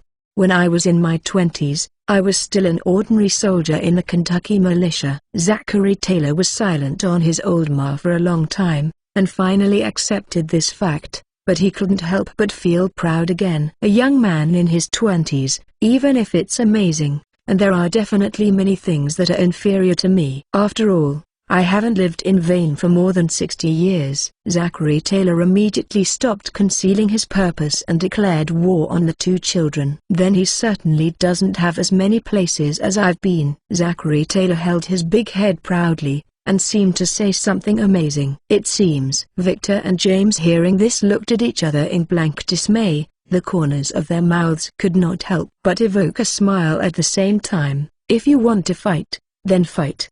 In order to maintain the honor of Lord, any provocation must be ended." Victor turned his head and looked towards Zachary Taylor with a sharp look. Old Taylor's heart sank when he saw him, and he felt an inexplicable bad feeling. I saw Victor looking at him with a cold smile on his lips, solemnly asked, "I wonder if you are talking about domestic or foreign?" Zachary Taylor is hearing this for a moment. Domestic or foreign? Except for this time the war went into the territory of Brother Zai in Mexico, he has never been abroad. When, of course, it is the country.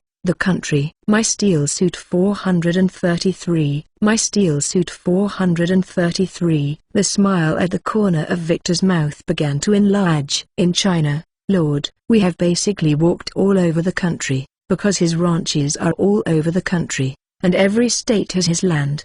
Zachary Taylor, hearing this, one stagnation. Damn it, forget that he owns so much land. He will definitely not be in a state. Careless. Zachary Taylor of Wily Old Fox then changed his words. "I was wrong. It was a foreign country. Brother Zai was the one who led you to go with me." Victor, hearing this, the smile on the corner of his mouth increased, till all the sharp tiger teeth are exposed. "Foreign countries, that would be more. We lord is from China. We lived in Canada for a while, and finally came to the United States." "China?"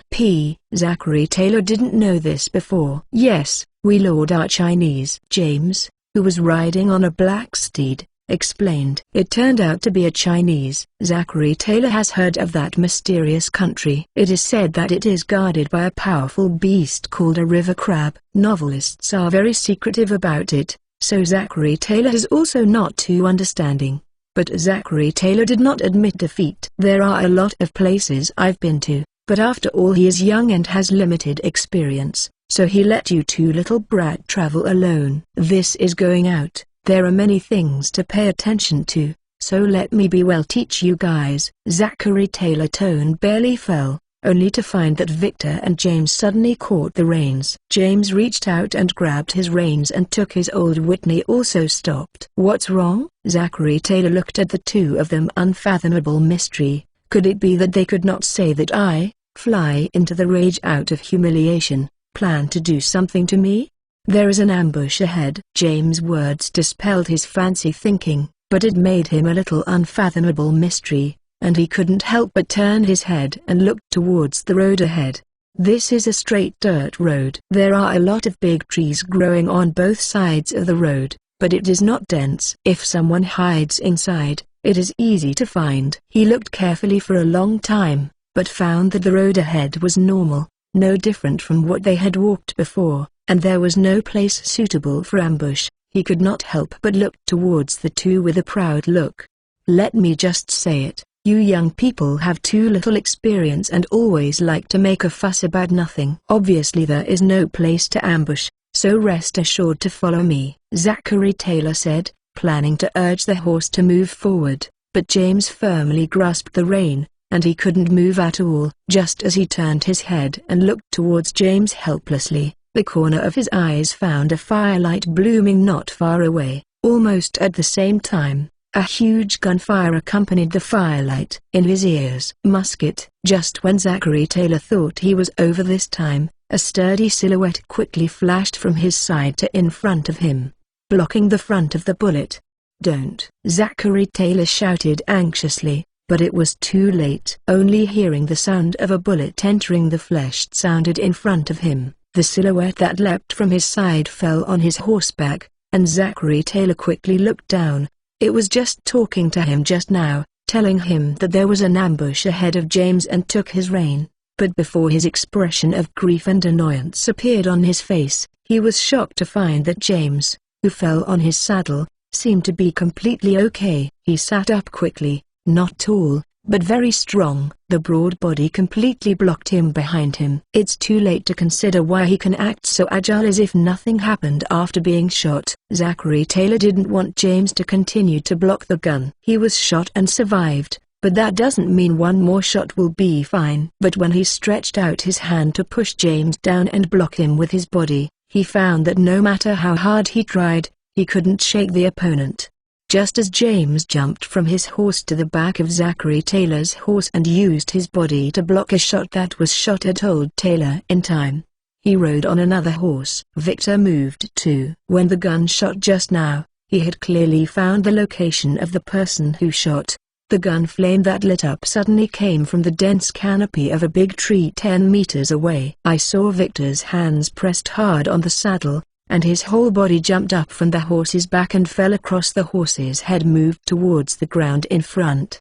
But I don't know if he didn't have a good balance in his rush just now. Look at his falling posture. It's not a standing posture, but the whole body is leaning forward, almost horizontal. Follow this. After the posture fell, he could not stand at all after landing, but would directly fall to the ground. Moreover, Victor is not at all like an ordinary person. His hands are down to support his body, but his hands are stretched forward. If you put your eyes on his hands at this time, you will find his 10 fingernails are getting longer rapidly. From the original point of the fingertips, they stretched out to more than 2 centimeters. They were sharp and bent slightly inward, just like the sharp claw of wild beast. Seeing that he was getting closer and closer to the ground, he was about to fall to the ground. When his body was only half a meter away from the ground, Victor's hands stretched out quickly, steadily supported on the ground, preventing his body from falling, while his arms continued to exert downward force,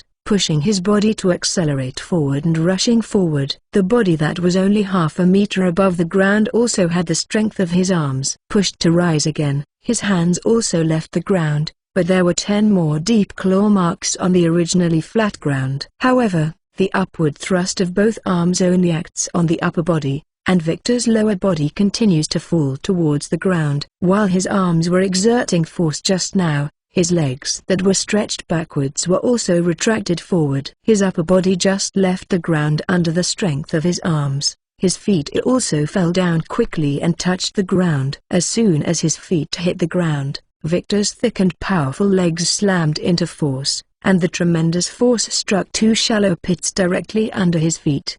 Under the action of this huge force, Victor's entire body accelerated and leapt forward at a faster rate than before, and the height of his body's vacancy increased rapidly, and it soon reached the height of more than 2 meters. Under the two forces of his arms and legs, Victor leapt in midair like a short gliding, leaping forward at a speed far exceeding that of ordinary people running at full speed. My Steel Suit 434. My Steel Suit 434 this time leaped directly out of 5 meters. When he ran out of strength and landed again, Victor performed the same trick again, landing on his hands and feet as before and pushing again. The body jumped into the air, and the speed was even faster than before. In this way, Victor did not run like an ordinary person, but fell on all fours, leaping forward like a wild beast. But this weird way of running is his amazing speed. Almost in the blink of an eye, after a few leaps, Victor has rushed to a dozen meters away from where they were just now. Place, under the big tree that just fired the gun flame. At a distance of about 2 meters from the tree, he landed first with his hands again. Victor didn't mean to stop at all. He held his hands on the ground harder than before, and the upper body quickly borrowed force. Ascending, the whole person quickly changed from a horizontal posture to a state where the body was tilted forward 45 degrees. Immediately, Victor landed on both feet. The developed muscles of his legs contracted violently, and his bent legs bounced away instantly. The huge force pushed Victor to accelerate like a rocket, moving forward and upward. Lacing away. This time the height of the vertical jump was much higher than the previous one. It was nearly 3 meters long. Just as the upward trend began to weaken, Victor's hands were already pressed on the thick trunk of the tree. The sharp claw with the sharp root penetrated deeply into the bark, helping him to hold his hands firmly. Without waiting for the ascending body to stop completely, Victor's hands grasping the tree trunk exerted force again, like a pull-up, pulling the body upward again. Victor is like a big cat with great agility and swiftness. During a few vertical jumps, he climbed up to a tree 10 meters high, and his silhouette was submerged in the dense canopy. Soon, a scream came from the canopy, followed by a sound of falling objects hitting branches and leaves and a dull sound of heavy objects landing. At this moment, another loud gunshot sounded. Zachary Taylor's face changed, but before he could make any response, he heard another bullet in front of him.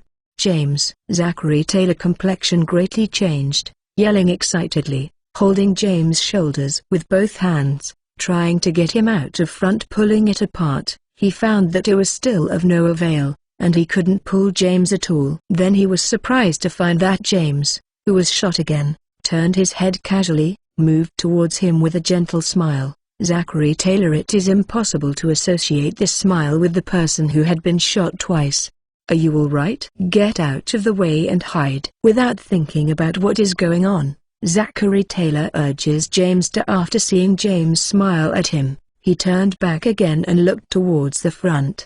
When Zachary Taylor saw this, he leaned his head behind James and looked towards the direction he looked towards. I saw Victor's vigorous silhouette leaping out from the canopy of a big tree, gliding in the air like a cheetah in the sky, crossing the distance of 4-5 meters in a blink of an eye. Got into the canopy of another tree. The same screams and falling sounds as before sounded again. This time Zachary Taylor finally saw clearly that it turned out that a man with a musket fell from the canopy. After this time, there was no more gunshots, but Victor and James still listened attentively for a long time, confirming that no other enemies existed, and then lifted the alert. Victor got off the tree. A vertical jump jumped down, and James also turned over from Zachary Taylor's horse and jumped back to his horse. Without James' obstruction, the picture in front was reflected in Zachary Taylor's eyes, but just casually glanced at the two trees that fell to the ground more than a dozen meters away and fell to the ground, with two corpses.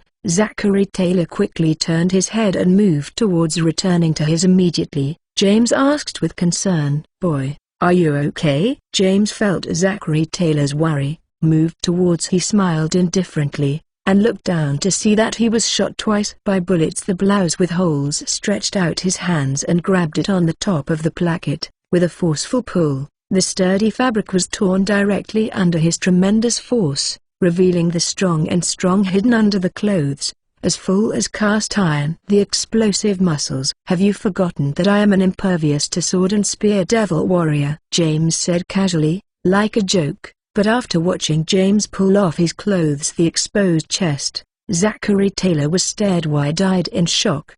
Just now, James' clothes clearly had two bullet holes, which means that the two bullets did hit him. But at this moment, on his chest, where the hole in the original clothes was, the location was intact, with no signs of injury. How is this possible? Zachary Taylor was full of disbelief. He could be sure that the two bullets did hit James because he was there at the time, behind James, when the two bullets were shot. He clearly heard the sound of the bullets entering the flesh, and the two holes in James's original intact clothes also proved this. But now the facts are in front of him. It is indeed intact. The legend of two impervious to sword and spear that Zachary Taylor had always thought was a rumor, but the two of them were lucky and escaped miraculously under the blessing of God. All the damage is. Now it seems that I was wrong. The rumors are not at all wrong, and the two are not as simple as luck that goes against heaven's will at all. These two little brats are really impervious to sword and spear." James ignored the shocked Zachary Taylor, and each minding their own business pulled out a new dress from the bag hanging behind the saddle and put it on, then walked back and turned on the horse. Victor drove his horse forward together, and it seemed that the attack that had happened just now had no effect on them.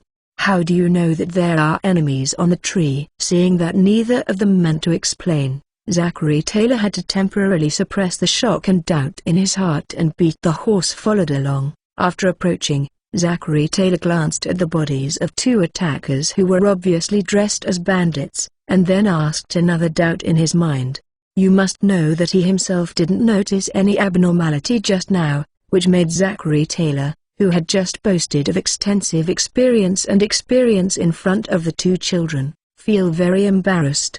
This time James answered him very simply. "I just walked all the way. There have been bird calls from the trees on both sides, but suddenly they disappeared after arriving here, so we concluded that there are people hidden in the trees." My Steel Suit 435. My Steel Suit 435. Zachary Taylor, hearing this, is deeply speechless. He simply did not notice these details, and even if he did, it might be difficult to distinguish the difference accurately. This he couldn't help but feel puzzled. How could these two little brats, who have not been involved in the world, know this, more powerful than him, the old general who has been in the army for many years? Thinking about this, Zachary Taylor directly asked the doubts in his heart. "Where did you all learn this?" At this moment, Victor, who was riding aside, suddenly spoke and turned his head and moved towards Zachary Taylor. Grinned. A smile revealed two sharp tiger teeth. This familiar smile shocked Zachary Taylor's heart. The secretly thought was not good. Sure enough, at the next moment, Victor said, "Of course it was taught by our Lord. He said that this is the basic common sense for walking outside. Now the world is chaotic and bandits are rampant. You must be able to spot the ambushing enemy in advance to be able to calmly respond. Will be like an old man, wait until the enemy shoots and sit stupidly on the horse as a target," Victor said with a grin, showing his long canine teeth again. This smile in Zachary Taylor's eyes only deserves a beating. "You smelly brat." "You added this last sentence yourself." The angry Zachary Taylor wanted to beat Victor fiercely, but recalled recognizing the deep claw marks on the trunk beside the corpse. Zachary Taylor chose a gentleman, uses his mouth and not his fist.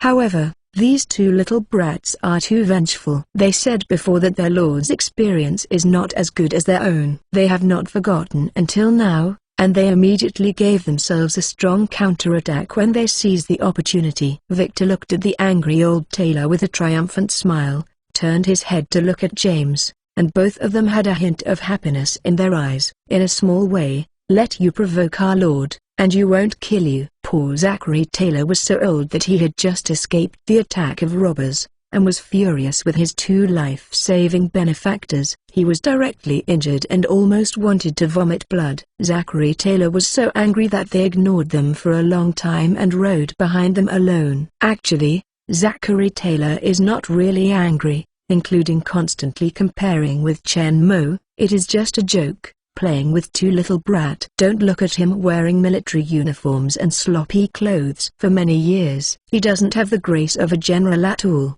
but he is far from the vulgar hillbilly that many people imagine. In the eyes of people who are really familiar with him, he is actually a gentleman, an elegant knight demeanor, amiable and pleasant person, and he possesses a free and easy gentleman demeanor. I don't want to rival for love with others, let alone compare with others. Compared with Chen Mo before, on the one hand, I was joking to solve the boredom of the journey. On the other hand, I was very curious about Chen Mo, the mysterious lord whom Victor and James admired very much, to know more about him. Now through the mouths of two little brat, he has learned a lot about Chen Mo, but the more he understands, the more he feels that Chen Mo is deep and unmeasurable, completely unpredictable. What kind of person is the mysterious Chinese person? In addition, Victor and James also shocked him with their powerful strength and magical ability. After the previous 2 years of fighting, Zachary Taylor had originally thought that the strength of the two was extremely powerful, but who would have thought that it was just the tip of the iceberg of the strength of the two? The powerful speed that blocked him in time before the bullet hits, the ability to impervious to sword and spear, the sharp claw that can leave deep claw marks on the trunk. How strong are the two? Strong. What about their magical abilities? How strong is the Lord who is more powerful than them? In the words of Victor and James, all kinds of questions kept lingering in Zachary Taylor's mind, but he didn't ask any more. After spending so long with the two, he already knew their temperament and their disdain. If you lie, they will tell him directly. If you can't tell, even if he asks them, they won't answer. The two had been hiding their special abilities before, and this time it was also because he was in danger that the two of them ignored the hiding and used their full strength to save him. But this at least shows that the two people still agree and care about him, and even risk exposure to save him, which makes him feel very relieved. He also understands that the two have kept secrets before. After all, once this magical ability is known, it will still cause a lot of trouble. The two have deliberately hidden it, or there are rumors of demons in the army. If it were in the Middle Ages, the two would really be caught by the church as demons and burned to death. So Zachary Taylor was not at all dissatisfied with the concealment of the two of them. Instead, he made up his mind to help them keep a secret and let anyone know. The three people quarreled all the way to Zachary Taylor's home, a cotton plantation in Kentucky, covering more than 3,000 acres. On the way, thanks to Victor and James walking with him, he encountered several robbers and they were easily wiped out by them. Zachary Taylor was able to return to his home safely. "You two won't live with me for a while?" Zachary Taylor saw that he didn't even get off the horse, and sent him home and planned to continue his journey. Kurt and James persuaded helplessly. "This is still a long way from New York. You guys should rest for at least a few days before going on the road." But his words obviously don't work at all. Victor and James are a little shaken. It didn't mean anything. He pulled the horse's rein and turned the horse's head in a whistle. Victor rode on the horse and moved towards Zachary Taylor, who was full of expectation, grinned, revealing 2 tiger teeth. "No, old Taylor, there is a banquet in the world. We're fated we'll meet again." After Victor finished speaking, he flicked the rein and urged the horse away. "Run away." James also turned around and waved at Zachary Taylor. Riding followed along. "There is a banquet in the world?" Zachary Taylor couldn't help muttering these words softly as he looked at the two going away. "Smelly brat, where did you learn this sentence?" Zachary Taylor waved his throat, moved towards the back of the two and shouted loudly. The two people riding away in front did not stop, but Victor's voice came from afar. "We Lord said it." Zachary Taylor stood at the door of his plantation, watching the two people walking along the dusty way. The corners of his mouth could not help but appear a kind smile. "These two smelly brat." My steel suit 436. My steel suit 436. Here Victor and James bid farewell to Zachary Taylor, and drove away on horseback. After only two people were left, their traveling speed was much faster than before. After all, Zachary Taylor is more than 60 years old. Although he is very strong, he can't stand the bumps of long-distance horse riding. Therefore, the three of them spent most of the time riding slowly on the road. Now that there is no drag from old Taylor, the two ran all the way, and soon left Kentucky, heading for New York quickly, and it didn't take long to return to Chen Mosebrook, New York City. Luxurious manor on Forest Farm. On the Kentucky side, Zachary Taylor, who returned to his cotton plantation to live in retirement, failed to do so. His plantation owner's life lasted only a few months. He was interrupted by a Whig representative who came to visit suddenly. This year is another election year. The presidential election of the United States of America is about to begin, and the vote war between the Whig Party and the Democratic Party will start again. This time, the Whig Party, which has always opposed the Mexican Brothers' I War, has taken a fancy to Zachary Taylor, a war hero. The Whig Party succeeded in one fell swoop in the election of the combat hero Harrison in the 1840 election. They obviously tasted the sweetness. This time the general election coincided with the end of the U.S.-Mexico War. The influence of the war is far from over. Therefore, they set their sights on the outstanding achievements in this war. The most famous and influential among the people, Zachary Taylor. Zachary Taylor is a Southerner who owns slaves and cotton plantations, and can win votes from the South. His outstanding performance and great achievements in the war against Mexico can be used in the North and even the whole country win votes. Furthermore, Zachary Taylor was completely known during the U.S.-Mexico War, and after the war ended, he resigned from the military and returned to his hometown. He did not make any sensitive statements in public. People have limited understanding of him and are not familiar with his views on the major issues that were controversial in the country at that time. This is also quite beneficial to his election. So on June 7, 1848, the Whig Party nominated Taylor as the presidential candidate at the Third National Convention in Philadelphia. Zachary Taylor originally resigned from the military because he was tired of the war and was placed by President Polk in the latter part of the war. Most of the troops were transferred away, which led to the final fierce battle. The remaining soldiers under his command suffered heavy casualties, which made him frustrated with high-level officials, and was even more ridiculous about the rank of Major General on his shoulders. "I'm already a general, but I can't even keep the soldiers under my hand. I am making an all-out effort, braving the mortal danger and leading the soldiers to fight the enemy on a battlefield, but because of myself his strategy of action caused dissatisfaction with the president and was pitted by fiercely, not to mention the heavy casualties of his soldiers. He almost couldn't return." This feeling of being betrayed by his comrades and being oppressed by his superiors made him very unhappy, so Zachary Taylor didn't want to stay in the army anymore, relying on others, but simply returned to his hometown to provide for the elderly. In his plantation, everything is up to him. No one can order him. If anyone dares to pit him, he will just shoot him with a shotgun. He did spend a peaceful and comfortable retirement life on his plantation. His cotton plantation is located in Kentucky, and Kentucky is a southern slave state, allowing the existence of the slave system. So Zachary Taylor is actually a slave owner. His plantation, in addition to some servants and steward who have served him for many years, there are more than 100 slaves. The whole plantation is his word, and all affairs including the life and death of the slave are in his control. This land is his private domain. Even the governor does not have the right to set foot on his domain without his permission, and he is not even qualified to criticize him. He originally planned to spend the rest of his life freely like this, but the arrival of the Whig Party representatives made him change his mind. He left the army he loves because he was betrayed by the president. And what if he became the president himself? As the supreme leader of the country, who else can command him? Also, Although he chose to avoid the world, Zachary Taylor still has a heart to serve the country, and it is his love for the motherland that made him choose to join the army without hesitation. And in the military career of more than 40 years, he was fearless and fearless. All he did was the strength of the motherland. It's just that his patriotism was doomed by President Bokssy Slaughter during the U.S.-Mexico War. The country he loves, the highest leader, and the President of the United States, who represents national interests, is harming him.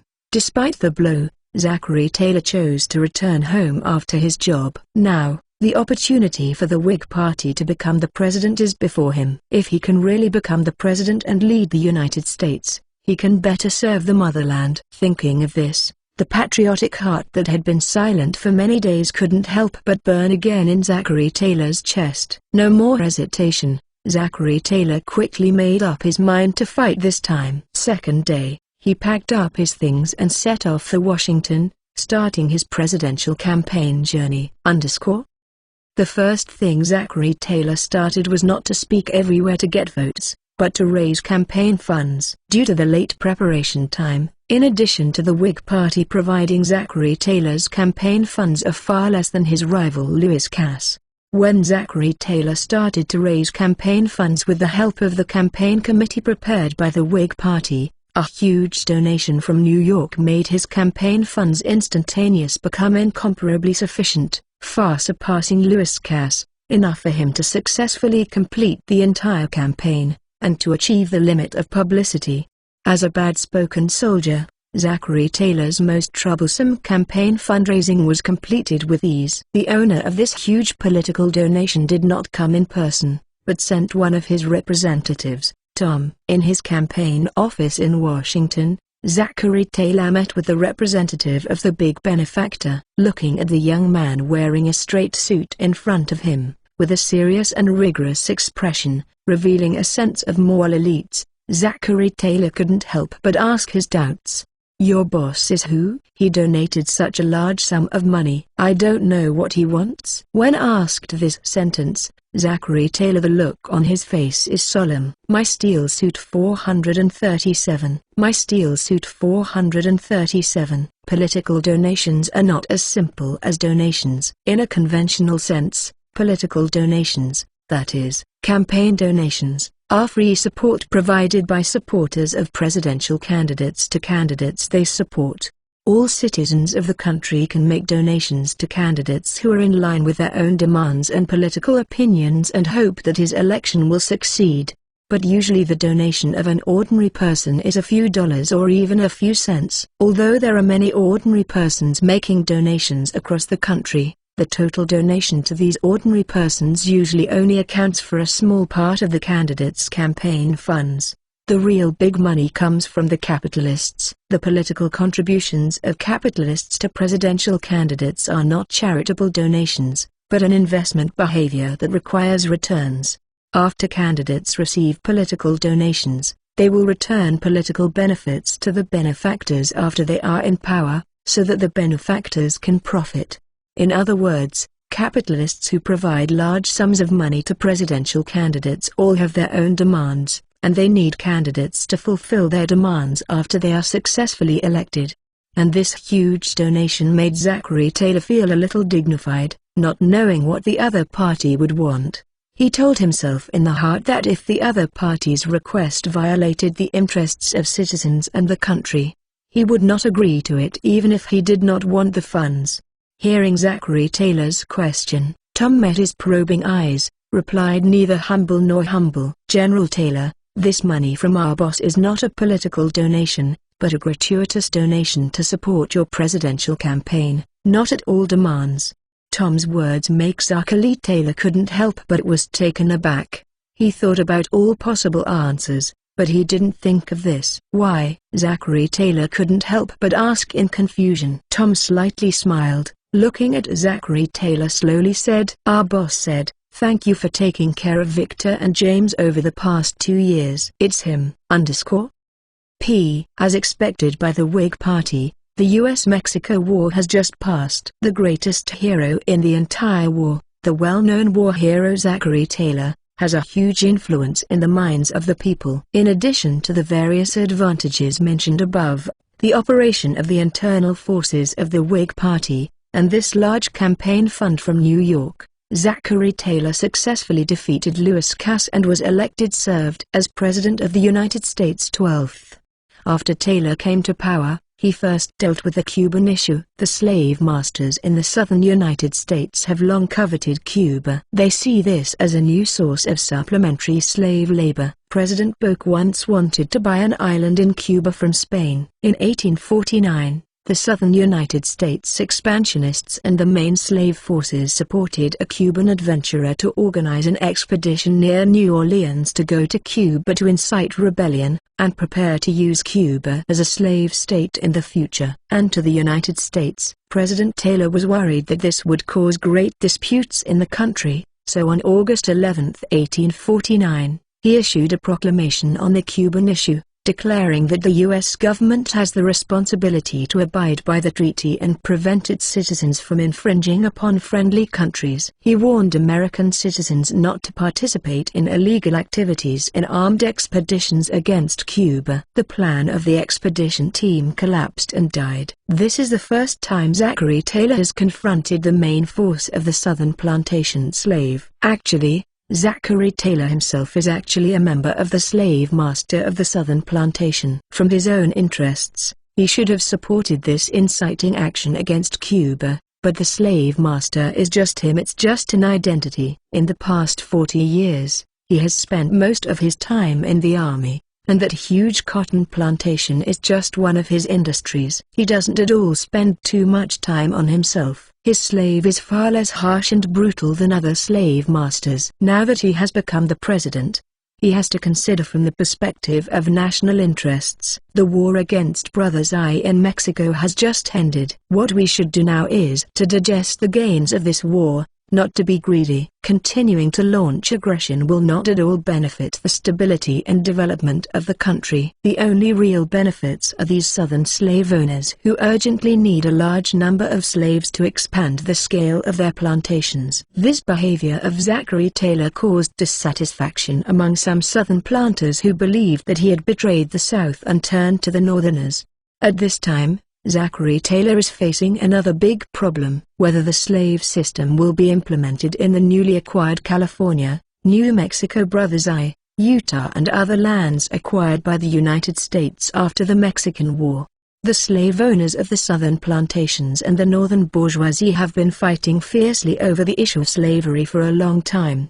As early as 1790, the federal government established a Mason-Dixon line between Pennsylvania, Delaware and Maryland in order to resolve interstate border disputes. This line was not until 1804. It became the dividing line between the free state and the slave state in the eastern United States. The north of this line is a free state, and slave systems are not allowed. The south is a slave state, which allows slavery. By 1819, there were 22 states in the United States. Among them, the number of slave states and the free states were equal. Therefore, their seats in the Senate were also equal. The slave owners of the southern plantation and the northern bourgeoisie were in political power to maintain a balance between China and the United States, jointly control the development direction and political decisions of the United States. But as early as 1819, the Secretary Special District, which had slave systems, applied to join the Federation as early as the French period.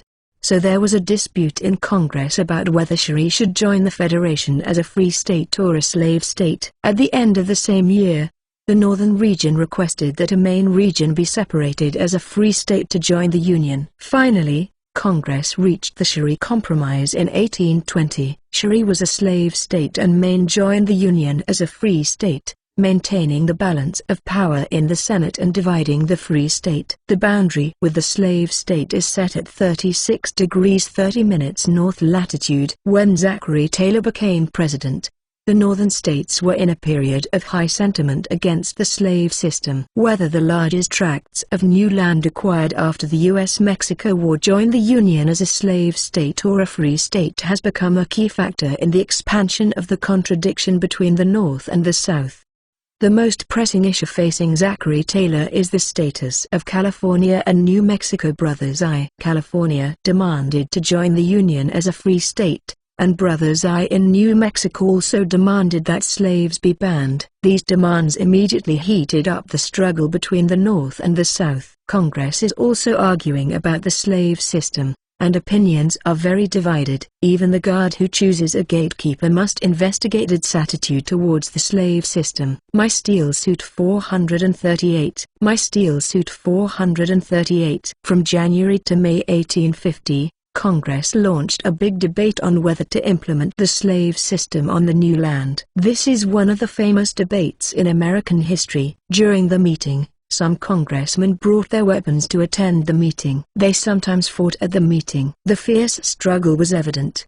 The South plans to hold the Southern Conference in June, and several Southern states are likely to leave the Union. In this critical period, Zachary Taylor did not at all compromise on both sides, but firmly stated his position. In a speech, he made it clear that he would keep his promise in the general election, maintain political independence, and not be a one-party president.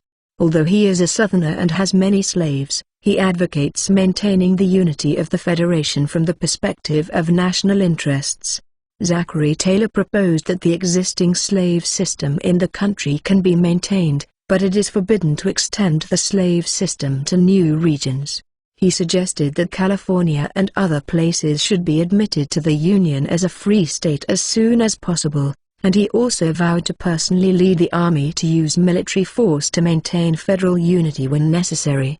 Although Zachary Taylor's attitude was firm, the main forces of the Southern slaves had already united at that time. If the federal government adopts tough military force measures, the American Civil War is likely to break out immediately. At this particularly serious time of the national crisis, on July 4, 1850, Zachary Taylor attended the Independence Day celebration in Washington.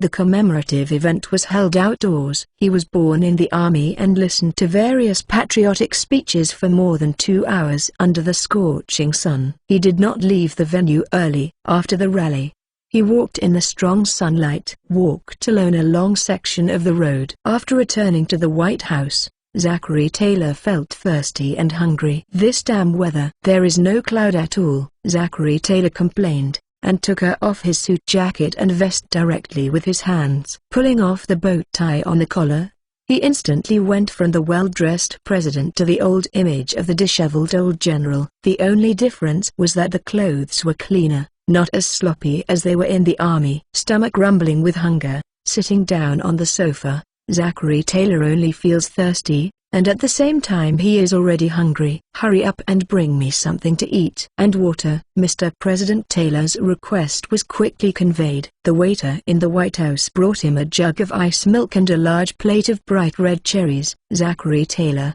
who was hungry and thirsty, couldn't help but shine, and gave the young waiter a look of approval. It is rare that he winks so much. Wearing a full suit and standing in the sun for so long, Zachary Taylor has long been too hot. Although he took off his jacket and vest at this time, his shirt was already wet with sweat, pressed tightly on his body, making him uncomfortable, but at this time he couldn't take care of it anymore. Seeing the waiter put the tray on the table, he picked up the gorgeous silver pot and poured him a cup of milky white. With iced milk, Zachary Taylor held up the glass with the impatient and drank it with his head up. Under the cold milk, Zachary Taylor only felt cold from the mouth to the belly. Although the surface of the body is still hot, the body feels more comfortable. But Zachary Taylor was not satisfied. Seeing that the waiter was holding the silver jug and was going to continue to pour milk for him, Zachary Taylor couldn't wait and reached out and took the silver from the waiter. The pot, no more cups, just filled the spout to the mouth. Zachary Taylor felt the cold milk slide through the mouth and esophagus all the way into the stomach. The whole person felt unspeakable and the heat of the body was reduced a lot under this coolness. Zachary Taylor, who was drinking ice milk from the cow, didn't at all notice the mockery and coldness flashing in the eyes of the young waiter standing respectfully beside him. Put down the empty silver jug, and Zachary Taylor let out a long relaxed breath contentedly. At last he was not as hot and thirsty as he was at the beginning. But while putting down the milk jug, his eyes fell on the big plate of bright red cherries on the tray again. Although this jug of ice milk made him less thirsty and relieved the heat on his body, his stomach had already been rumbling with hunger. At this time, he saw this big plate brightly with the dripping cherries. Zachary Taylor's belly could not help but screamed, and the feeling of hunger became stronger. Just now, the cow drank a jug of milk, and Zachary Taylor no longer cared about his image, and reached out directly. The whole plate of cherries was brought in front of him, and he ate them eagerly. The cherries are not only attractive in appearance, but also sweet and juicy to eat. Zachary Taylor quickly ate the large plate of cherries, and then he put down the plate in satisfaction.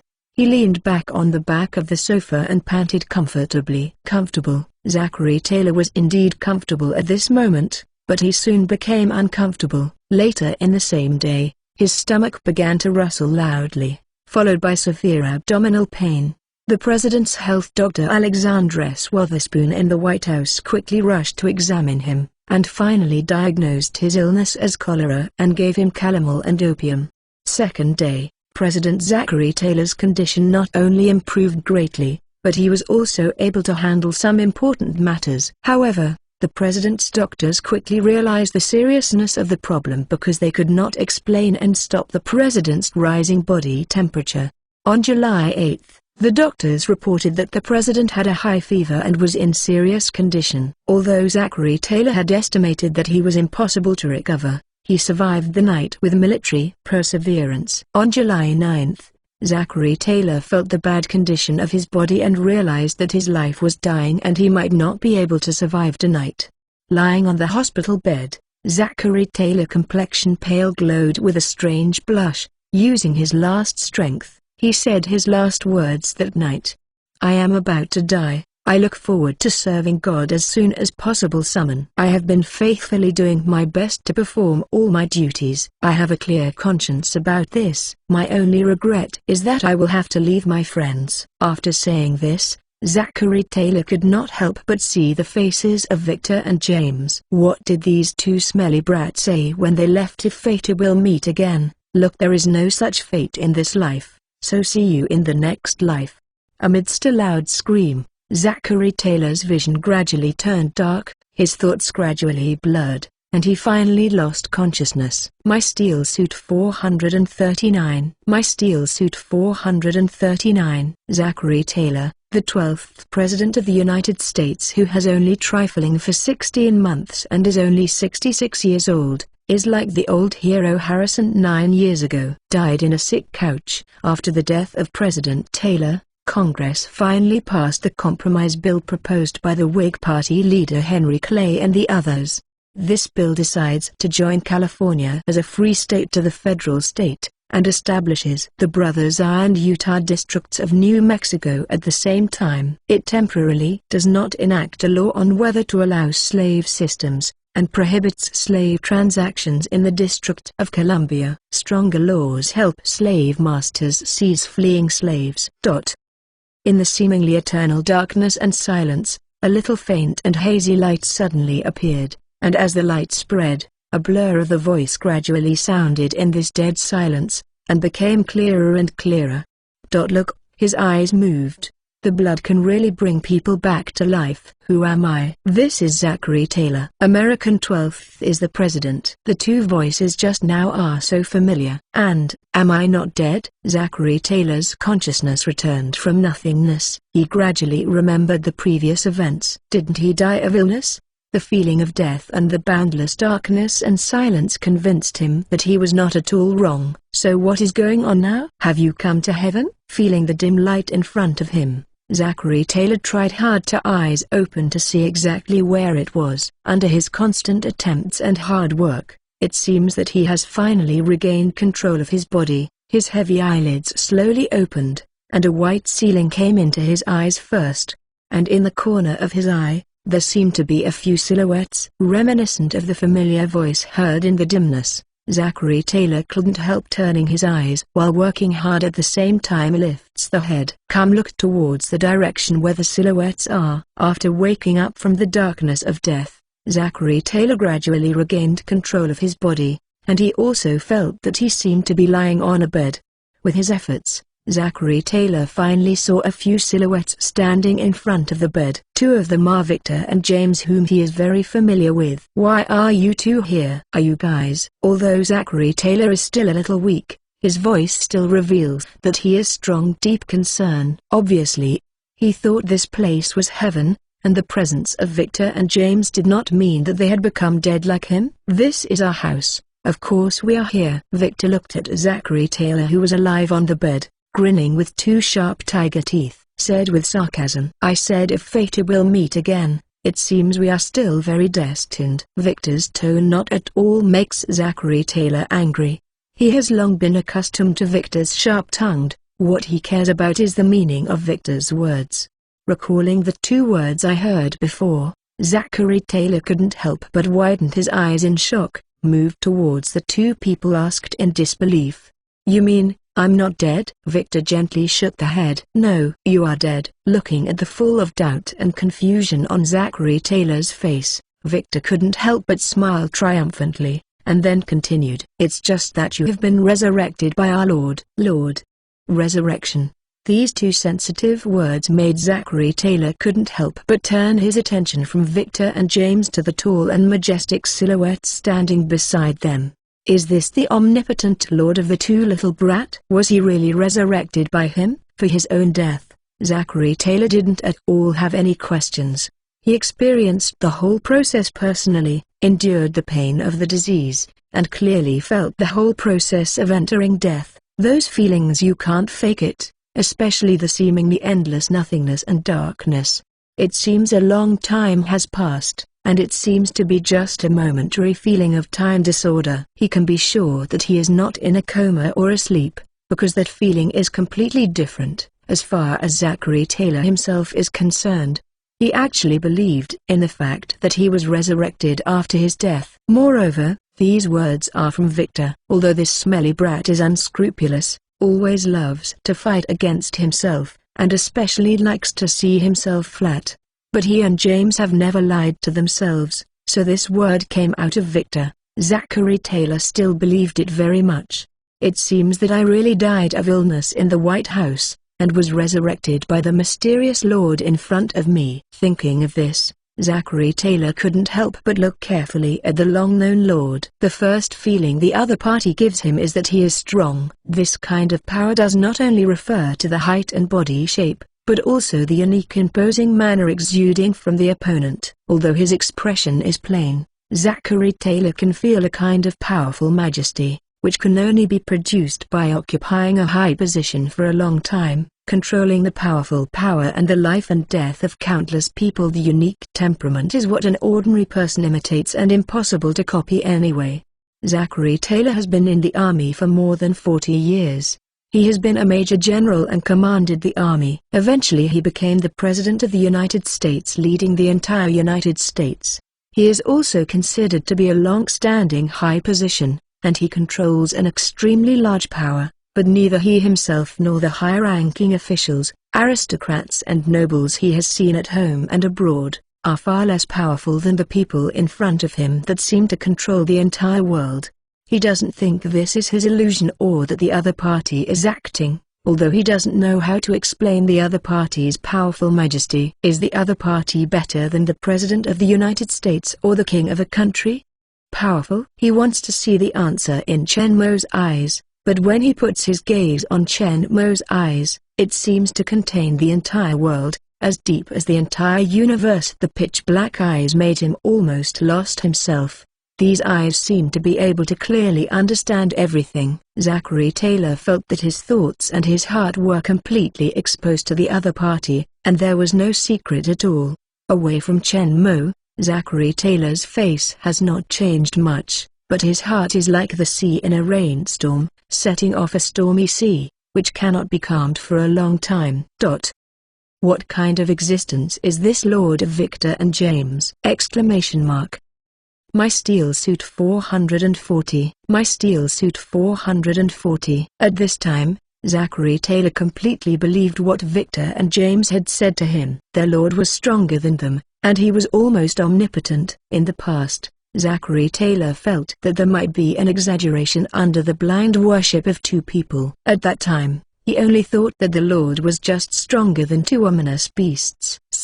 With two jewels in front, Zachary Taylor is not unacceptable that someone is better than two. But now, it seems that the opponent is more than stronger than the two. He is likely to be just like the two said, omnipotent. Thinking of this, Zachary Taylor looked towards Chen Mo and couldn't help being filled with awe and gratitude. At this time, he also regained some control over his body, and he struggled to sit up from the bed, but his legs were still limp, and he could only feel numbness after several attempts. After unable to move, he just sat on the bed like this, moved towards Chen Mo and said sincerely with a deep salute, "Sir, thank you for saving me." Chen Mo, hearing this, slightly smiled, said in a gentle voice, "Victor and James were taken care of by you in the army a few years ago, and their strength has improved greatly. After they came back, they often mentioned you in front of me and said that they would invite you when you retired. Stay in the manor for a few days." Chen Mo paused when he said that.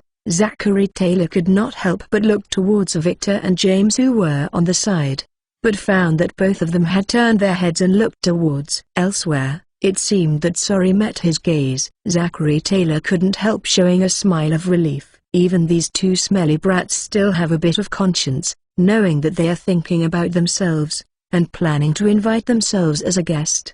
What Zachary Taylor didn't know was that the two heard Chen Mo say that they didn't continue to say that they were sighed in relief. Chen Mo helped them omit another sentence after what they said. They were talking to Chen Mo about Zachary Taylor boasting that he owns a huge cotton plantation. After they laughed fiercely in front of Chen Mo, he said that he would invite President Zachary Taylor to live in the manor for a few days, so that he could see what a big farm is. The small cotton plantation of 3,000 acres is huge in front of the Brooklyn farm of more than 60,000 acres. When the time comes, they have to stimulate this old man who doesn't know the immensity of heaven and earth. It's just that before the two of them had time to invite our President Taylor to come as a guest, they received news that he had died of malaria due to overeating. For this reason, the two have always been heartless. In addition to their respect and closeness to Chen Mo, little brat, who doesn't care about anyone else, has been very depressed for a while. If they hadn't been able to clearly feel their sad emotions, Chen Mo would have thought that they both felt sorry for not having the opportunity to tease President Zachary Taylor. Although Zachary Taylor has come to Brooklyn now, he has just come back to life and his body is still very weak, and the two of them are not very irritating to him. Moreover, they took the initiative to ridicule Zachary Taylor, and that's all. If Chen Mo said it directly, the two would still feel a little uncomfortable. Just when Zachary Taylor was very pleased, and Victor and James secretly thanked Chen Mo for not expressing their careful thoughts, Chen Mo used his gentle and majestic voice continued.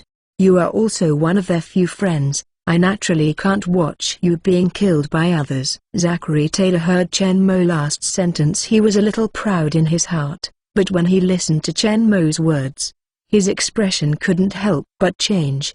"What? You mean, I was killed by someone else?" "I didn't have malaria," Zachary Taylor said in disbelief. As the Supreme Leader of the United States, 12th of the United States of America is the President. Zachary Taylor never thought that he would be killed. He only thought that he was not paying attention to his diet and was in extreme heat. When he was hungry and thirsty, he suddenly drank a large amount of ice milk and ate a large plate of cherries, which caused him to get malaria and die. But now from Chen Mo's mouth, he has heard an amazing news that he was actually killed. When he was ill before, he had no doubts and did not think deeply about this matter. Now it seems that this matter is indeed a bit strange. "I told the waiter in the White House to ask for water and food, but the other party brought him a large jug of iced milk and cherries, which were not very filling. When people are hot and thirsty, they suddenly get a big jug of ice milk. Most people's instinctive reaction is to kill them all at once." Sweet, juicy and easy to eat cherries are usually there are many people who will eat a large plate at once, not to mention the stomach rumbling with hunger. Obviously, this is the way of others, and the other party is obviously premeditated. In this way, He deliberately created the appearance of his overeating without arousing his own suspicion. Malaria and died a few days later. It was not so abrupt. Now think about it, with the strong physique honed in his more than 40 years of military career. Although it is not comparable to the two wild beasts of Victor and James, it is absolutely impossible because drinking a jug of ice milk and eating a plate of cherries just fell ill and died. Someone really hurt him. Moreover, what terrifying is that he, the President of the dignified United States of America, was actually killed by someone. What the hell is going on? Zachary Taylor looked at Chen Mo in shock, wanting to get the answer from him. The jug of milk was filled with arsenic. Zachary Taylor was hearing this surprised and angry. No wonder. What I wanted was water. I brought it up.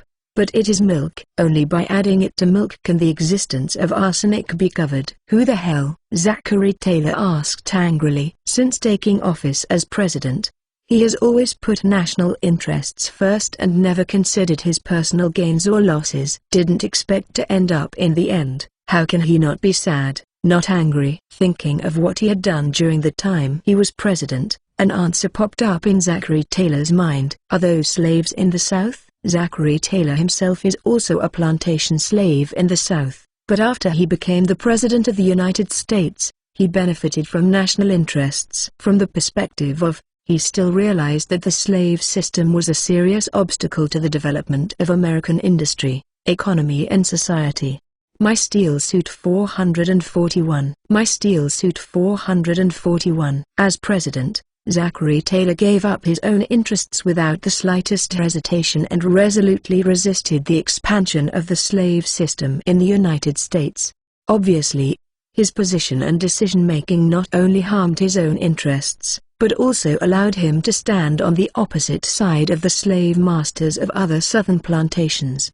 In this case, the slave masters whose interests have been harmed have reasons to remove his huge impediment, and they do have this strength. However, Chen Mo's answer was somewhat unexpected. Your fellow villagers do have this idea, but they were preempted by others before they had time to do it. Heard Chen Mo, Zachary Taylor cannot help but froze. Not them? Anyone else? I have only been president for more than a year, and there are so many people who want their lives. This makes Zachary Taylor feel a little uncomfortable, and his mood begins to become complicated. Actually, the upright and tough Zachary Taylor offended not only the Southern slave master during his presidency. On July 29, 1844, the British Parliament passed the Peel Regulations, establishing the Bank of England's currency-issuing bank status. This privately controlled bank officially became the UK's national central bank and was responsible for implement national monetary and financial policies such as currency issuance and financial supervision.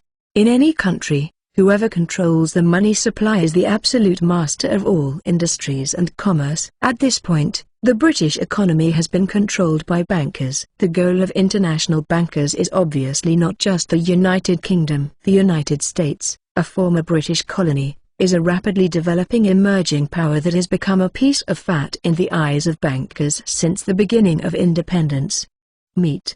International bankers have always hoped to establish a private U.S. central bank in the United States for profit. They have been planning to operate for many years and have successfully established the private central bank twice. None of them could be sustained for a long time under the intervention of the President and Congress. However, international bankers will not just give up. As powerful capitalists, they have strong political power in their hands. This is why they have successfully established a private U.S. central bank twice.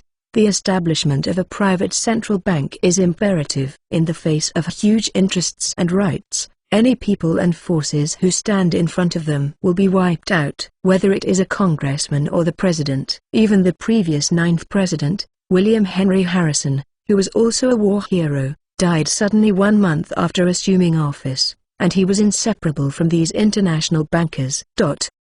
Among them, the leader of the Whig Party, Henry Clay, plays an extremely important role. He is the first private central bank in the United States, the founder of the First Bank of the United States, one of the founding fathers of the United States, an important legacy successor to Alexander Hamilton's private central bank thought, and a banker, darling. He is very eloquent, rigorous thinking, and quite provocative. Around him gathered a group of MPs who support the banking industry and are supported by bankers, and formed the Whig Party under his organization. The Whig Party firmly opposes President Jackson's independent banking policy and has always been committed to restoring the private central banking system. William Henry Harrison was chosen by him as a candidate for president. He wanted to use his hands to realize the establishment of a private central bank. He repeatedly taught Harrison how to govern. However, William Henry Harrison was obviously unwilling to be his puppet. After Harrison was elected president, the conflict between the two became increasingly acute. Henry Clay, who thought he could give orders as the retired emperor, had found someone to write the president's inauguration speech without Harrison's consent, but Harrison refused, and Harrison himself drafted it. He wrote an inaugural speech with more than 8,000 words. In this system document expounding the idea of governing the country, he contradicted Henry Clay's policy of private central bank and abolition of independent finance, which deeply hurt the interests of bankers. March 4, 1841 was a cold day. President Harrison gave an inauguration speech in the cold wind, and he caught the cold. This is not a major event for President Harrison, who had been in the military and horse career. Who knew that his illness became strangely worsening, and he died on April 4, by 1849, after the election of the war hero Zachary Taylor, who was also elected by the Whig Party. The hope of restoring the central bank seemed close at hand. The establishment of a private central bank that completely follows the Bank of England model is the highest dream of all bankers. It means that bankers ultimately determine the destiny of the country and people. They think that the soldiers have no political knowledge and will be well controlled. After being elected by virtue of their military merit, prestige and their power, they will rely more on the Whig Party in political affairs and become Henry Clay's puppets. But obviously, their wishful thinking has failed again. Zachary Taylor, like William Henry Harrison, has his own ideas and persistence, and is not reconciled to become Henry Clay's puppet. Zachary Taylor's negative attitude towards the establishment of a central bank was clearly stated in private. The idea of establishing a central bank is dead, and I won't consider it in my tenure. The idea was not the idea of the central bank, but it was he himself. The two presidents who were born as war heroes, launched by the Whig Party, died suddenly. Their deaths seem to be normal and unrelated, but there are many doubts and strangeness, and there is a hidden internal connection. Listening to Chen Mo about the entire process of development, Zachary Taylor only felt chills in his heart. He didn't expect that it was not the Southern slave he thought that really killed him, but the Whig Party that nominated him as the presidential candidate, or to be precise, Hugh, the leader of the Georgian Party, Henry Clay, and the bankers behind him. After all, not all within the Whig Party support the establishment of a private central bank. Thinking that the lives of two U.S. presidents were being manipulated by a group of bankers, Zachary Taylor could not help but feel the anger of leaving, but what followed was a deep sorrow. This world, after all, is the world of capitalists. Don't they all have various forces behind their presidents? But he chose not to, recognizing one's family, focusing on national interests and ignoring Henry Clay's request. As a result, got the fate it is now, and was killed by the bankers whose demands were not fulfilled.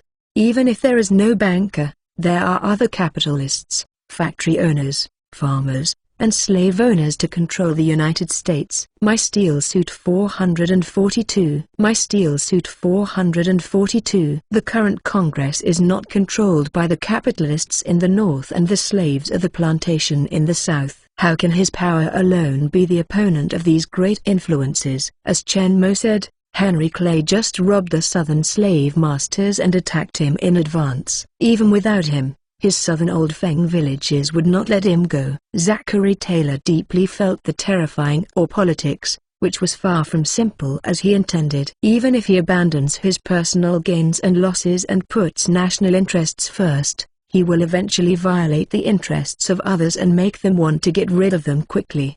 The funny thing is that he didn't understand this until he died, and he simply thought he was really sick and died. If it weren't for Chen Mo, He would have been impossible in his life to know that there are so many tangled and complicated things hidden behind it. Perhaps he shouldn't have run for president in the first place, obediently and honestly staying as a farmer in his cotton plantation, or his best home. Thinking of this, Zachary Taylor couldn't help being frustrated. His eyes dimmed instantly, and he sat slumped on the bed with his head down, both eyes spiritless, staring at the quilt in front of him. Silent for a long time. Victor and James couldn't help but look towards Chen Mo when they saw him. Chen Mo slightly smiled, moved towards Zachary Taylor, asked softly, "Don't you want revenge?" "Vengeance?" Zachary Taylor still lowered his head, muttering softly in his mouth. Chen Mo could see the violent fluctuations in his eyes. After a while, the violent fluctuations stopped completely. Zachary Taylor shook the head lightly, and the voice said lightly, "What can we do if we take revenge?" "If Henry Clay is killed, there will be other bankers' spokespersons on stage, and if bankers are killed, there will also be factory owners, manor owners, and slave owners. Can't kill them all?" Obviously, Zachary Taylor has lost faith in this dark, corrupt, capitalist-controlled country. "Then do you want to abolish the slave system?" Chen Mo has a smile on his mouth. "Yes, of course I do. But I can't do it, nor will the next president. Those slaves represent half of the United States. Unless we defeat half of the United States, the slave system is impossible to abolish." Because he is a plantation owner, Zachary Taylor is very aware of the great influence of Southern slaves in the entire Southern United States, and the entire Southern states are completely under the control of these slaves. The army, state and county governments, civilians and slaves are all under the control of these plantation slaves. When he was in office, all he thought about was to prevent the slave system from spreading to other states in the United States and maintain the status quo. He never thought of abolishing the slave system completely. He didn't want to, but couldn't. The slave is the private property of the plantation owners, and is their free labor. If the slave system is abolished, they must pay these people who cultivate the plantations for them at the price of hiring civilians. When the time comes, their balance of income and expenditure will be broken, or even make ends meet, and a large number of plantations will close down. The slave is the lifeblood of the slave masters of the plantation. The slave masters are impossible to allow the slave system to be abolished. This touches their most fundamental interests. If the U.S. government forces the abolition of the slave system, the final result will only be it is the southern slave state that seceded from the Union, and civil war might even break out. Then defeat half of the United States. Chen Mo's tone is extremely relaxed and casual. It seems that he is not talking about a powerful United States, but a weak and small country. Beat them? Zachary Taylor muttered to himself. Yes, politics and compromise cannot solve the slave problem. The only way is war. It's just that the time is not yet ripe. 15 years later, the slave system will completely become history. 15 years. Mumbling the deadline given by Chen Mo, Zachary Taylor's bleak eyes couldn't help but shine. Although I don't know why Chen Mo will conclude that the slave system will end in 15 years, I have personally experienced the magical ability of resurrection. For Chen Mo, Zachary Taylor is now somewhat Victor believed it blindly like James. 15 years may sound very long, but it seems to Zachary Taylor that it is already very fast. He originally wanted to come, and it is estimated that he will have to wait until the 20th century or even after the 21st century. The slave system in the United States may be completely overthrown. For a system that has been deeply rooted in a country and has been implemented for nearly 100 years, and this system also involves the fundamental interests of the ruling half of the country's people, wanting to change it is never a matter of overnight. 15 years, already very short. Zachary Taylor can imagine that these 15 years will never be calm and tranquil. Just like Chen Mo said, politics and compromise cannot solve the slave problem. The only way is war. Only by defeating half of the United States can the slave system be completely abolished. The end of the slave system is bound to be a great war on a larger scale than the US-Mexico War, and at the same time more tragic and magnificent. If you want, when the time comes, You can join the army with Victor and James and end the slave system with your own hands." Zachary Taylor's eyes lit up. The reason why he was tired of war before was because he was pitted by his own people, which caused heavy casualties to his soldiers. In addition, the US-Mexico War was essentially a war of aggression, although it opened up territory for the country. But in fact Zachary Taylor is not at all how honorable. The war against the slave master was for the reunification of the motherland and the liberation of the people. Zachary Taylor felt that the flame of battle was ignited in his heart again. It's just that, 15 years later, I'm already over 80 years old. How can I still be on the battlefield? Even if the war started earlier, it would be difficult for my body to bear it. In recent years, Zachary Taylor feels that his body is not as good as before. Although he is still strong among peers, he is still getting worse than he was when he was young. He got malaria for himself,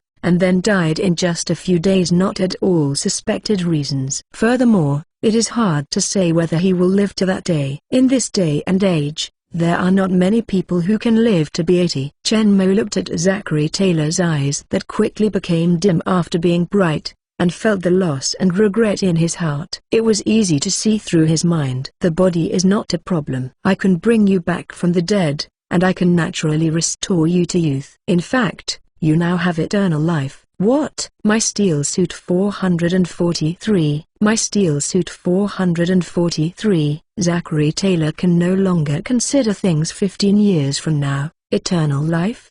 Did he hear it right? Zachary Taylor looked at Chen Mo in disbelief, but found that the dark eyes were still calm and deep. He couldn't see a trace of fluctuations, which didn't look like a joke. It's just that he still feels very weak now. It seems that he is stronger than before he died. Eternal life?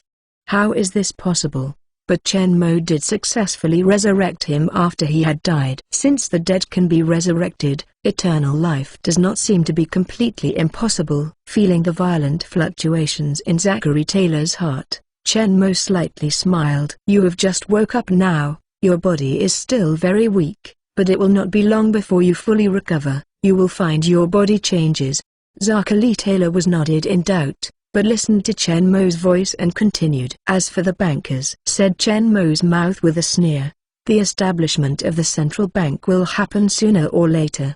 But the owner of this bank will not be them. Speaking, Chen Mo looked down and looked towards Zachary. Taylor asked with a smile, Mr. President, would you like to be the governor of my central bank in the future? Zachary Taylor's eyes are widening again, incredible looking at Chen Mo. You mean? Chen Mo gently nodded. In fact, I also own several banks. The United States is a capitalist country, and the creation of a private central bank is an inevitable result, but let them try their best, exhausted all means, but it is impossible to achieve it.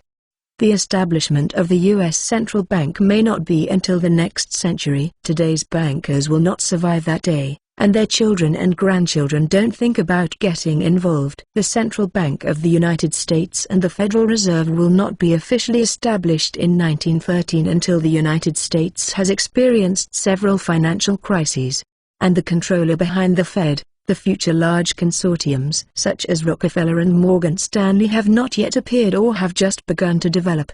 Don't say anything else. The oil resources that Rockefeller started with have already been preempted by Chen Mo. This powerful consortium is basically impossible to appear in the future, or, even if it does, the real controller behind it will also be the master of the United States. Chen Mo of Oil Resources. Now these bankers and slave masters who have jumped up and down in American politics are not seen by Chen Mo at all. Even if he does nothing, most of them will be obliterated in history. In a long river, the real controller of the United States in the future, the top 10 consortiums in the United States have not yet seen their embryonic form, and Chen Mo, who has the foresight advantage, can take the lead step by step, and will not give these consortiums a chance to appear and grow. The future Federal Reserve will be in charge of Chen Mo alone. Of course, just like the current Federal Reserve has always been wearing a semi-official coat, the internal share structure and other information have been kept secret. Chen Mo will not stand in front of the stage, but will hide behind the scenes. Control everything. You were killed for obstructing the banker's plan to establish a private central bank. Wouldn't it be interesting to run the bank yourself in the future? Chen Mo. Zachary Taylor couldn't help but be moved by the words. For him, this is indeed a very good idea. Those bankers tried their best to establish a private central bank under their control, even at the expense of the two presidents. As a result, they yearn for something even in dreams. The private central bank was controlled by the people they killed. Zachary Taylor felt very enjoyable just thinking about it. Seeing that Zachary Taylor had completely recovered from the shadow of his death, Chen Mo didn't say much, and asked him to take a good rest and then turned and walked out of the room. How did I come here? Old Tyler, you have to thank us for this. We both dug you out of the coffin by ourselves. Victor heard this, grinning, said with a smile, that familiar smile, and the two sharp tiger teeth exposed at the corners of his mouth made Zachary Taylor's teeth tickled with hatred. Originally a little pale, his face flushed with anger. You two smelly brat. Actually dig my grave. Taylor, old man. You other requite kindness with enmity. If not for the two of us to dig you in time come out, already stinky. We Lord said, only the newly dead body can be resurrected. If it stinks, there is nothing to do. Zachary Taylor listened to Weichert's explanation. Not only did not calm down, but became even more angry. He raised his arm and pointed at Victor's gnashing teeth. Victor, you smelly brat. In the face of the furious Zachary Taylor, Victor was not afraid at all, but smiled even more proudly now. The two canine teeth at the corners of the mouth are completely exposed, obviously longer than an ordinary person, just like the sharp teeth of a wild beast. Why? I'm not happy for us to dig you out, or we bury you back? Zachary Taylor, hearing this, broke out completely. He was really the bastard. The kid was so angry that he no longer cared about his weakness and couldn't beat Victor, so he jumped off the bed and moved towards Victor and jumped on it. He has to teach this kid who doesn't know Tao Venerable's respect to senior today. Victor saw Zachary Taylor leaping towards him with his fists, but he was not afraid at all. He stood there with a smile, turned his head and winked at James. Looking at his proud look, James couldn't help but shook the head helplessly. This guy liked to bully Taylor, old man. He just came back alive, and he was not afraid to anger him again. But right after that, James was stared wide-eyed in shock, with an incredible face. Victor saw the change in James' expression, and while he was puzzled, he suddenly felt a heavy blow on the top of his head, causing him to squat directly on the ground with his head in pain. It hurts. Victor raised his head angrily and looked towards the front, who was it while rubbing the bulging bag on his head, but next moment he stayed there, squatting on the ground with his head innocently, his mouth open like a big frog. In front of him, Zachary Taylor was standing steadily on the ground, staring at his hand with surprise. Several people present have fought together on the battlefield for 2 years, and then walked all the way back to Kentucky. They have a deep understanding of each other's strengths. Neither Victor nor James thinks that they have just been resurrected. Zachary Taylor, who is physically weak, can hit Victor, even if he really hits, with the power of his ordinary person. It's just tickling Victor, that's all. My Steel Suit 444. My Steel Suit 444. In fact, including Zachary Taylor himself, he doesn't think he can hit Victor. He has seen his agility and speed with his own eyes, let alone his weakness. Even if the enemy's bayonet stabbed with all his strength, his fist can easily pass by. He was just mad at Victor's unobstructed teasing about his death, and he didn't care about it. In fact, he was bluffing and wanted to scare this little guy, simply didn't expect to hit him. But no one thought that after Zachary Taylor, who looked very weak, jumped up from the bed, he could surpass the 1 meter in front of the bed at an astonishing speed. He rushed in front of Victor at a distance of, and the fist that had been thrown at random hit Victor's head hard, squatting him on the ground with his head. In the surprised eyes of James and Victor, who was squatting on the ground, Zachary Taylor tentatively clenched his fists, feeling the powerful force coming from his palms. Zachary Taylor felt, my current strength seems to be much stronger than the strength of my body in the peak period when I was young.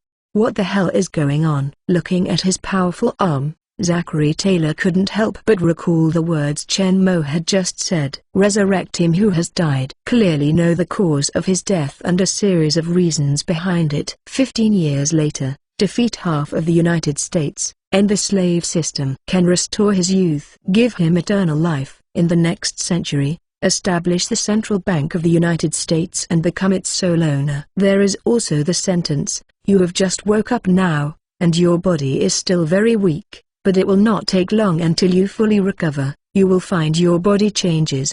A change in your body? The words Chen Mo said flashed in Zachary Taylor's heart, feeling that the weakness in his body was gradually dissipating, replaced by plenty of vitality and powerful strength.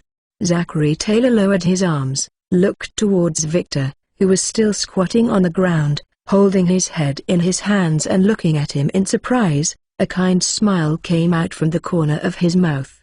Victor, get up, let me try again. Victor stood up suddenly from the ground without rubbing his head, fiercely stared at Zachary Taylor and said with a cold voice, Taylor old man, you asked for this. Don't worry, if I accidentally kill you later, I will definitely send you back to your coffin. Zachary Taylor hearing this face is black again. This sharp-tongued vicious boy. Come on boy. Let this president teach you a lesson. On behalf of the United States. Sorry, Mr. President, you may have forgotten one thing. President Taylor is dead. The current president is your original Vice President Millard Fillmore. I'm afraid you can't teach me on behalf of the United States. Zachary Taylor only when I remembered that he was already dead, but he was not reconciled to being suppressed by Victor in words. He remembered Chen Mo's previous promise. Zachary Taylor's imposing manner was more prosperous, and he was contented with why. Kurt said, then I will teach you on behalf of the central bank. When the time comes, you can come and be a guard for me. Lord will not agree. He will. He certainly won't. You two can't fight yet? James on the side saw that the two were arguing endlessly like two quarreling children, so he simply spoke to remind them of their original intentions. Interrupted by James, the two people remembered that they were going to fight just now. As a result, they became unconsciously cannons. Under James' contemptuous eyes, the two people who were embarrassed and looked at each other fiercely, fists and hit together, noisy. Victor still has a sense of measure. At first he did not at all and used his full strength. But after being hit by Zachary Taylor many old punches, he looked at him proudly. The angry Victor finally stopped controlling his power and used his full strength to fight with Zachary Taylor. Of course, he didn't use the sharp claw of his fingertips, but clenched his fist and Zachary Taylor. You come and I fought. In the end, Victor won the victory. But he looked more embarrassed than the lost Zachary Taylor. Both eyes became panda eyes. Taylor old man. Even if Lord gives you strength, you are still not my opponent. It seems that you, the guard of the governor of the central bank, I cannot become a guard. Victor is taunted triumphantly with two panda eyes. Zachary Taylor rubbed his aching belly from Victor's swift punch, staring at him. Boy, you wait for me. When I defeat you one day, you will obediently and honestly get out of my guard. Victor hearing this grinned, revealing two tiger teeth. No problem, but the premise is that you can beat me. You said that you are so old, and you still fight and kill all day long. Senior obediently and honestly, it's not good to grow flowers at home and walk the dog. Are you? Senior? Zachary Taylor was about to get angry, but suddenly he seemed to remember something, and his eyes were full of profound expressions. With a glance, Kurt stopped paying attention to him, turned and opened the door and walked out of the room. Victor and James looked at each other in blank dismay. They don't know what is going on. Shouldn't he be pissed off by him? Why don't you play the cards according to the routine? After two people quarreling for a while, the panda eyes on Victor's face have been fully recovered with his strong recovery ability, and he did not go out against the two dark circles, otherwise the nickname should become Saber-Toothed Panda. Zachary Taylor got out of the room, turned down the stairs along the corridor, and came to the lobby on the first floor. On the way, he was also sorting out what he had just gained. After this fight between the two, Zachary Taylor was shocked to find that his strength had been raised from the dead after he had come back from the dead, and he was almost different from Victor. Up and down, It's just that although he is older, his combat experience and skills are not as strong as Victor, except that he gained a little advantage when Victor did not use his full strength at the beginning. When Victor made it real, he was soon crushed and beaten. If Victor hadn't taken care of his senior's face and hadn't slapped his fate would definitely be 100 times more miserable than Victor, and it would be inevitable to become a pighead. After several years of fighting with fur companies and armed personnel in the Brothers' Eye Army, Victor and James have improved tremendously. Although they have not yet reached the strength of the peak period in the movie, they are already quite strong. My Steel Suit 445. My Steel Suit 445. After years of continuous improvement, the physical fitness of Victor and James has reached 3 times the level of ordinary person, which is equivalent to the strengthening effect of the improved super soldier serum. Coupled with the powerful fighting skills tailored by Chen Mo for the two, the overall strength of the two is already very strong. The resurrection of Zachary Taylor was Chen Mo who used the blood of Marcus, the ancestor of the vampire of the underworld world, to transform him into a vampire, plus a drop of his own perfect blood to relieve after vampires need to suck blood and fear the disadvantages of sunlight. Zachary Taylor has become a perfect undead with 3 times the physical fitness of ordinary people. But he is still not Victor's opponent, and just when Victor laughed at him, it reminded him of what Chen Mo said before, which can make him young. Now his 60-year-old body can have a powerful force comparable to Victor. If he regains his youth, wouldn't it be even stronger? On the sofa in the lobby, Zachary Taylor saw Chen Mo who was drinking coffee. When he came down, Chen Mo was not at all surprised. It seems that he was here specially waiting for him. Mr. Zachary Taylor walked up to Chen Mo to speak, but Chen Mo waved and interrupted him. You are right, I can indeed make you younger, and also make you stronger. Chen Mo put down his coffee cup while said casually, but Zachary Taylor's words sounded like a thunder. He actually knew what he was thinking. In fact, Zachary Taylor thinks too much. Although Chen Mo is sitting in the hall downstairs, the whole man's movements are not hidden from his ears.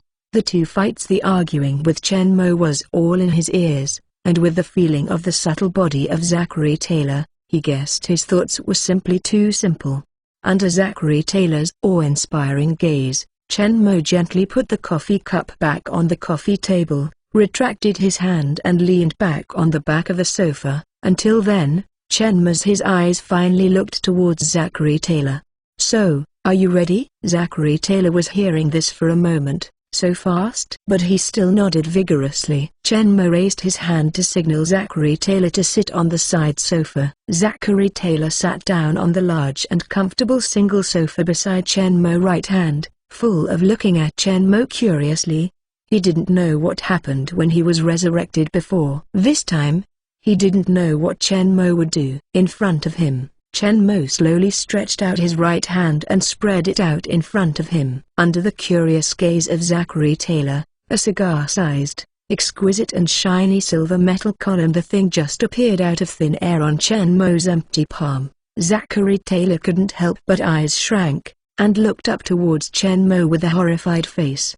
Because all the previous events did not witness the whole process, or just some predictions about the future. Although Zachary Taylor believed that Chen Mo possessed magical and powerful abilities, after all, he did not witness and feel it was not that strong, and only the resurrection and the real increase in strength made him feel shocked. And now, the scene shown in front of him is perfectly clear, telling him that Chen Mo has the power of a god. Chen Mo did not explain anything, but directly ordered Zachary Taylor, "Put out your hand." Zachary Taylor heard this, quickly put aside his horror, and obediently stretched out his left hand in front of Chen Mo. Chen Mo directly held the delicate silver metal rod in his hand, which was obviously not the exquisite silver metal rod that could be made in this era, put one end of it on Zachary Taylor's forearm muscle, and then pressed down. Zachary Taylor felt a slight tingling on the skin against the metal rod. It seemed that something had pierced his skin. Then he felt something coming from the place entered his within the body. Without waiting for him to feel it carefully, Chen Mo withdrew his hand, and the peculiar silver metal rod disappeared out of thin air from his hand. Seeing this, Zachary Taylor looked towards Chen Mo in confusion. "It's over so soon?" "It doesn't feel much." Detecting the doubts in Zachary Taylor's heart, Chen Mo moved towards him, slightly smiled and said softly, "It will hurt a bit." Zachary Taylor is hearing this stupid nodded. "Hurts?" "For more than 40 years to go through arduous training or hard work in the army, I have experienced countless battles, and there are a lot of injuries on my body." "Does it hurt?" There is no such word in his dictionary. When he was poisoned by those damn bankers and was about to die, his whole body was in pain, and he didn't groan. "What's the point if it hurts?" But next moment he doesn't think so. A hot stream emerged from the stinging place just now, followed the blood vessels and quickly reached the heart, and was quickly transported to every corner of the body by the heart. At first, Zachary Taylor still felt when the heat flow passed through, it was a little hot, and when the heat flow passed through the heart throughout the body, a strong pain suddenly appeared, and it became more and more intense. The whole body is left from the skin to the skeleton, from the muscles to the brain, and there is no pain or cracking. It seems that the whole body is being torn into pieces by this heat, and it is extremely painful. But in front of Chen Mo, coupled with the dignity of being a soldier, Zachary Taylor gritted his teeth and forcibly suppressed the voice that was about to be exported. Chen Mo slightly smiled, did not say anything, and reached out from the coffee table in front of him and picked up the still steaming coffee, sitting on the sofa quietly, drinking coffee while waiting, finished strengthening with Zachary Taylor. He just injected Zachary Taylor with an improved super soldier serum that can triple the physical fitness of an ordinary person. According to Chen Mo's speculation, Zachary Taylor, who now has the physique of the undead and 3 times the physical fitness, is strengthened by the improved super soldier serum. The physical fitness should be able to reach the ordinary person. As for another effect of the improved serum to make people younger, Chen Mo is not sure how much it can play, but at least he is a teenager, and there is no problem in returning to the 50s. When the time comes, if you change your outfit a little bit, you don't have to worry about being recognized. Moreover, it is not modern now. Media such as television and the internet are very developed. Many civilians simply don't know what their president looks like, and the identity problem is solved easily. My steel suit 446. My steel suit 446. Chen Mo slowly drank the coffee in the cup. But Zachary Taylor's strengthening was not complete yet. He sat on the sofa in pain. His whole body seemed to have been treated. The fixation technique is generally motionless, but if you observe carefully, you will find that every muscle in his body is shaking slightly, and it seems that some changes are taking place. Chen Mo is not in a hurry. The entire strengthening process will take a while, and just halfway through the strengthening process, Victor and James also walked downstairs. The 2 people who walked to the sofa soon discovered Zachary Taylor's abnormality. James couldn't help but look towards Chen Mo and asked suspiciously, "Lord, who is he?" Chen Mo, hearing this, a meaningful smile appeared at the corner of his mouth, turning his head and looking towards frowns, looking at his face full of pain. Victor of Zachary Taylor, said slowly with a smile, "Victor, it seems you really want to guard our President Taylor." "What?" Victor, hearing this, complexion changed, and quickly turned his head and looked towards Chen Mo. After discovering that Chen Mo was really not joking, he panicked instantly. Since Lord said this, it means that Taylor old man can really defeat him, and he had just been defeated by himself, combined with Zachary Taylor's situation at this time. Victor quickly guessed what was going on. "Lord, have you given him stronger strength again?" Victor asked, hurriedly moved towards Chen Mo. Chen Mo did not speak, but was nodded with a smile. Victor, hearing this, eyes shrank, remembering the agreement he made with Zachary Taylor just now. If he is really defeated by him, wouldn't he really want to be a guard for him? No. Victor's eyes turned quickly, and finally landed on Chen Mo. Victor's anxious expression changed in an instant, and his mouth split to reveal 2 long tiger teeth. He licked his face and leaned in front of Chen Mo. He whispered like a henchman, "Lord, you can see that our strength hasn't been improved for a long time. Would you like to strengthen both of us?" Speaking, Victor thinks Chen Mo couldn't find the angle, moved towards James, winked. The tacit understanding between the two brothers has long been tempered in countless battles. Just a wink can understand the meaning of each other. James received Victor's eyes, and Victor's previous words also made him eyes-shinned. Even though he planned to help out, he just met Chen Mo's somewhat joking gaze. James instantly felt that he was caught by his parents for secretly doing bad things. Obviously, Chen Mo's eye contact between the two of them just now has been completely captured by Chen Mo. Victor, who was grinning to please Chen Mo, waited for a long time and didn't see James opening to help. He turned his head quietly, thinking that he didn't know it, moved towards James again. He looked all over, but found that he was bowing his head, with the same expression as a child who had done something wrong. Victor didn't understand at first. Lord directly gave strength to improve the strength so good. Why James is not active at all, where is the usual tacit understanding? But soon he felt two sharp gazes as sharp as blades fell on him, causing his whole body to explode. This feeling, Victor secretly said in one's heart that it was not good, first squeezed an ugly smile, and then slowly turned his head and looked towards Chen Mo. Meeting Chen Mo's faint smile contained a sharp gaze. Victor couldn't smile for an instant. He quickly took away the henchman's appearance, stood up obediently and honestly, and followed James, lowered his head and looked towards the ground, not daring to look at Chen Mo's eyes again.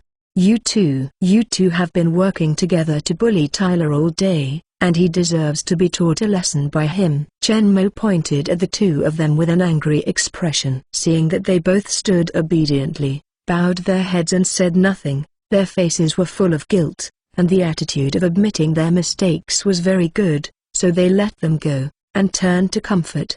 This kind of strengthening can only be accepted once by everyone. What he is doing is only a weakened version. The strengthening requirements are low, but the strength improvement is also limited. You will also accept this kind of strengthening in the future, but it will be strengthening the version. The strengthening effect is much stronger. Chen Mo said here. Victor and James, who were acting as good students who were confessing mistakes, lowered their heads and lifted their heads suddenly, with surprise on their faces. Chen Mo glared at the two of them angrily, and they hurriedly lowered their heads. It's just that you are still too young to be strengthened. Let's talk about it when you grow up, Lord. We are already big. Victor heard Chen Mo say that the two of them are still young and have to wait a few more years, and hurriedly lifts the head to distinguish them. But what he said is actually correct. It has been more than 5 years since the two left Canada with Chen Mo. The two have grown a lot in the countless battles over the years, far more than ordinary children grow up fast. Now they are already very tall and burly, not much worse than those 20-30 years old robust man, and the imposing manner on their bodies is much more fierce and fierce. But looking at the faces, you can still find the tenderness of the two people hidden under the calm imposing manner.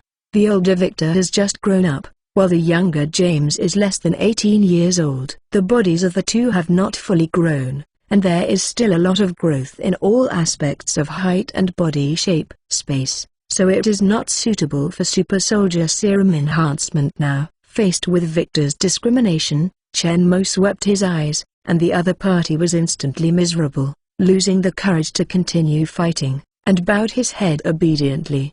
Victor decided to listen to Lord obediently and do as he arranged. Lord's decision has never been missed. He said that he must be too young if he is too young. It seems that he wants to eat more, get more sleep and exercise, and grow fast. Solved the too little brat who could no longer be regarded as little brat. Chen Mo leaned on the back of the sofa and waited quietly for Zachary Taylor to finish strengthening. Victor and James also lifted again. The head came and looked at Zachary Taylor curiously. This old guy is too useless. Seeing that his face is almost wrinkled into a bitter face, isn't it just pain? I can't stand it with such a pain, and want to teach me? Victor is typically standing and speaking without backache. When he strengthens, he will know how painful he is. Without letting the three of them wait too long, Zachary Taylor's strengthening was quickly completed, and the painful expression on his face gradually disappeared, replaced by a relief of relief. Furthermore, His wrinkled face has become smoother and smoother. The whole face looks at least 20 years younger than before. In other words, Zachary Taylor looks it's actually only in the early 40s. My Steel Suit 447. My Steel Suit 447. Not only the appearance of age has changed, but Zachary Taylor's figure has also changed a lot. The original squat and stout figure is a lot taller, slightly taller than Victor and James, who are already over 1.8 meters, but at the same time, his figure has changed. A lot thinner than before. Looking at the tremendous changes in Zachary Taylor's body, a trace of thought flashed in Chen Mo's eyes. This improved super soldier serum has been injected on many people, including Chen Mo's senior steward in the Captain of America world, Hydra's Commander Eddie Albert, and Howard Stark, Agent Carter, Colonel Phillips, Erskine Court Academician and many others.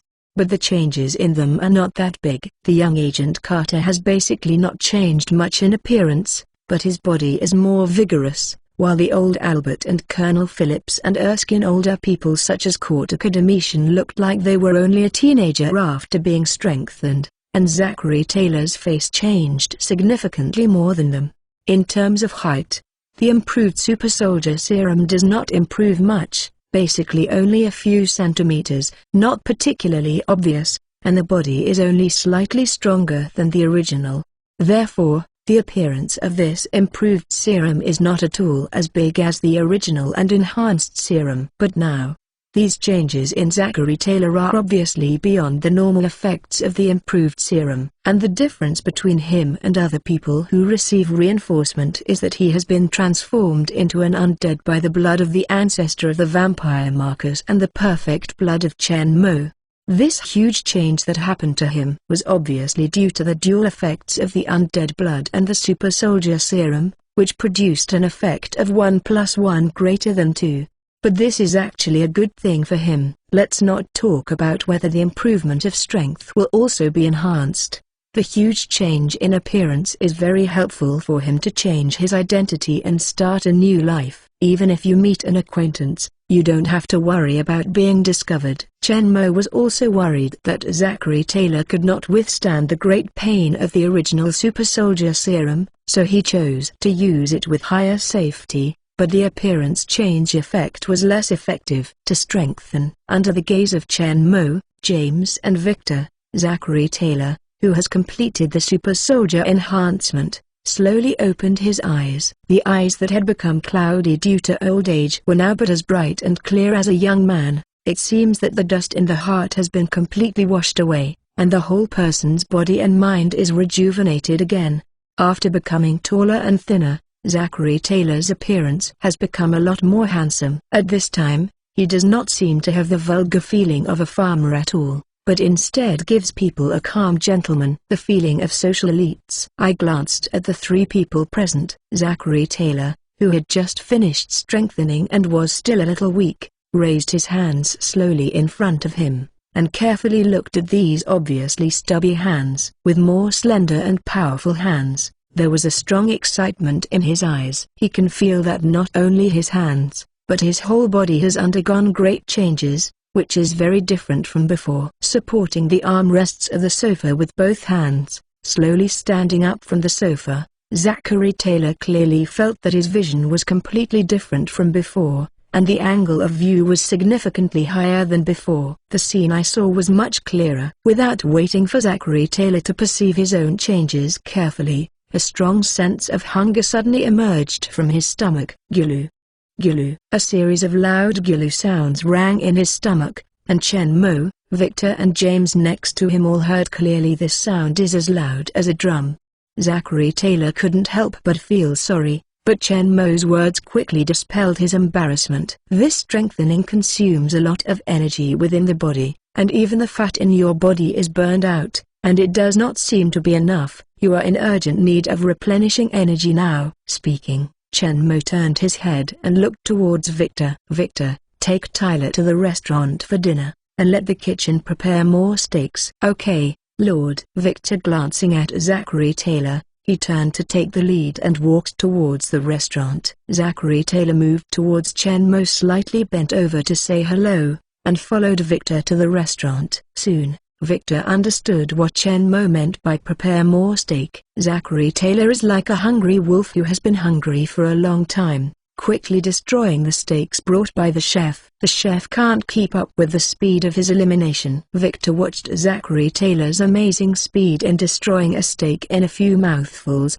and couldn't help but remember the newspaper said that President Zachary Taylor drank a jug of ice milk because of the cow. After eating a large plate of cherries, he suffered from malaria and died of malaria. Old Taylor, are you sure that you are not going to die? Zachary Taylor, who was chewing the steak in his mouth, couldn't speak, but he lifted the plate from the plate. Head, squinting fiercely glared at Victor. The meaning in those eyes is clearly saying, "Smelly brat, you wait for me." Recalling what Chen Mo said before, Zachary Taylor will surpass the two of them after this strengthening. Victor's neck shrank involuntarily. What a mess. Why forgot this? Lord, since he said he was not his opponent, then he must not be able to beat him. I imagined being beaten by Zachary Taylor and then forced to be his guard. Vic especially, there was a chill. The speed in the kitchen is too slow. Old Taylor, you eat first, I'll remind you. As Victor said, he ran away. In the end, Zachary Taylor ate more than 20 steaks before he could stop.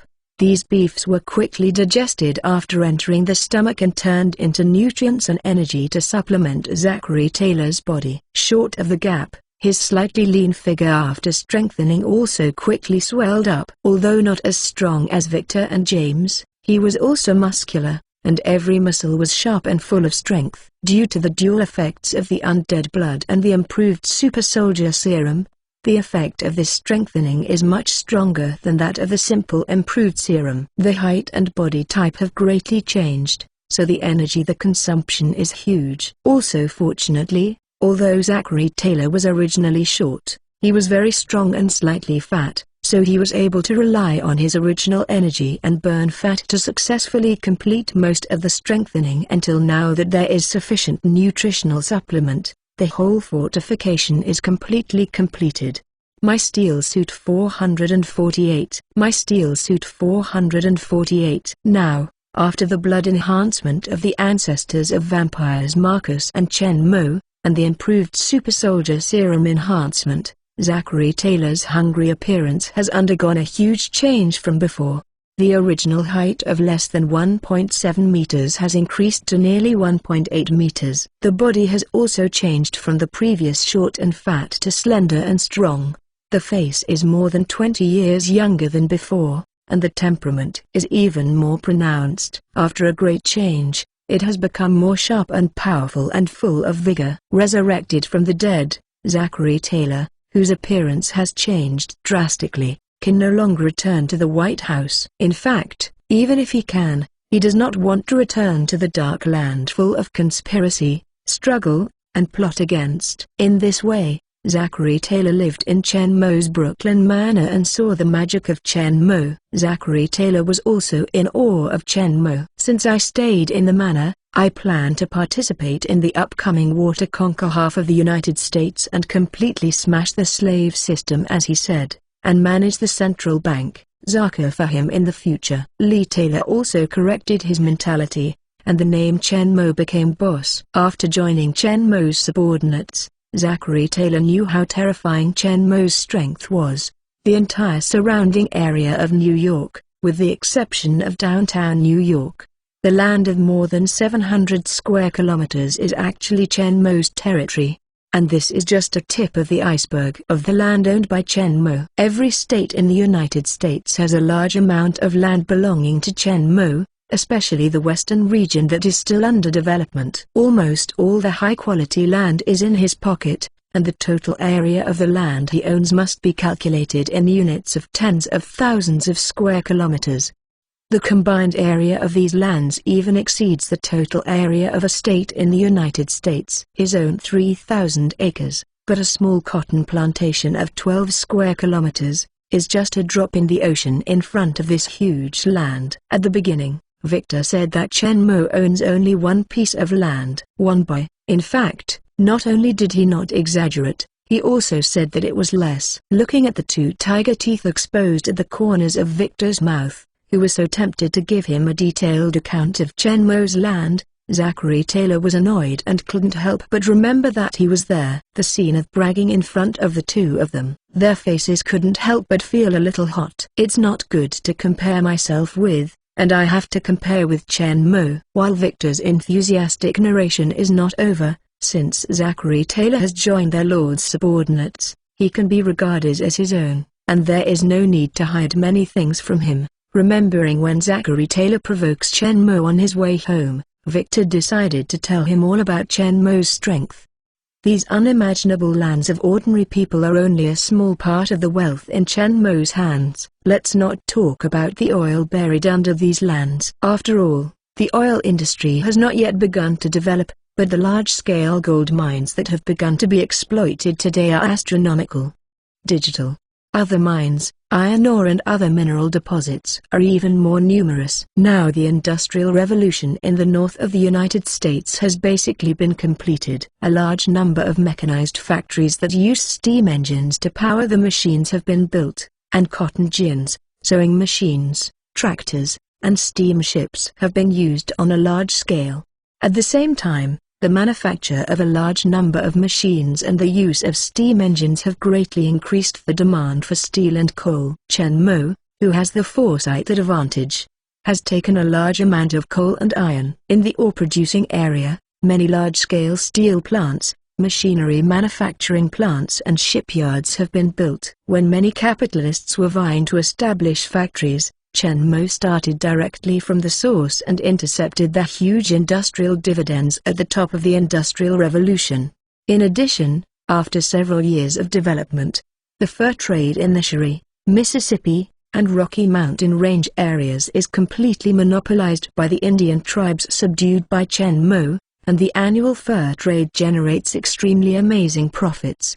After years of development, the number of Indians who are subdued by the Lakota tribe led by Chief Geronimo has reached tens of thousands, and these people still live in the forest and grassland as before. But their weapons have been upgraded from bows and arrows to muskets, and their living conditions have also been greatly improved with the funding of Chen Mo. Except for a fully armed, sturdy Indian warrior escorting a cart of fur to upstate New York every once in a while, not at all more Indians are exposed to the world.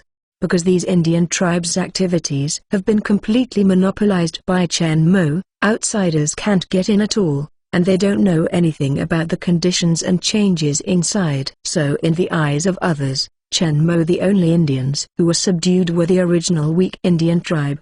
The fur company with thousands of armed personnel has not aroused the attention and vigilance of the U.S. government. Although Chen Mo's hands are sturdy and strong, the individual battle strength, but sparse Indian fighters are even more so. It will not arouse the fear of the country. Not to mention that Chen Mo himself is still a powerful capitalist, a member of the American ruling class. After donating a huge amount of campaign funds to Zachary Taylor last time, Henry Clay, the leader of the Whig Party, noticed this rich rancher, and learned that Chen Mo had huge land and terrifying financial resources. Especially when he learned that Chen Mo still has several large banks in his hands, Henry Clay was even more delighted.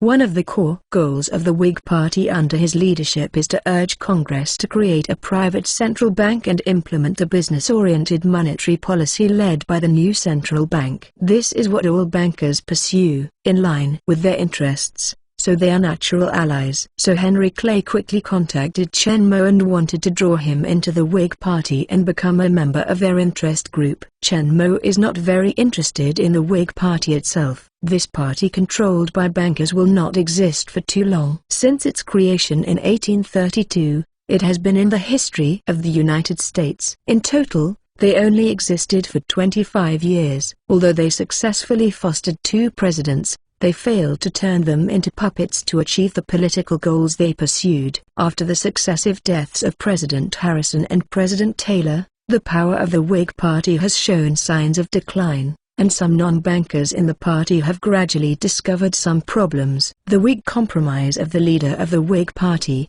Henry Clay, on the issue of the slave system also disappointed many Whigs who opposed the slave system. My Steel Suit 449. My Steel Suit 449. Under Henry Clay's concession, the power of the Southern slave masters increased, and some of them even withdrew from Congress in disappointment. And Chen Mo was very interested in one of these people. Therefore, shortly after Zachary Taylor was elected as president, Chen Mo was also invited by Henry Clay many times. He joined the Whig Party as a banker, and with his abundant financial resources and boldness, he funded many Whig Party members who were excluded because of their opposition to the slave system, and his reputation within the party quickly increased. Henry Clay didn't care too much about the party's disputes over the slave system. He compromised with the Southern slaves only to gain their support, win votes in their hands, and realize his establishment of the goal of the central bank. So it is strange that Chen Mo, a big capitalist, opposes the slave system not at all. As for Chen Mo's aggressive funding of Whigs, this is exactly what he wants. Only when the Whigs are strong can he control more powerful forces, and Chen Mo's rising reputation is not at all threatening to Henry Clay. Because Chen Mo's anti-slave Whigs actually only occupy a small part of the party, and most of them are young members with no background and weak strength. The true core of the Georgian party, the elite member who has great prestige and influence in Congress and the states, still surrounds him closely, looking ahead. Although quite a few of them also oppose the slave system, because of their own strength and influence, not at all are as marginalized as those young Whigs without background. Plus Henry Clay's deliberate wooing and reassurance was not at all because of his compromise on the issue of slave system. He was alienated from him. So the entire Whig Party is still firmly in the hands of Henry Clay. Chen Mo's behavior seems to him to be only support and help to compatriots in the party who hold the same political views as him. He does not at all have too many intersections of interests with the core members of the party, and he will not threaten his position in the Whig Party and the control of the entire party. So Henry Clay is pleased to see Chen Mo's approach to funding low-level young members of the party. And those young members who have been squeezed out of Congress and frustrated with the Whig Party have received strong support from Chen Mo. Chen Mo funded them to help them return to their respective states. They may continue to engage in political activities in their own state, resist the expansion of the slave system, or stay dormant temporarily, waiting for the opportunity. Among them, one person temporarily withdrew from Congress and returned to his old career. With the funding of Chen Mo, he returned to his hometown to open a law firm and became a lawyer again. However, like most other people who left, although he was dormant temporarily, he did not at all give up propagating his political ideas, and was still enthusiastic about public undertakings, and his personal reputation was constantly consolidated and improved. These young political elites who have left Congress and are far from the center of American power have little contact with other members of the Whig Party, especially the leader of the party, Henry Clay, but they have always maintained the connection between Chen Mo. They have common beliefs and ideas, and are funded, supported and encouraged by Chen Mo.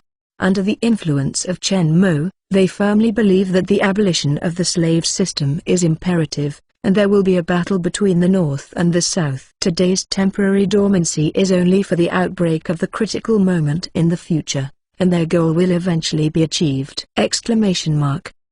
This group is not valued by Henry Clay, and even in order to win the support of the Southern slaves, they sit and watch them being excluded. But the Al-Shabaab members who are indifferent, seem to have formed one with Chen Mo, the new small group, and the center of this group is to provide them with economic and conviction support, and to show them the great capitalist of the future, Chen Mo.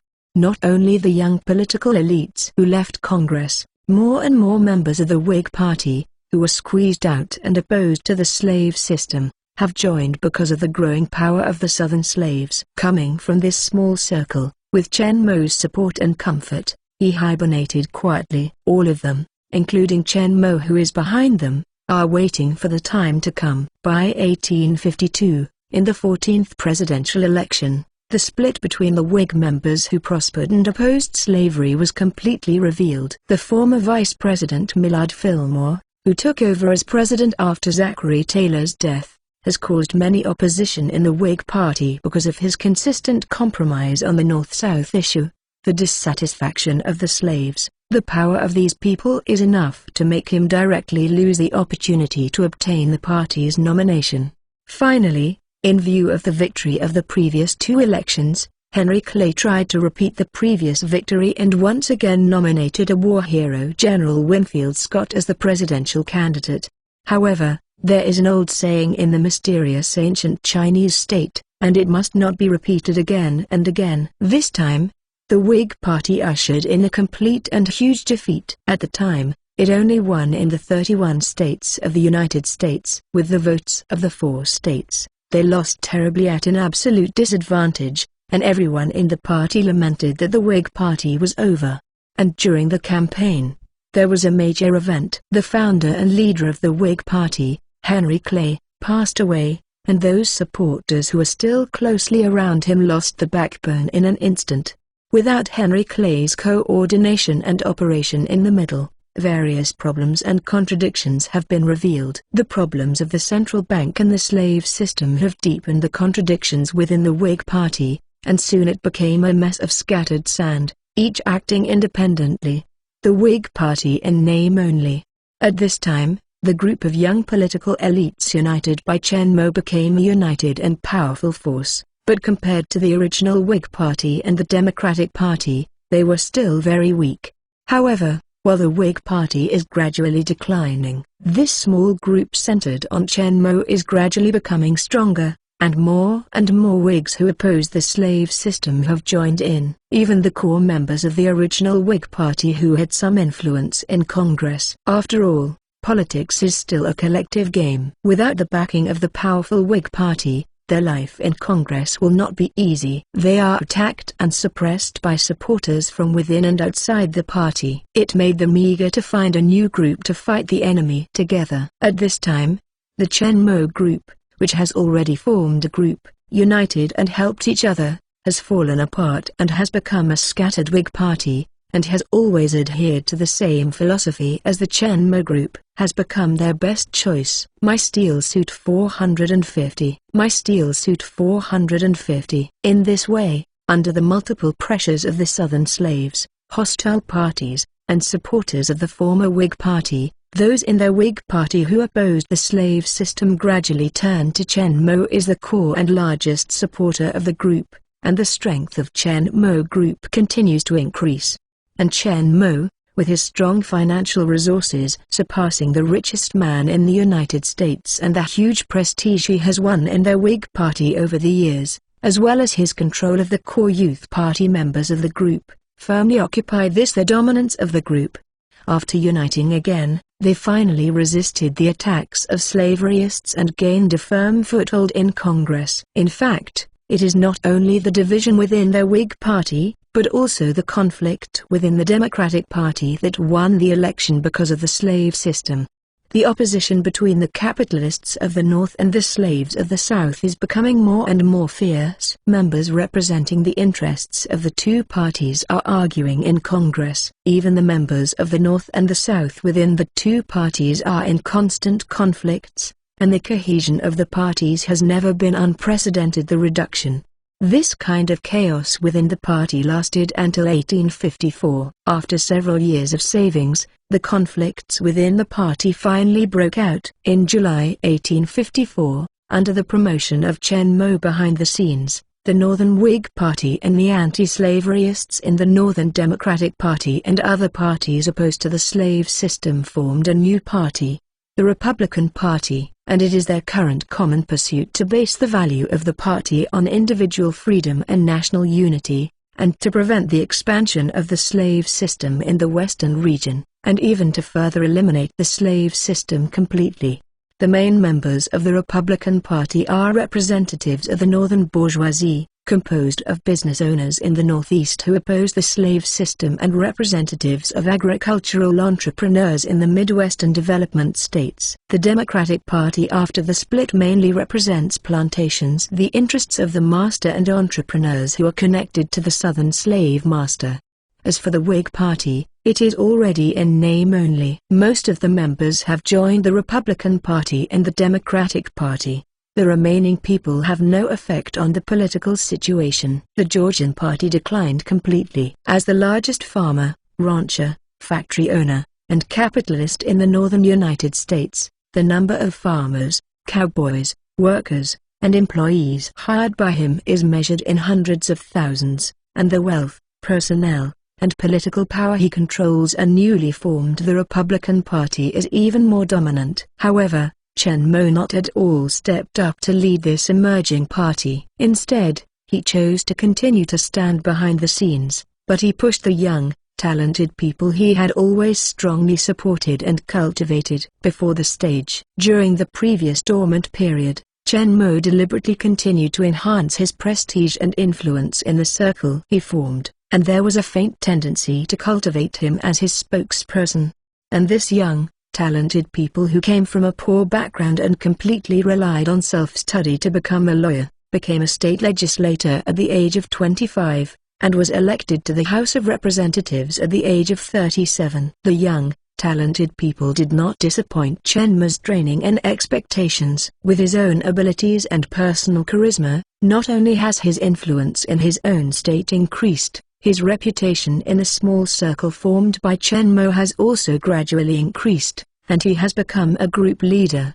As more core members of the original Whig Party joined, he was not at all worried that his status would be threatened. Instead, he personally invited many members to join the group, and in the end, he was not compared, and with his outstanding political skills, he gradually integrated the people together, and thoroughly consolidated his team leader, Chen Mo spokesperson. After the reorganization into the Republican Party later, it relied on the strength of the United Northern Whig Party to firmly grasp the leadership of the Republican Party. The name of the young Republican leader is Abraham Lincoln. The existence of the slave system has become the most prominent contradiction in the United States at present, and even directly led to the change of political parties. After the reorganization of the two parties, this issue has been thoroughly intensified. The controversy and struggle between top and bottom, and even the whole country, are getting more and more intense. In this year, the Southern slave master tried to use military force to expand the slave system to Kansas, so an armed struggle between Western farmers and immigrants from the Free State broke out in Kansas against the Southern slave master. It lasted until 1856, which opened the prelude to the American Civil War. At the beginning of 1856, Brooklyn Manor in the south part of New York welcomed a mysterious guest. This person is extremely tall, over 1.9 meters tall, but the body under the wide and long black woolen coat of the great cultivator is very thin, and his cheeks are sunken inward, which does not look considered handsome. However, his figure is very straight, and he does not have the problem of bending over and shoulders common to tall and thin people. The whole person feels very confident and calm, out of the ordinary. Zachary Taylor led him to Chen Mo's study, then turned and left. The tall man did not rush in, but turned his head and watched Zachary Taylor's silhouette disappear in the corner of the corridor, his thin face full of doubts. Although Zachary Taylor wore a neat and decent suit, he was gentleman and elegant, but with his keen eye for reading people, he felt from Taylor's body that he only experienced the heroic breath that can only be felt in the old general, and a kind of free and easy calm after holding the power. Furthermore, this person makes him feel very familiar, but he is sure that he has never seen him before, which is really strange. After thinking about it for a long time, he didn't come up with a clue. The man had to put it aside temporarily, and he still had important things to do. Turning back, carefully sorted out his clothes and tie, and after confirming that his appearance was correct, the man solemnly stretched out his thin palms, and gently tapped the room in front of him with a gentle rhythm. Door. Dong. Dong. Dong. Soon, a deep and majestic voice sounded inside the door. Come in. The man quickly tidied up his clothes, which had been slightly crooked because of knocking on the door, raised his hand to open the door and walked in. This is a study room full of medieval retro style. A huge oil painting is hung on the wall facing the door. At the first glance, The man's eyes can't help but be impressed by this painting. Attracted, a majestic black stone city fort stands on the horizon, and the tall city wall is full of soldiers standing by. In front of the castle, a fully armed team was wrapped in the cold silver full-body armor. The mighty heavy-armored knight regiment, led by the first black-robed knight, carried the shocking imposing manner of press forward, like a silver sword, moved towards the gate of the castle to initiate a charge.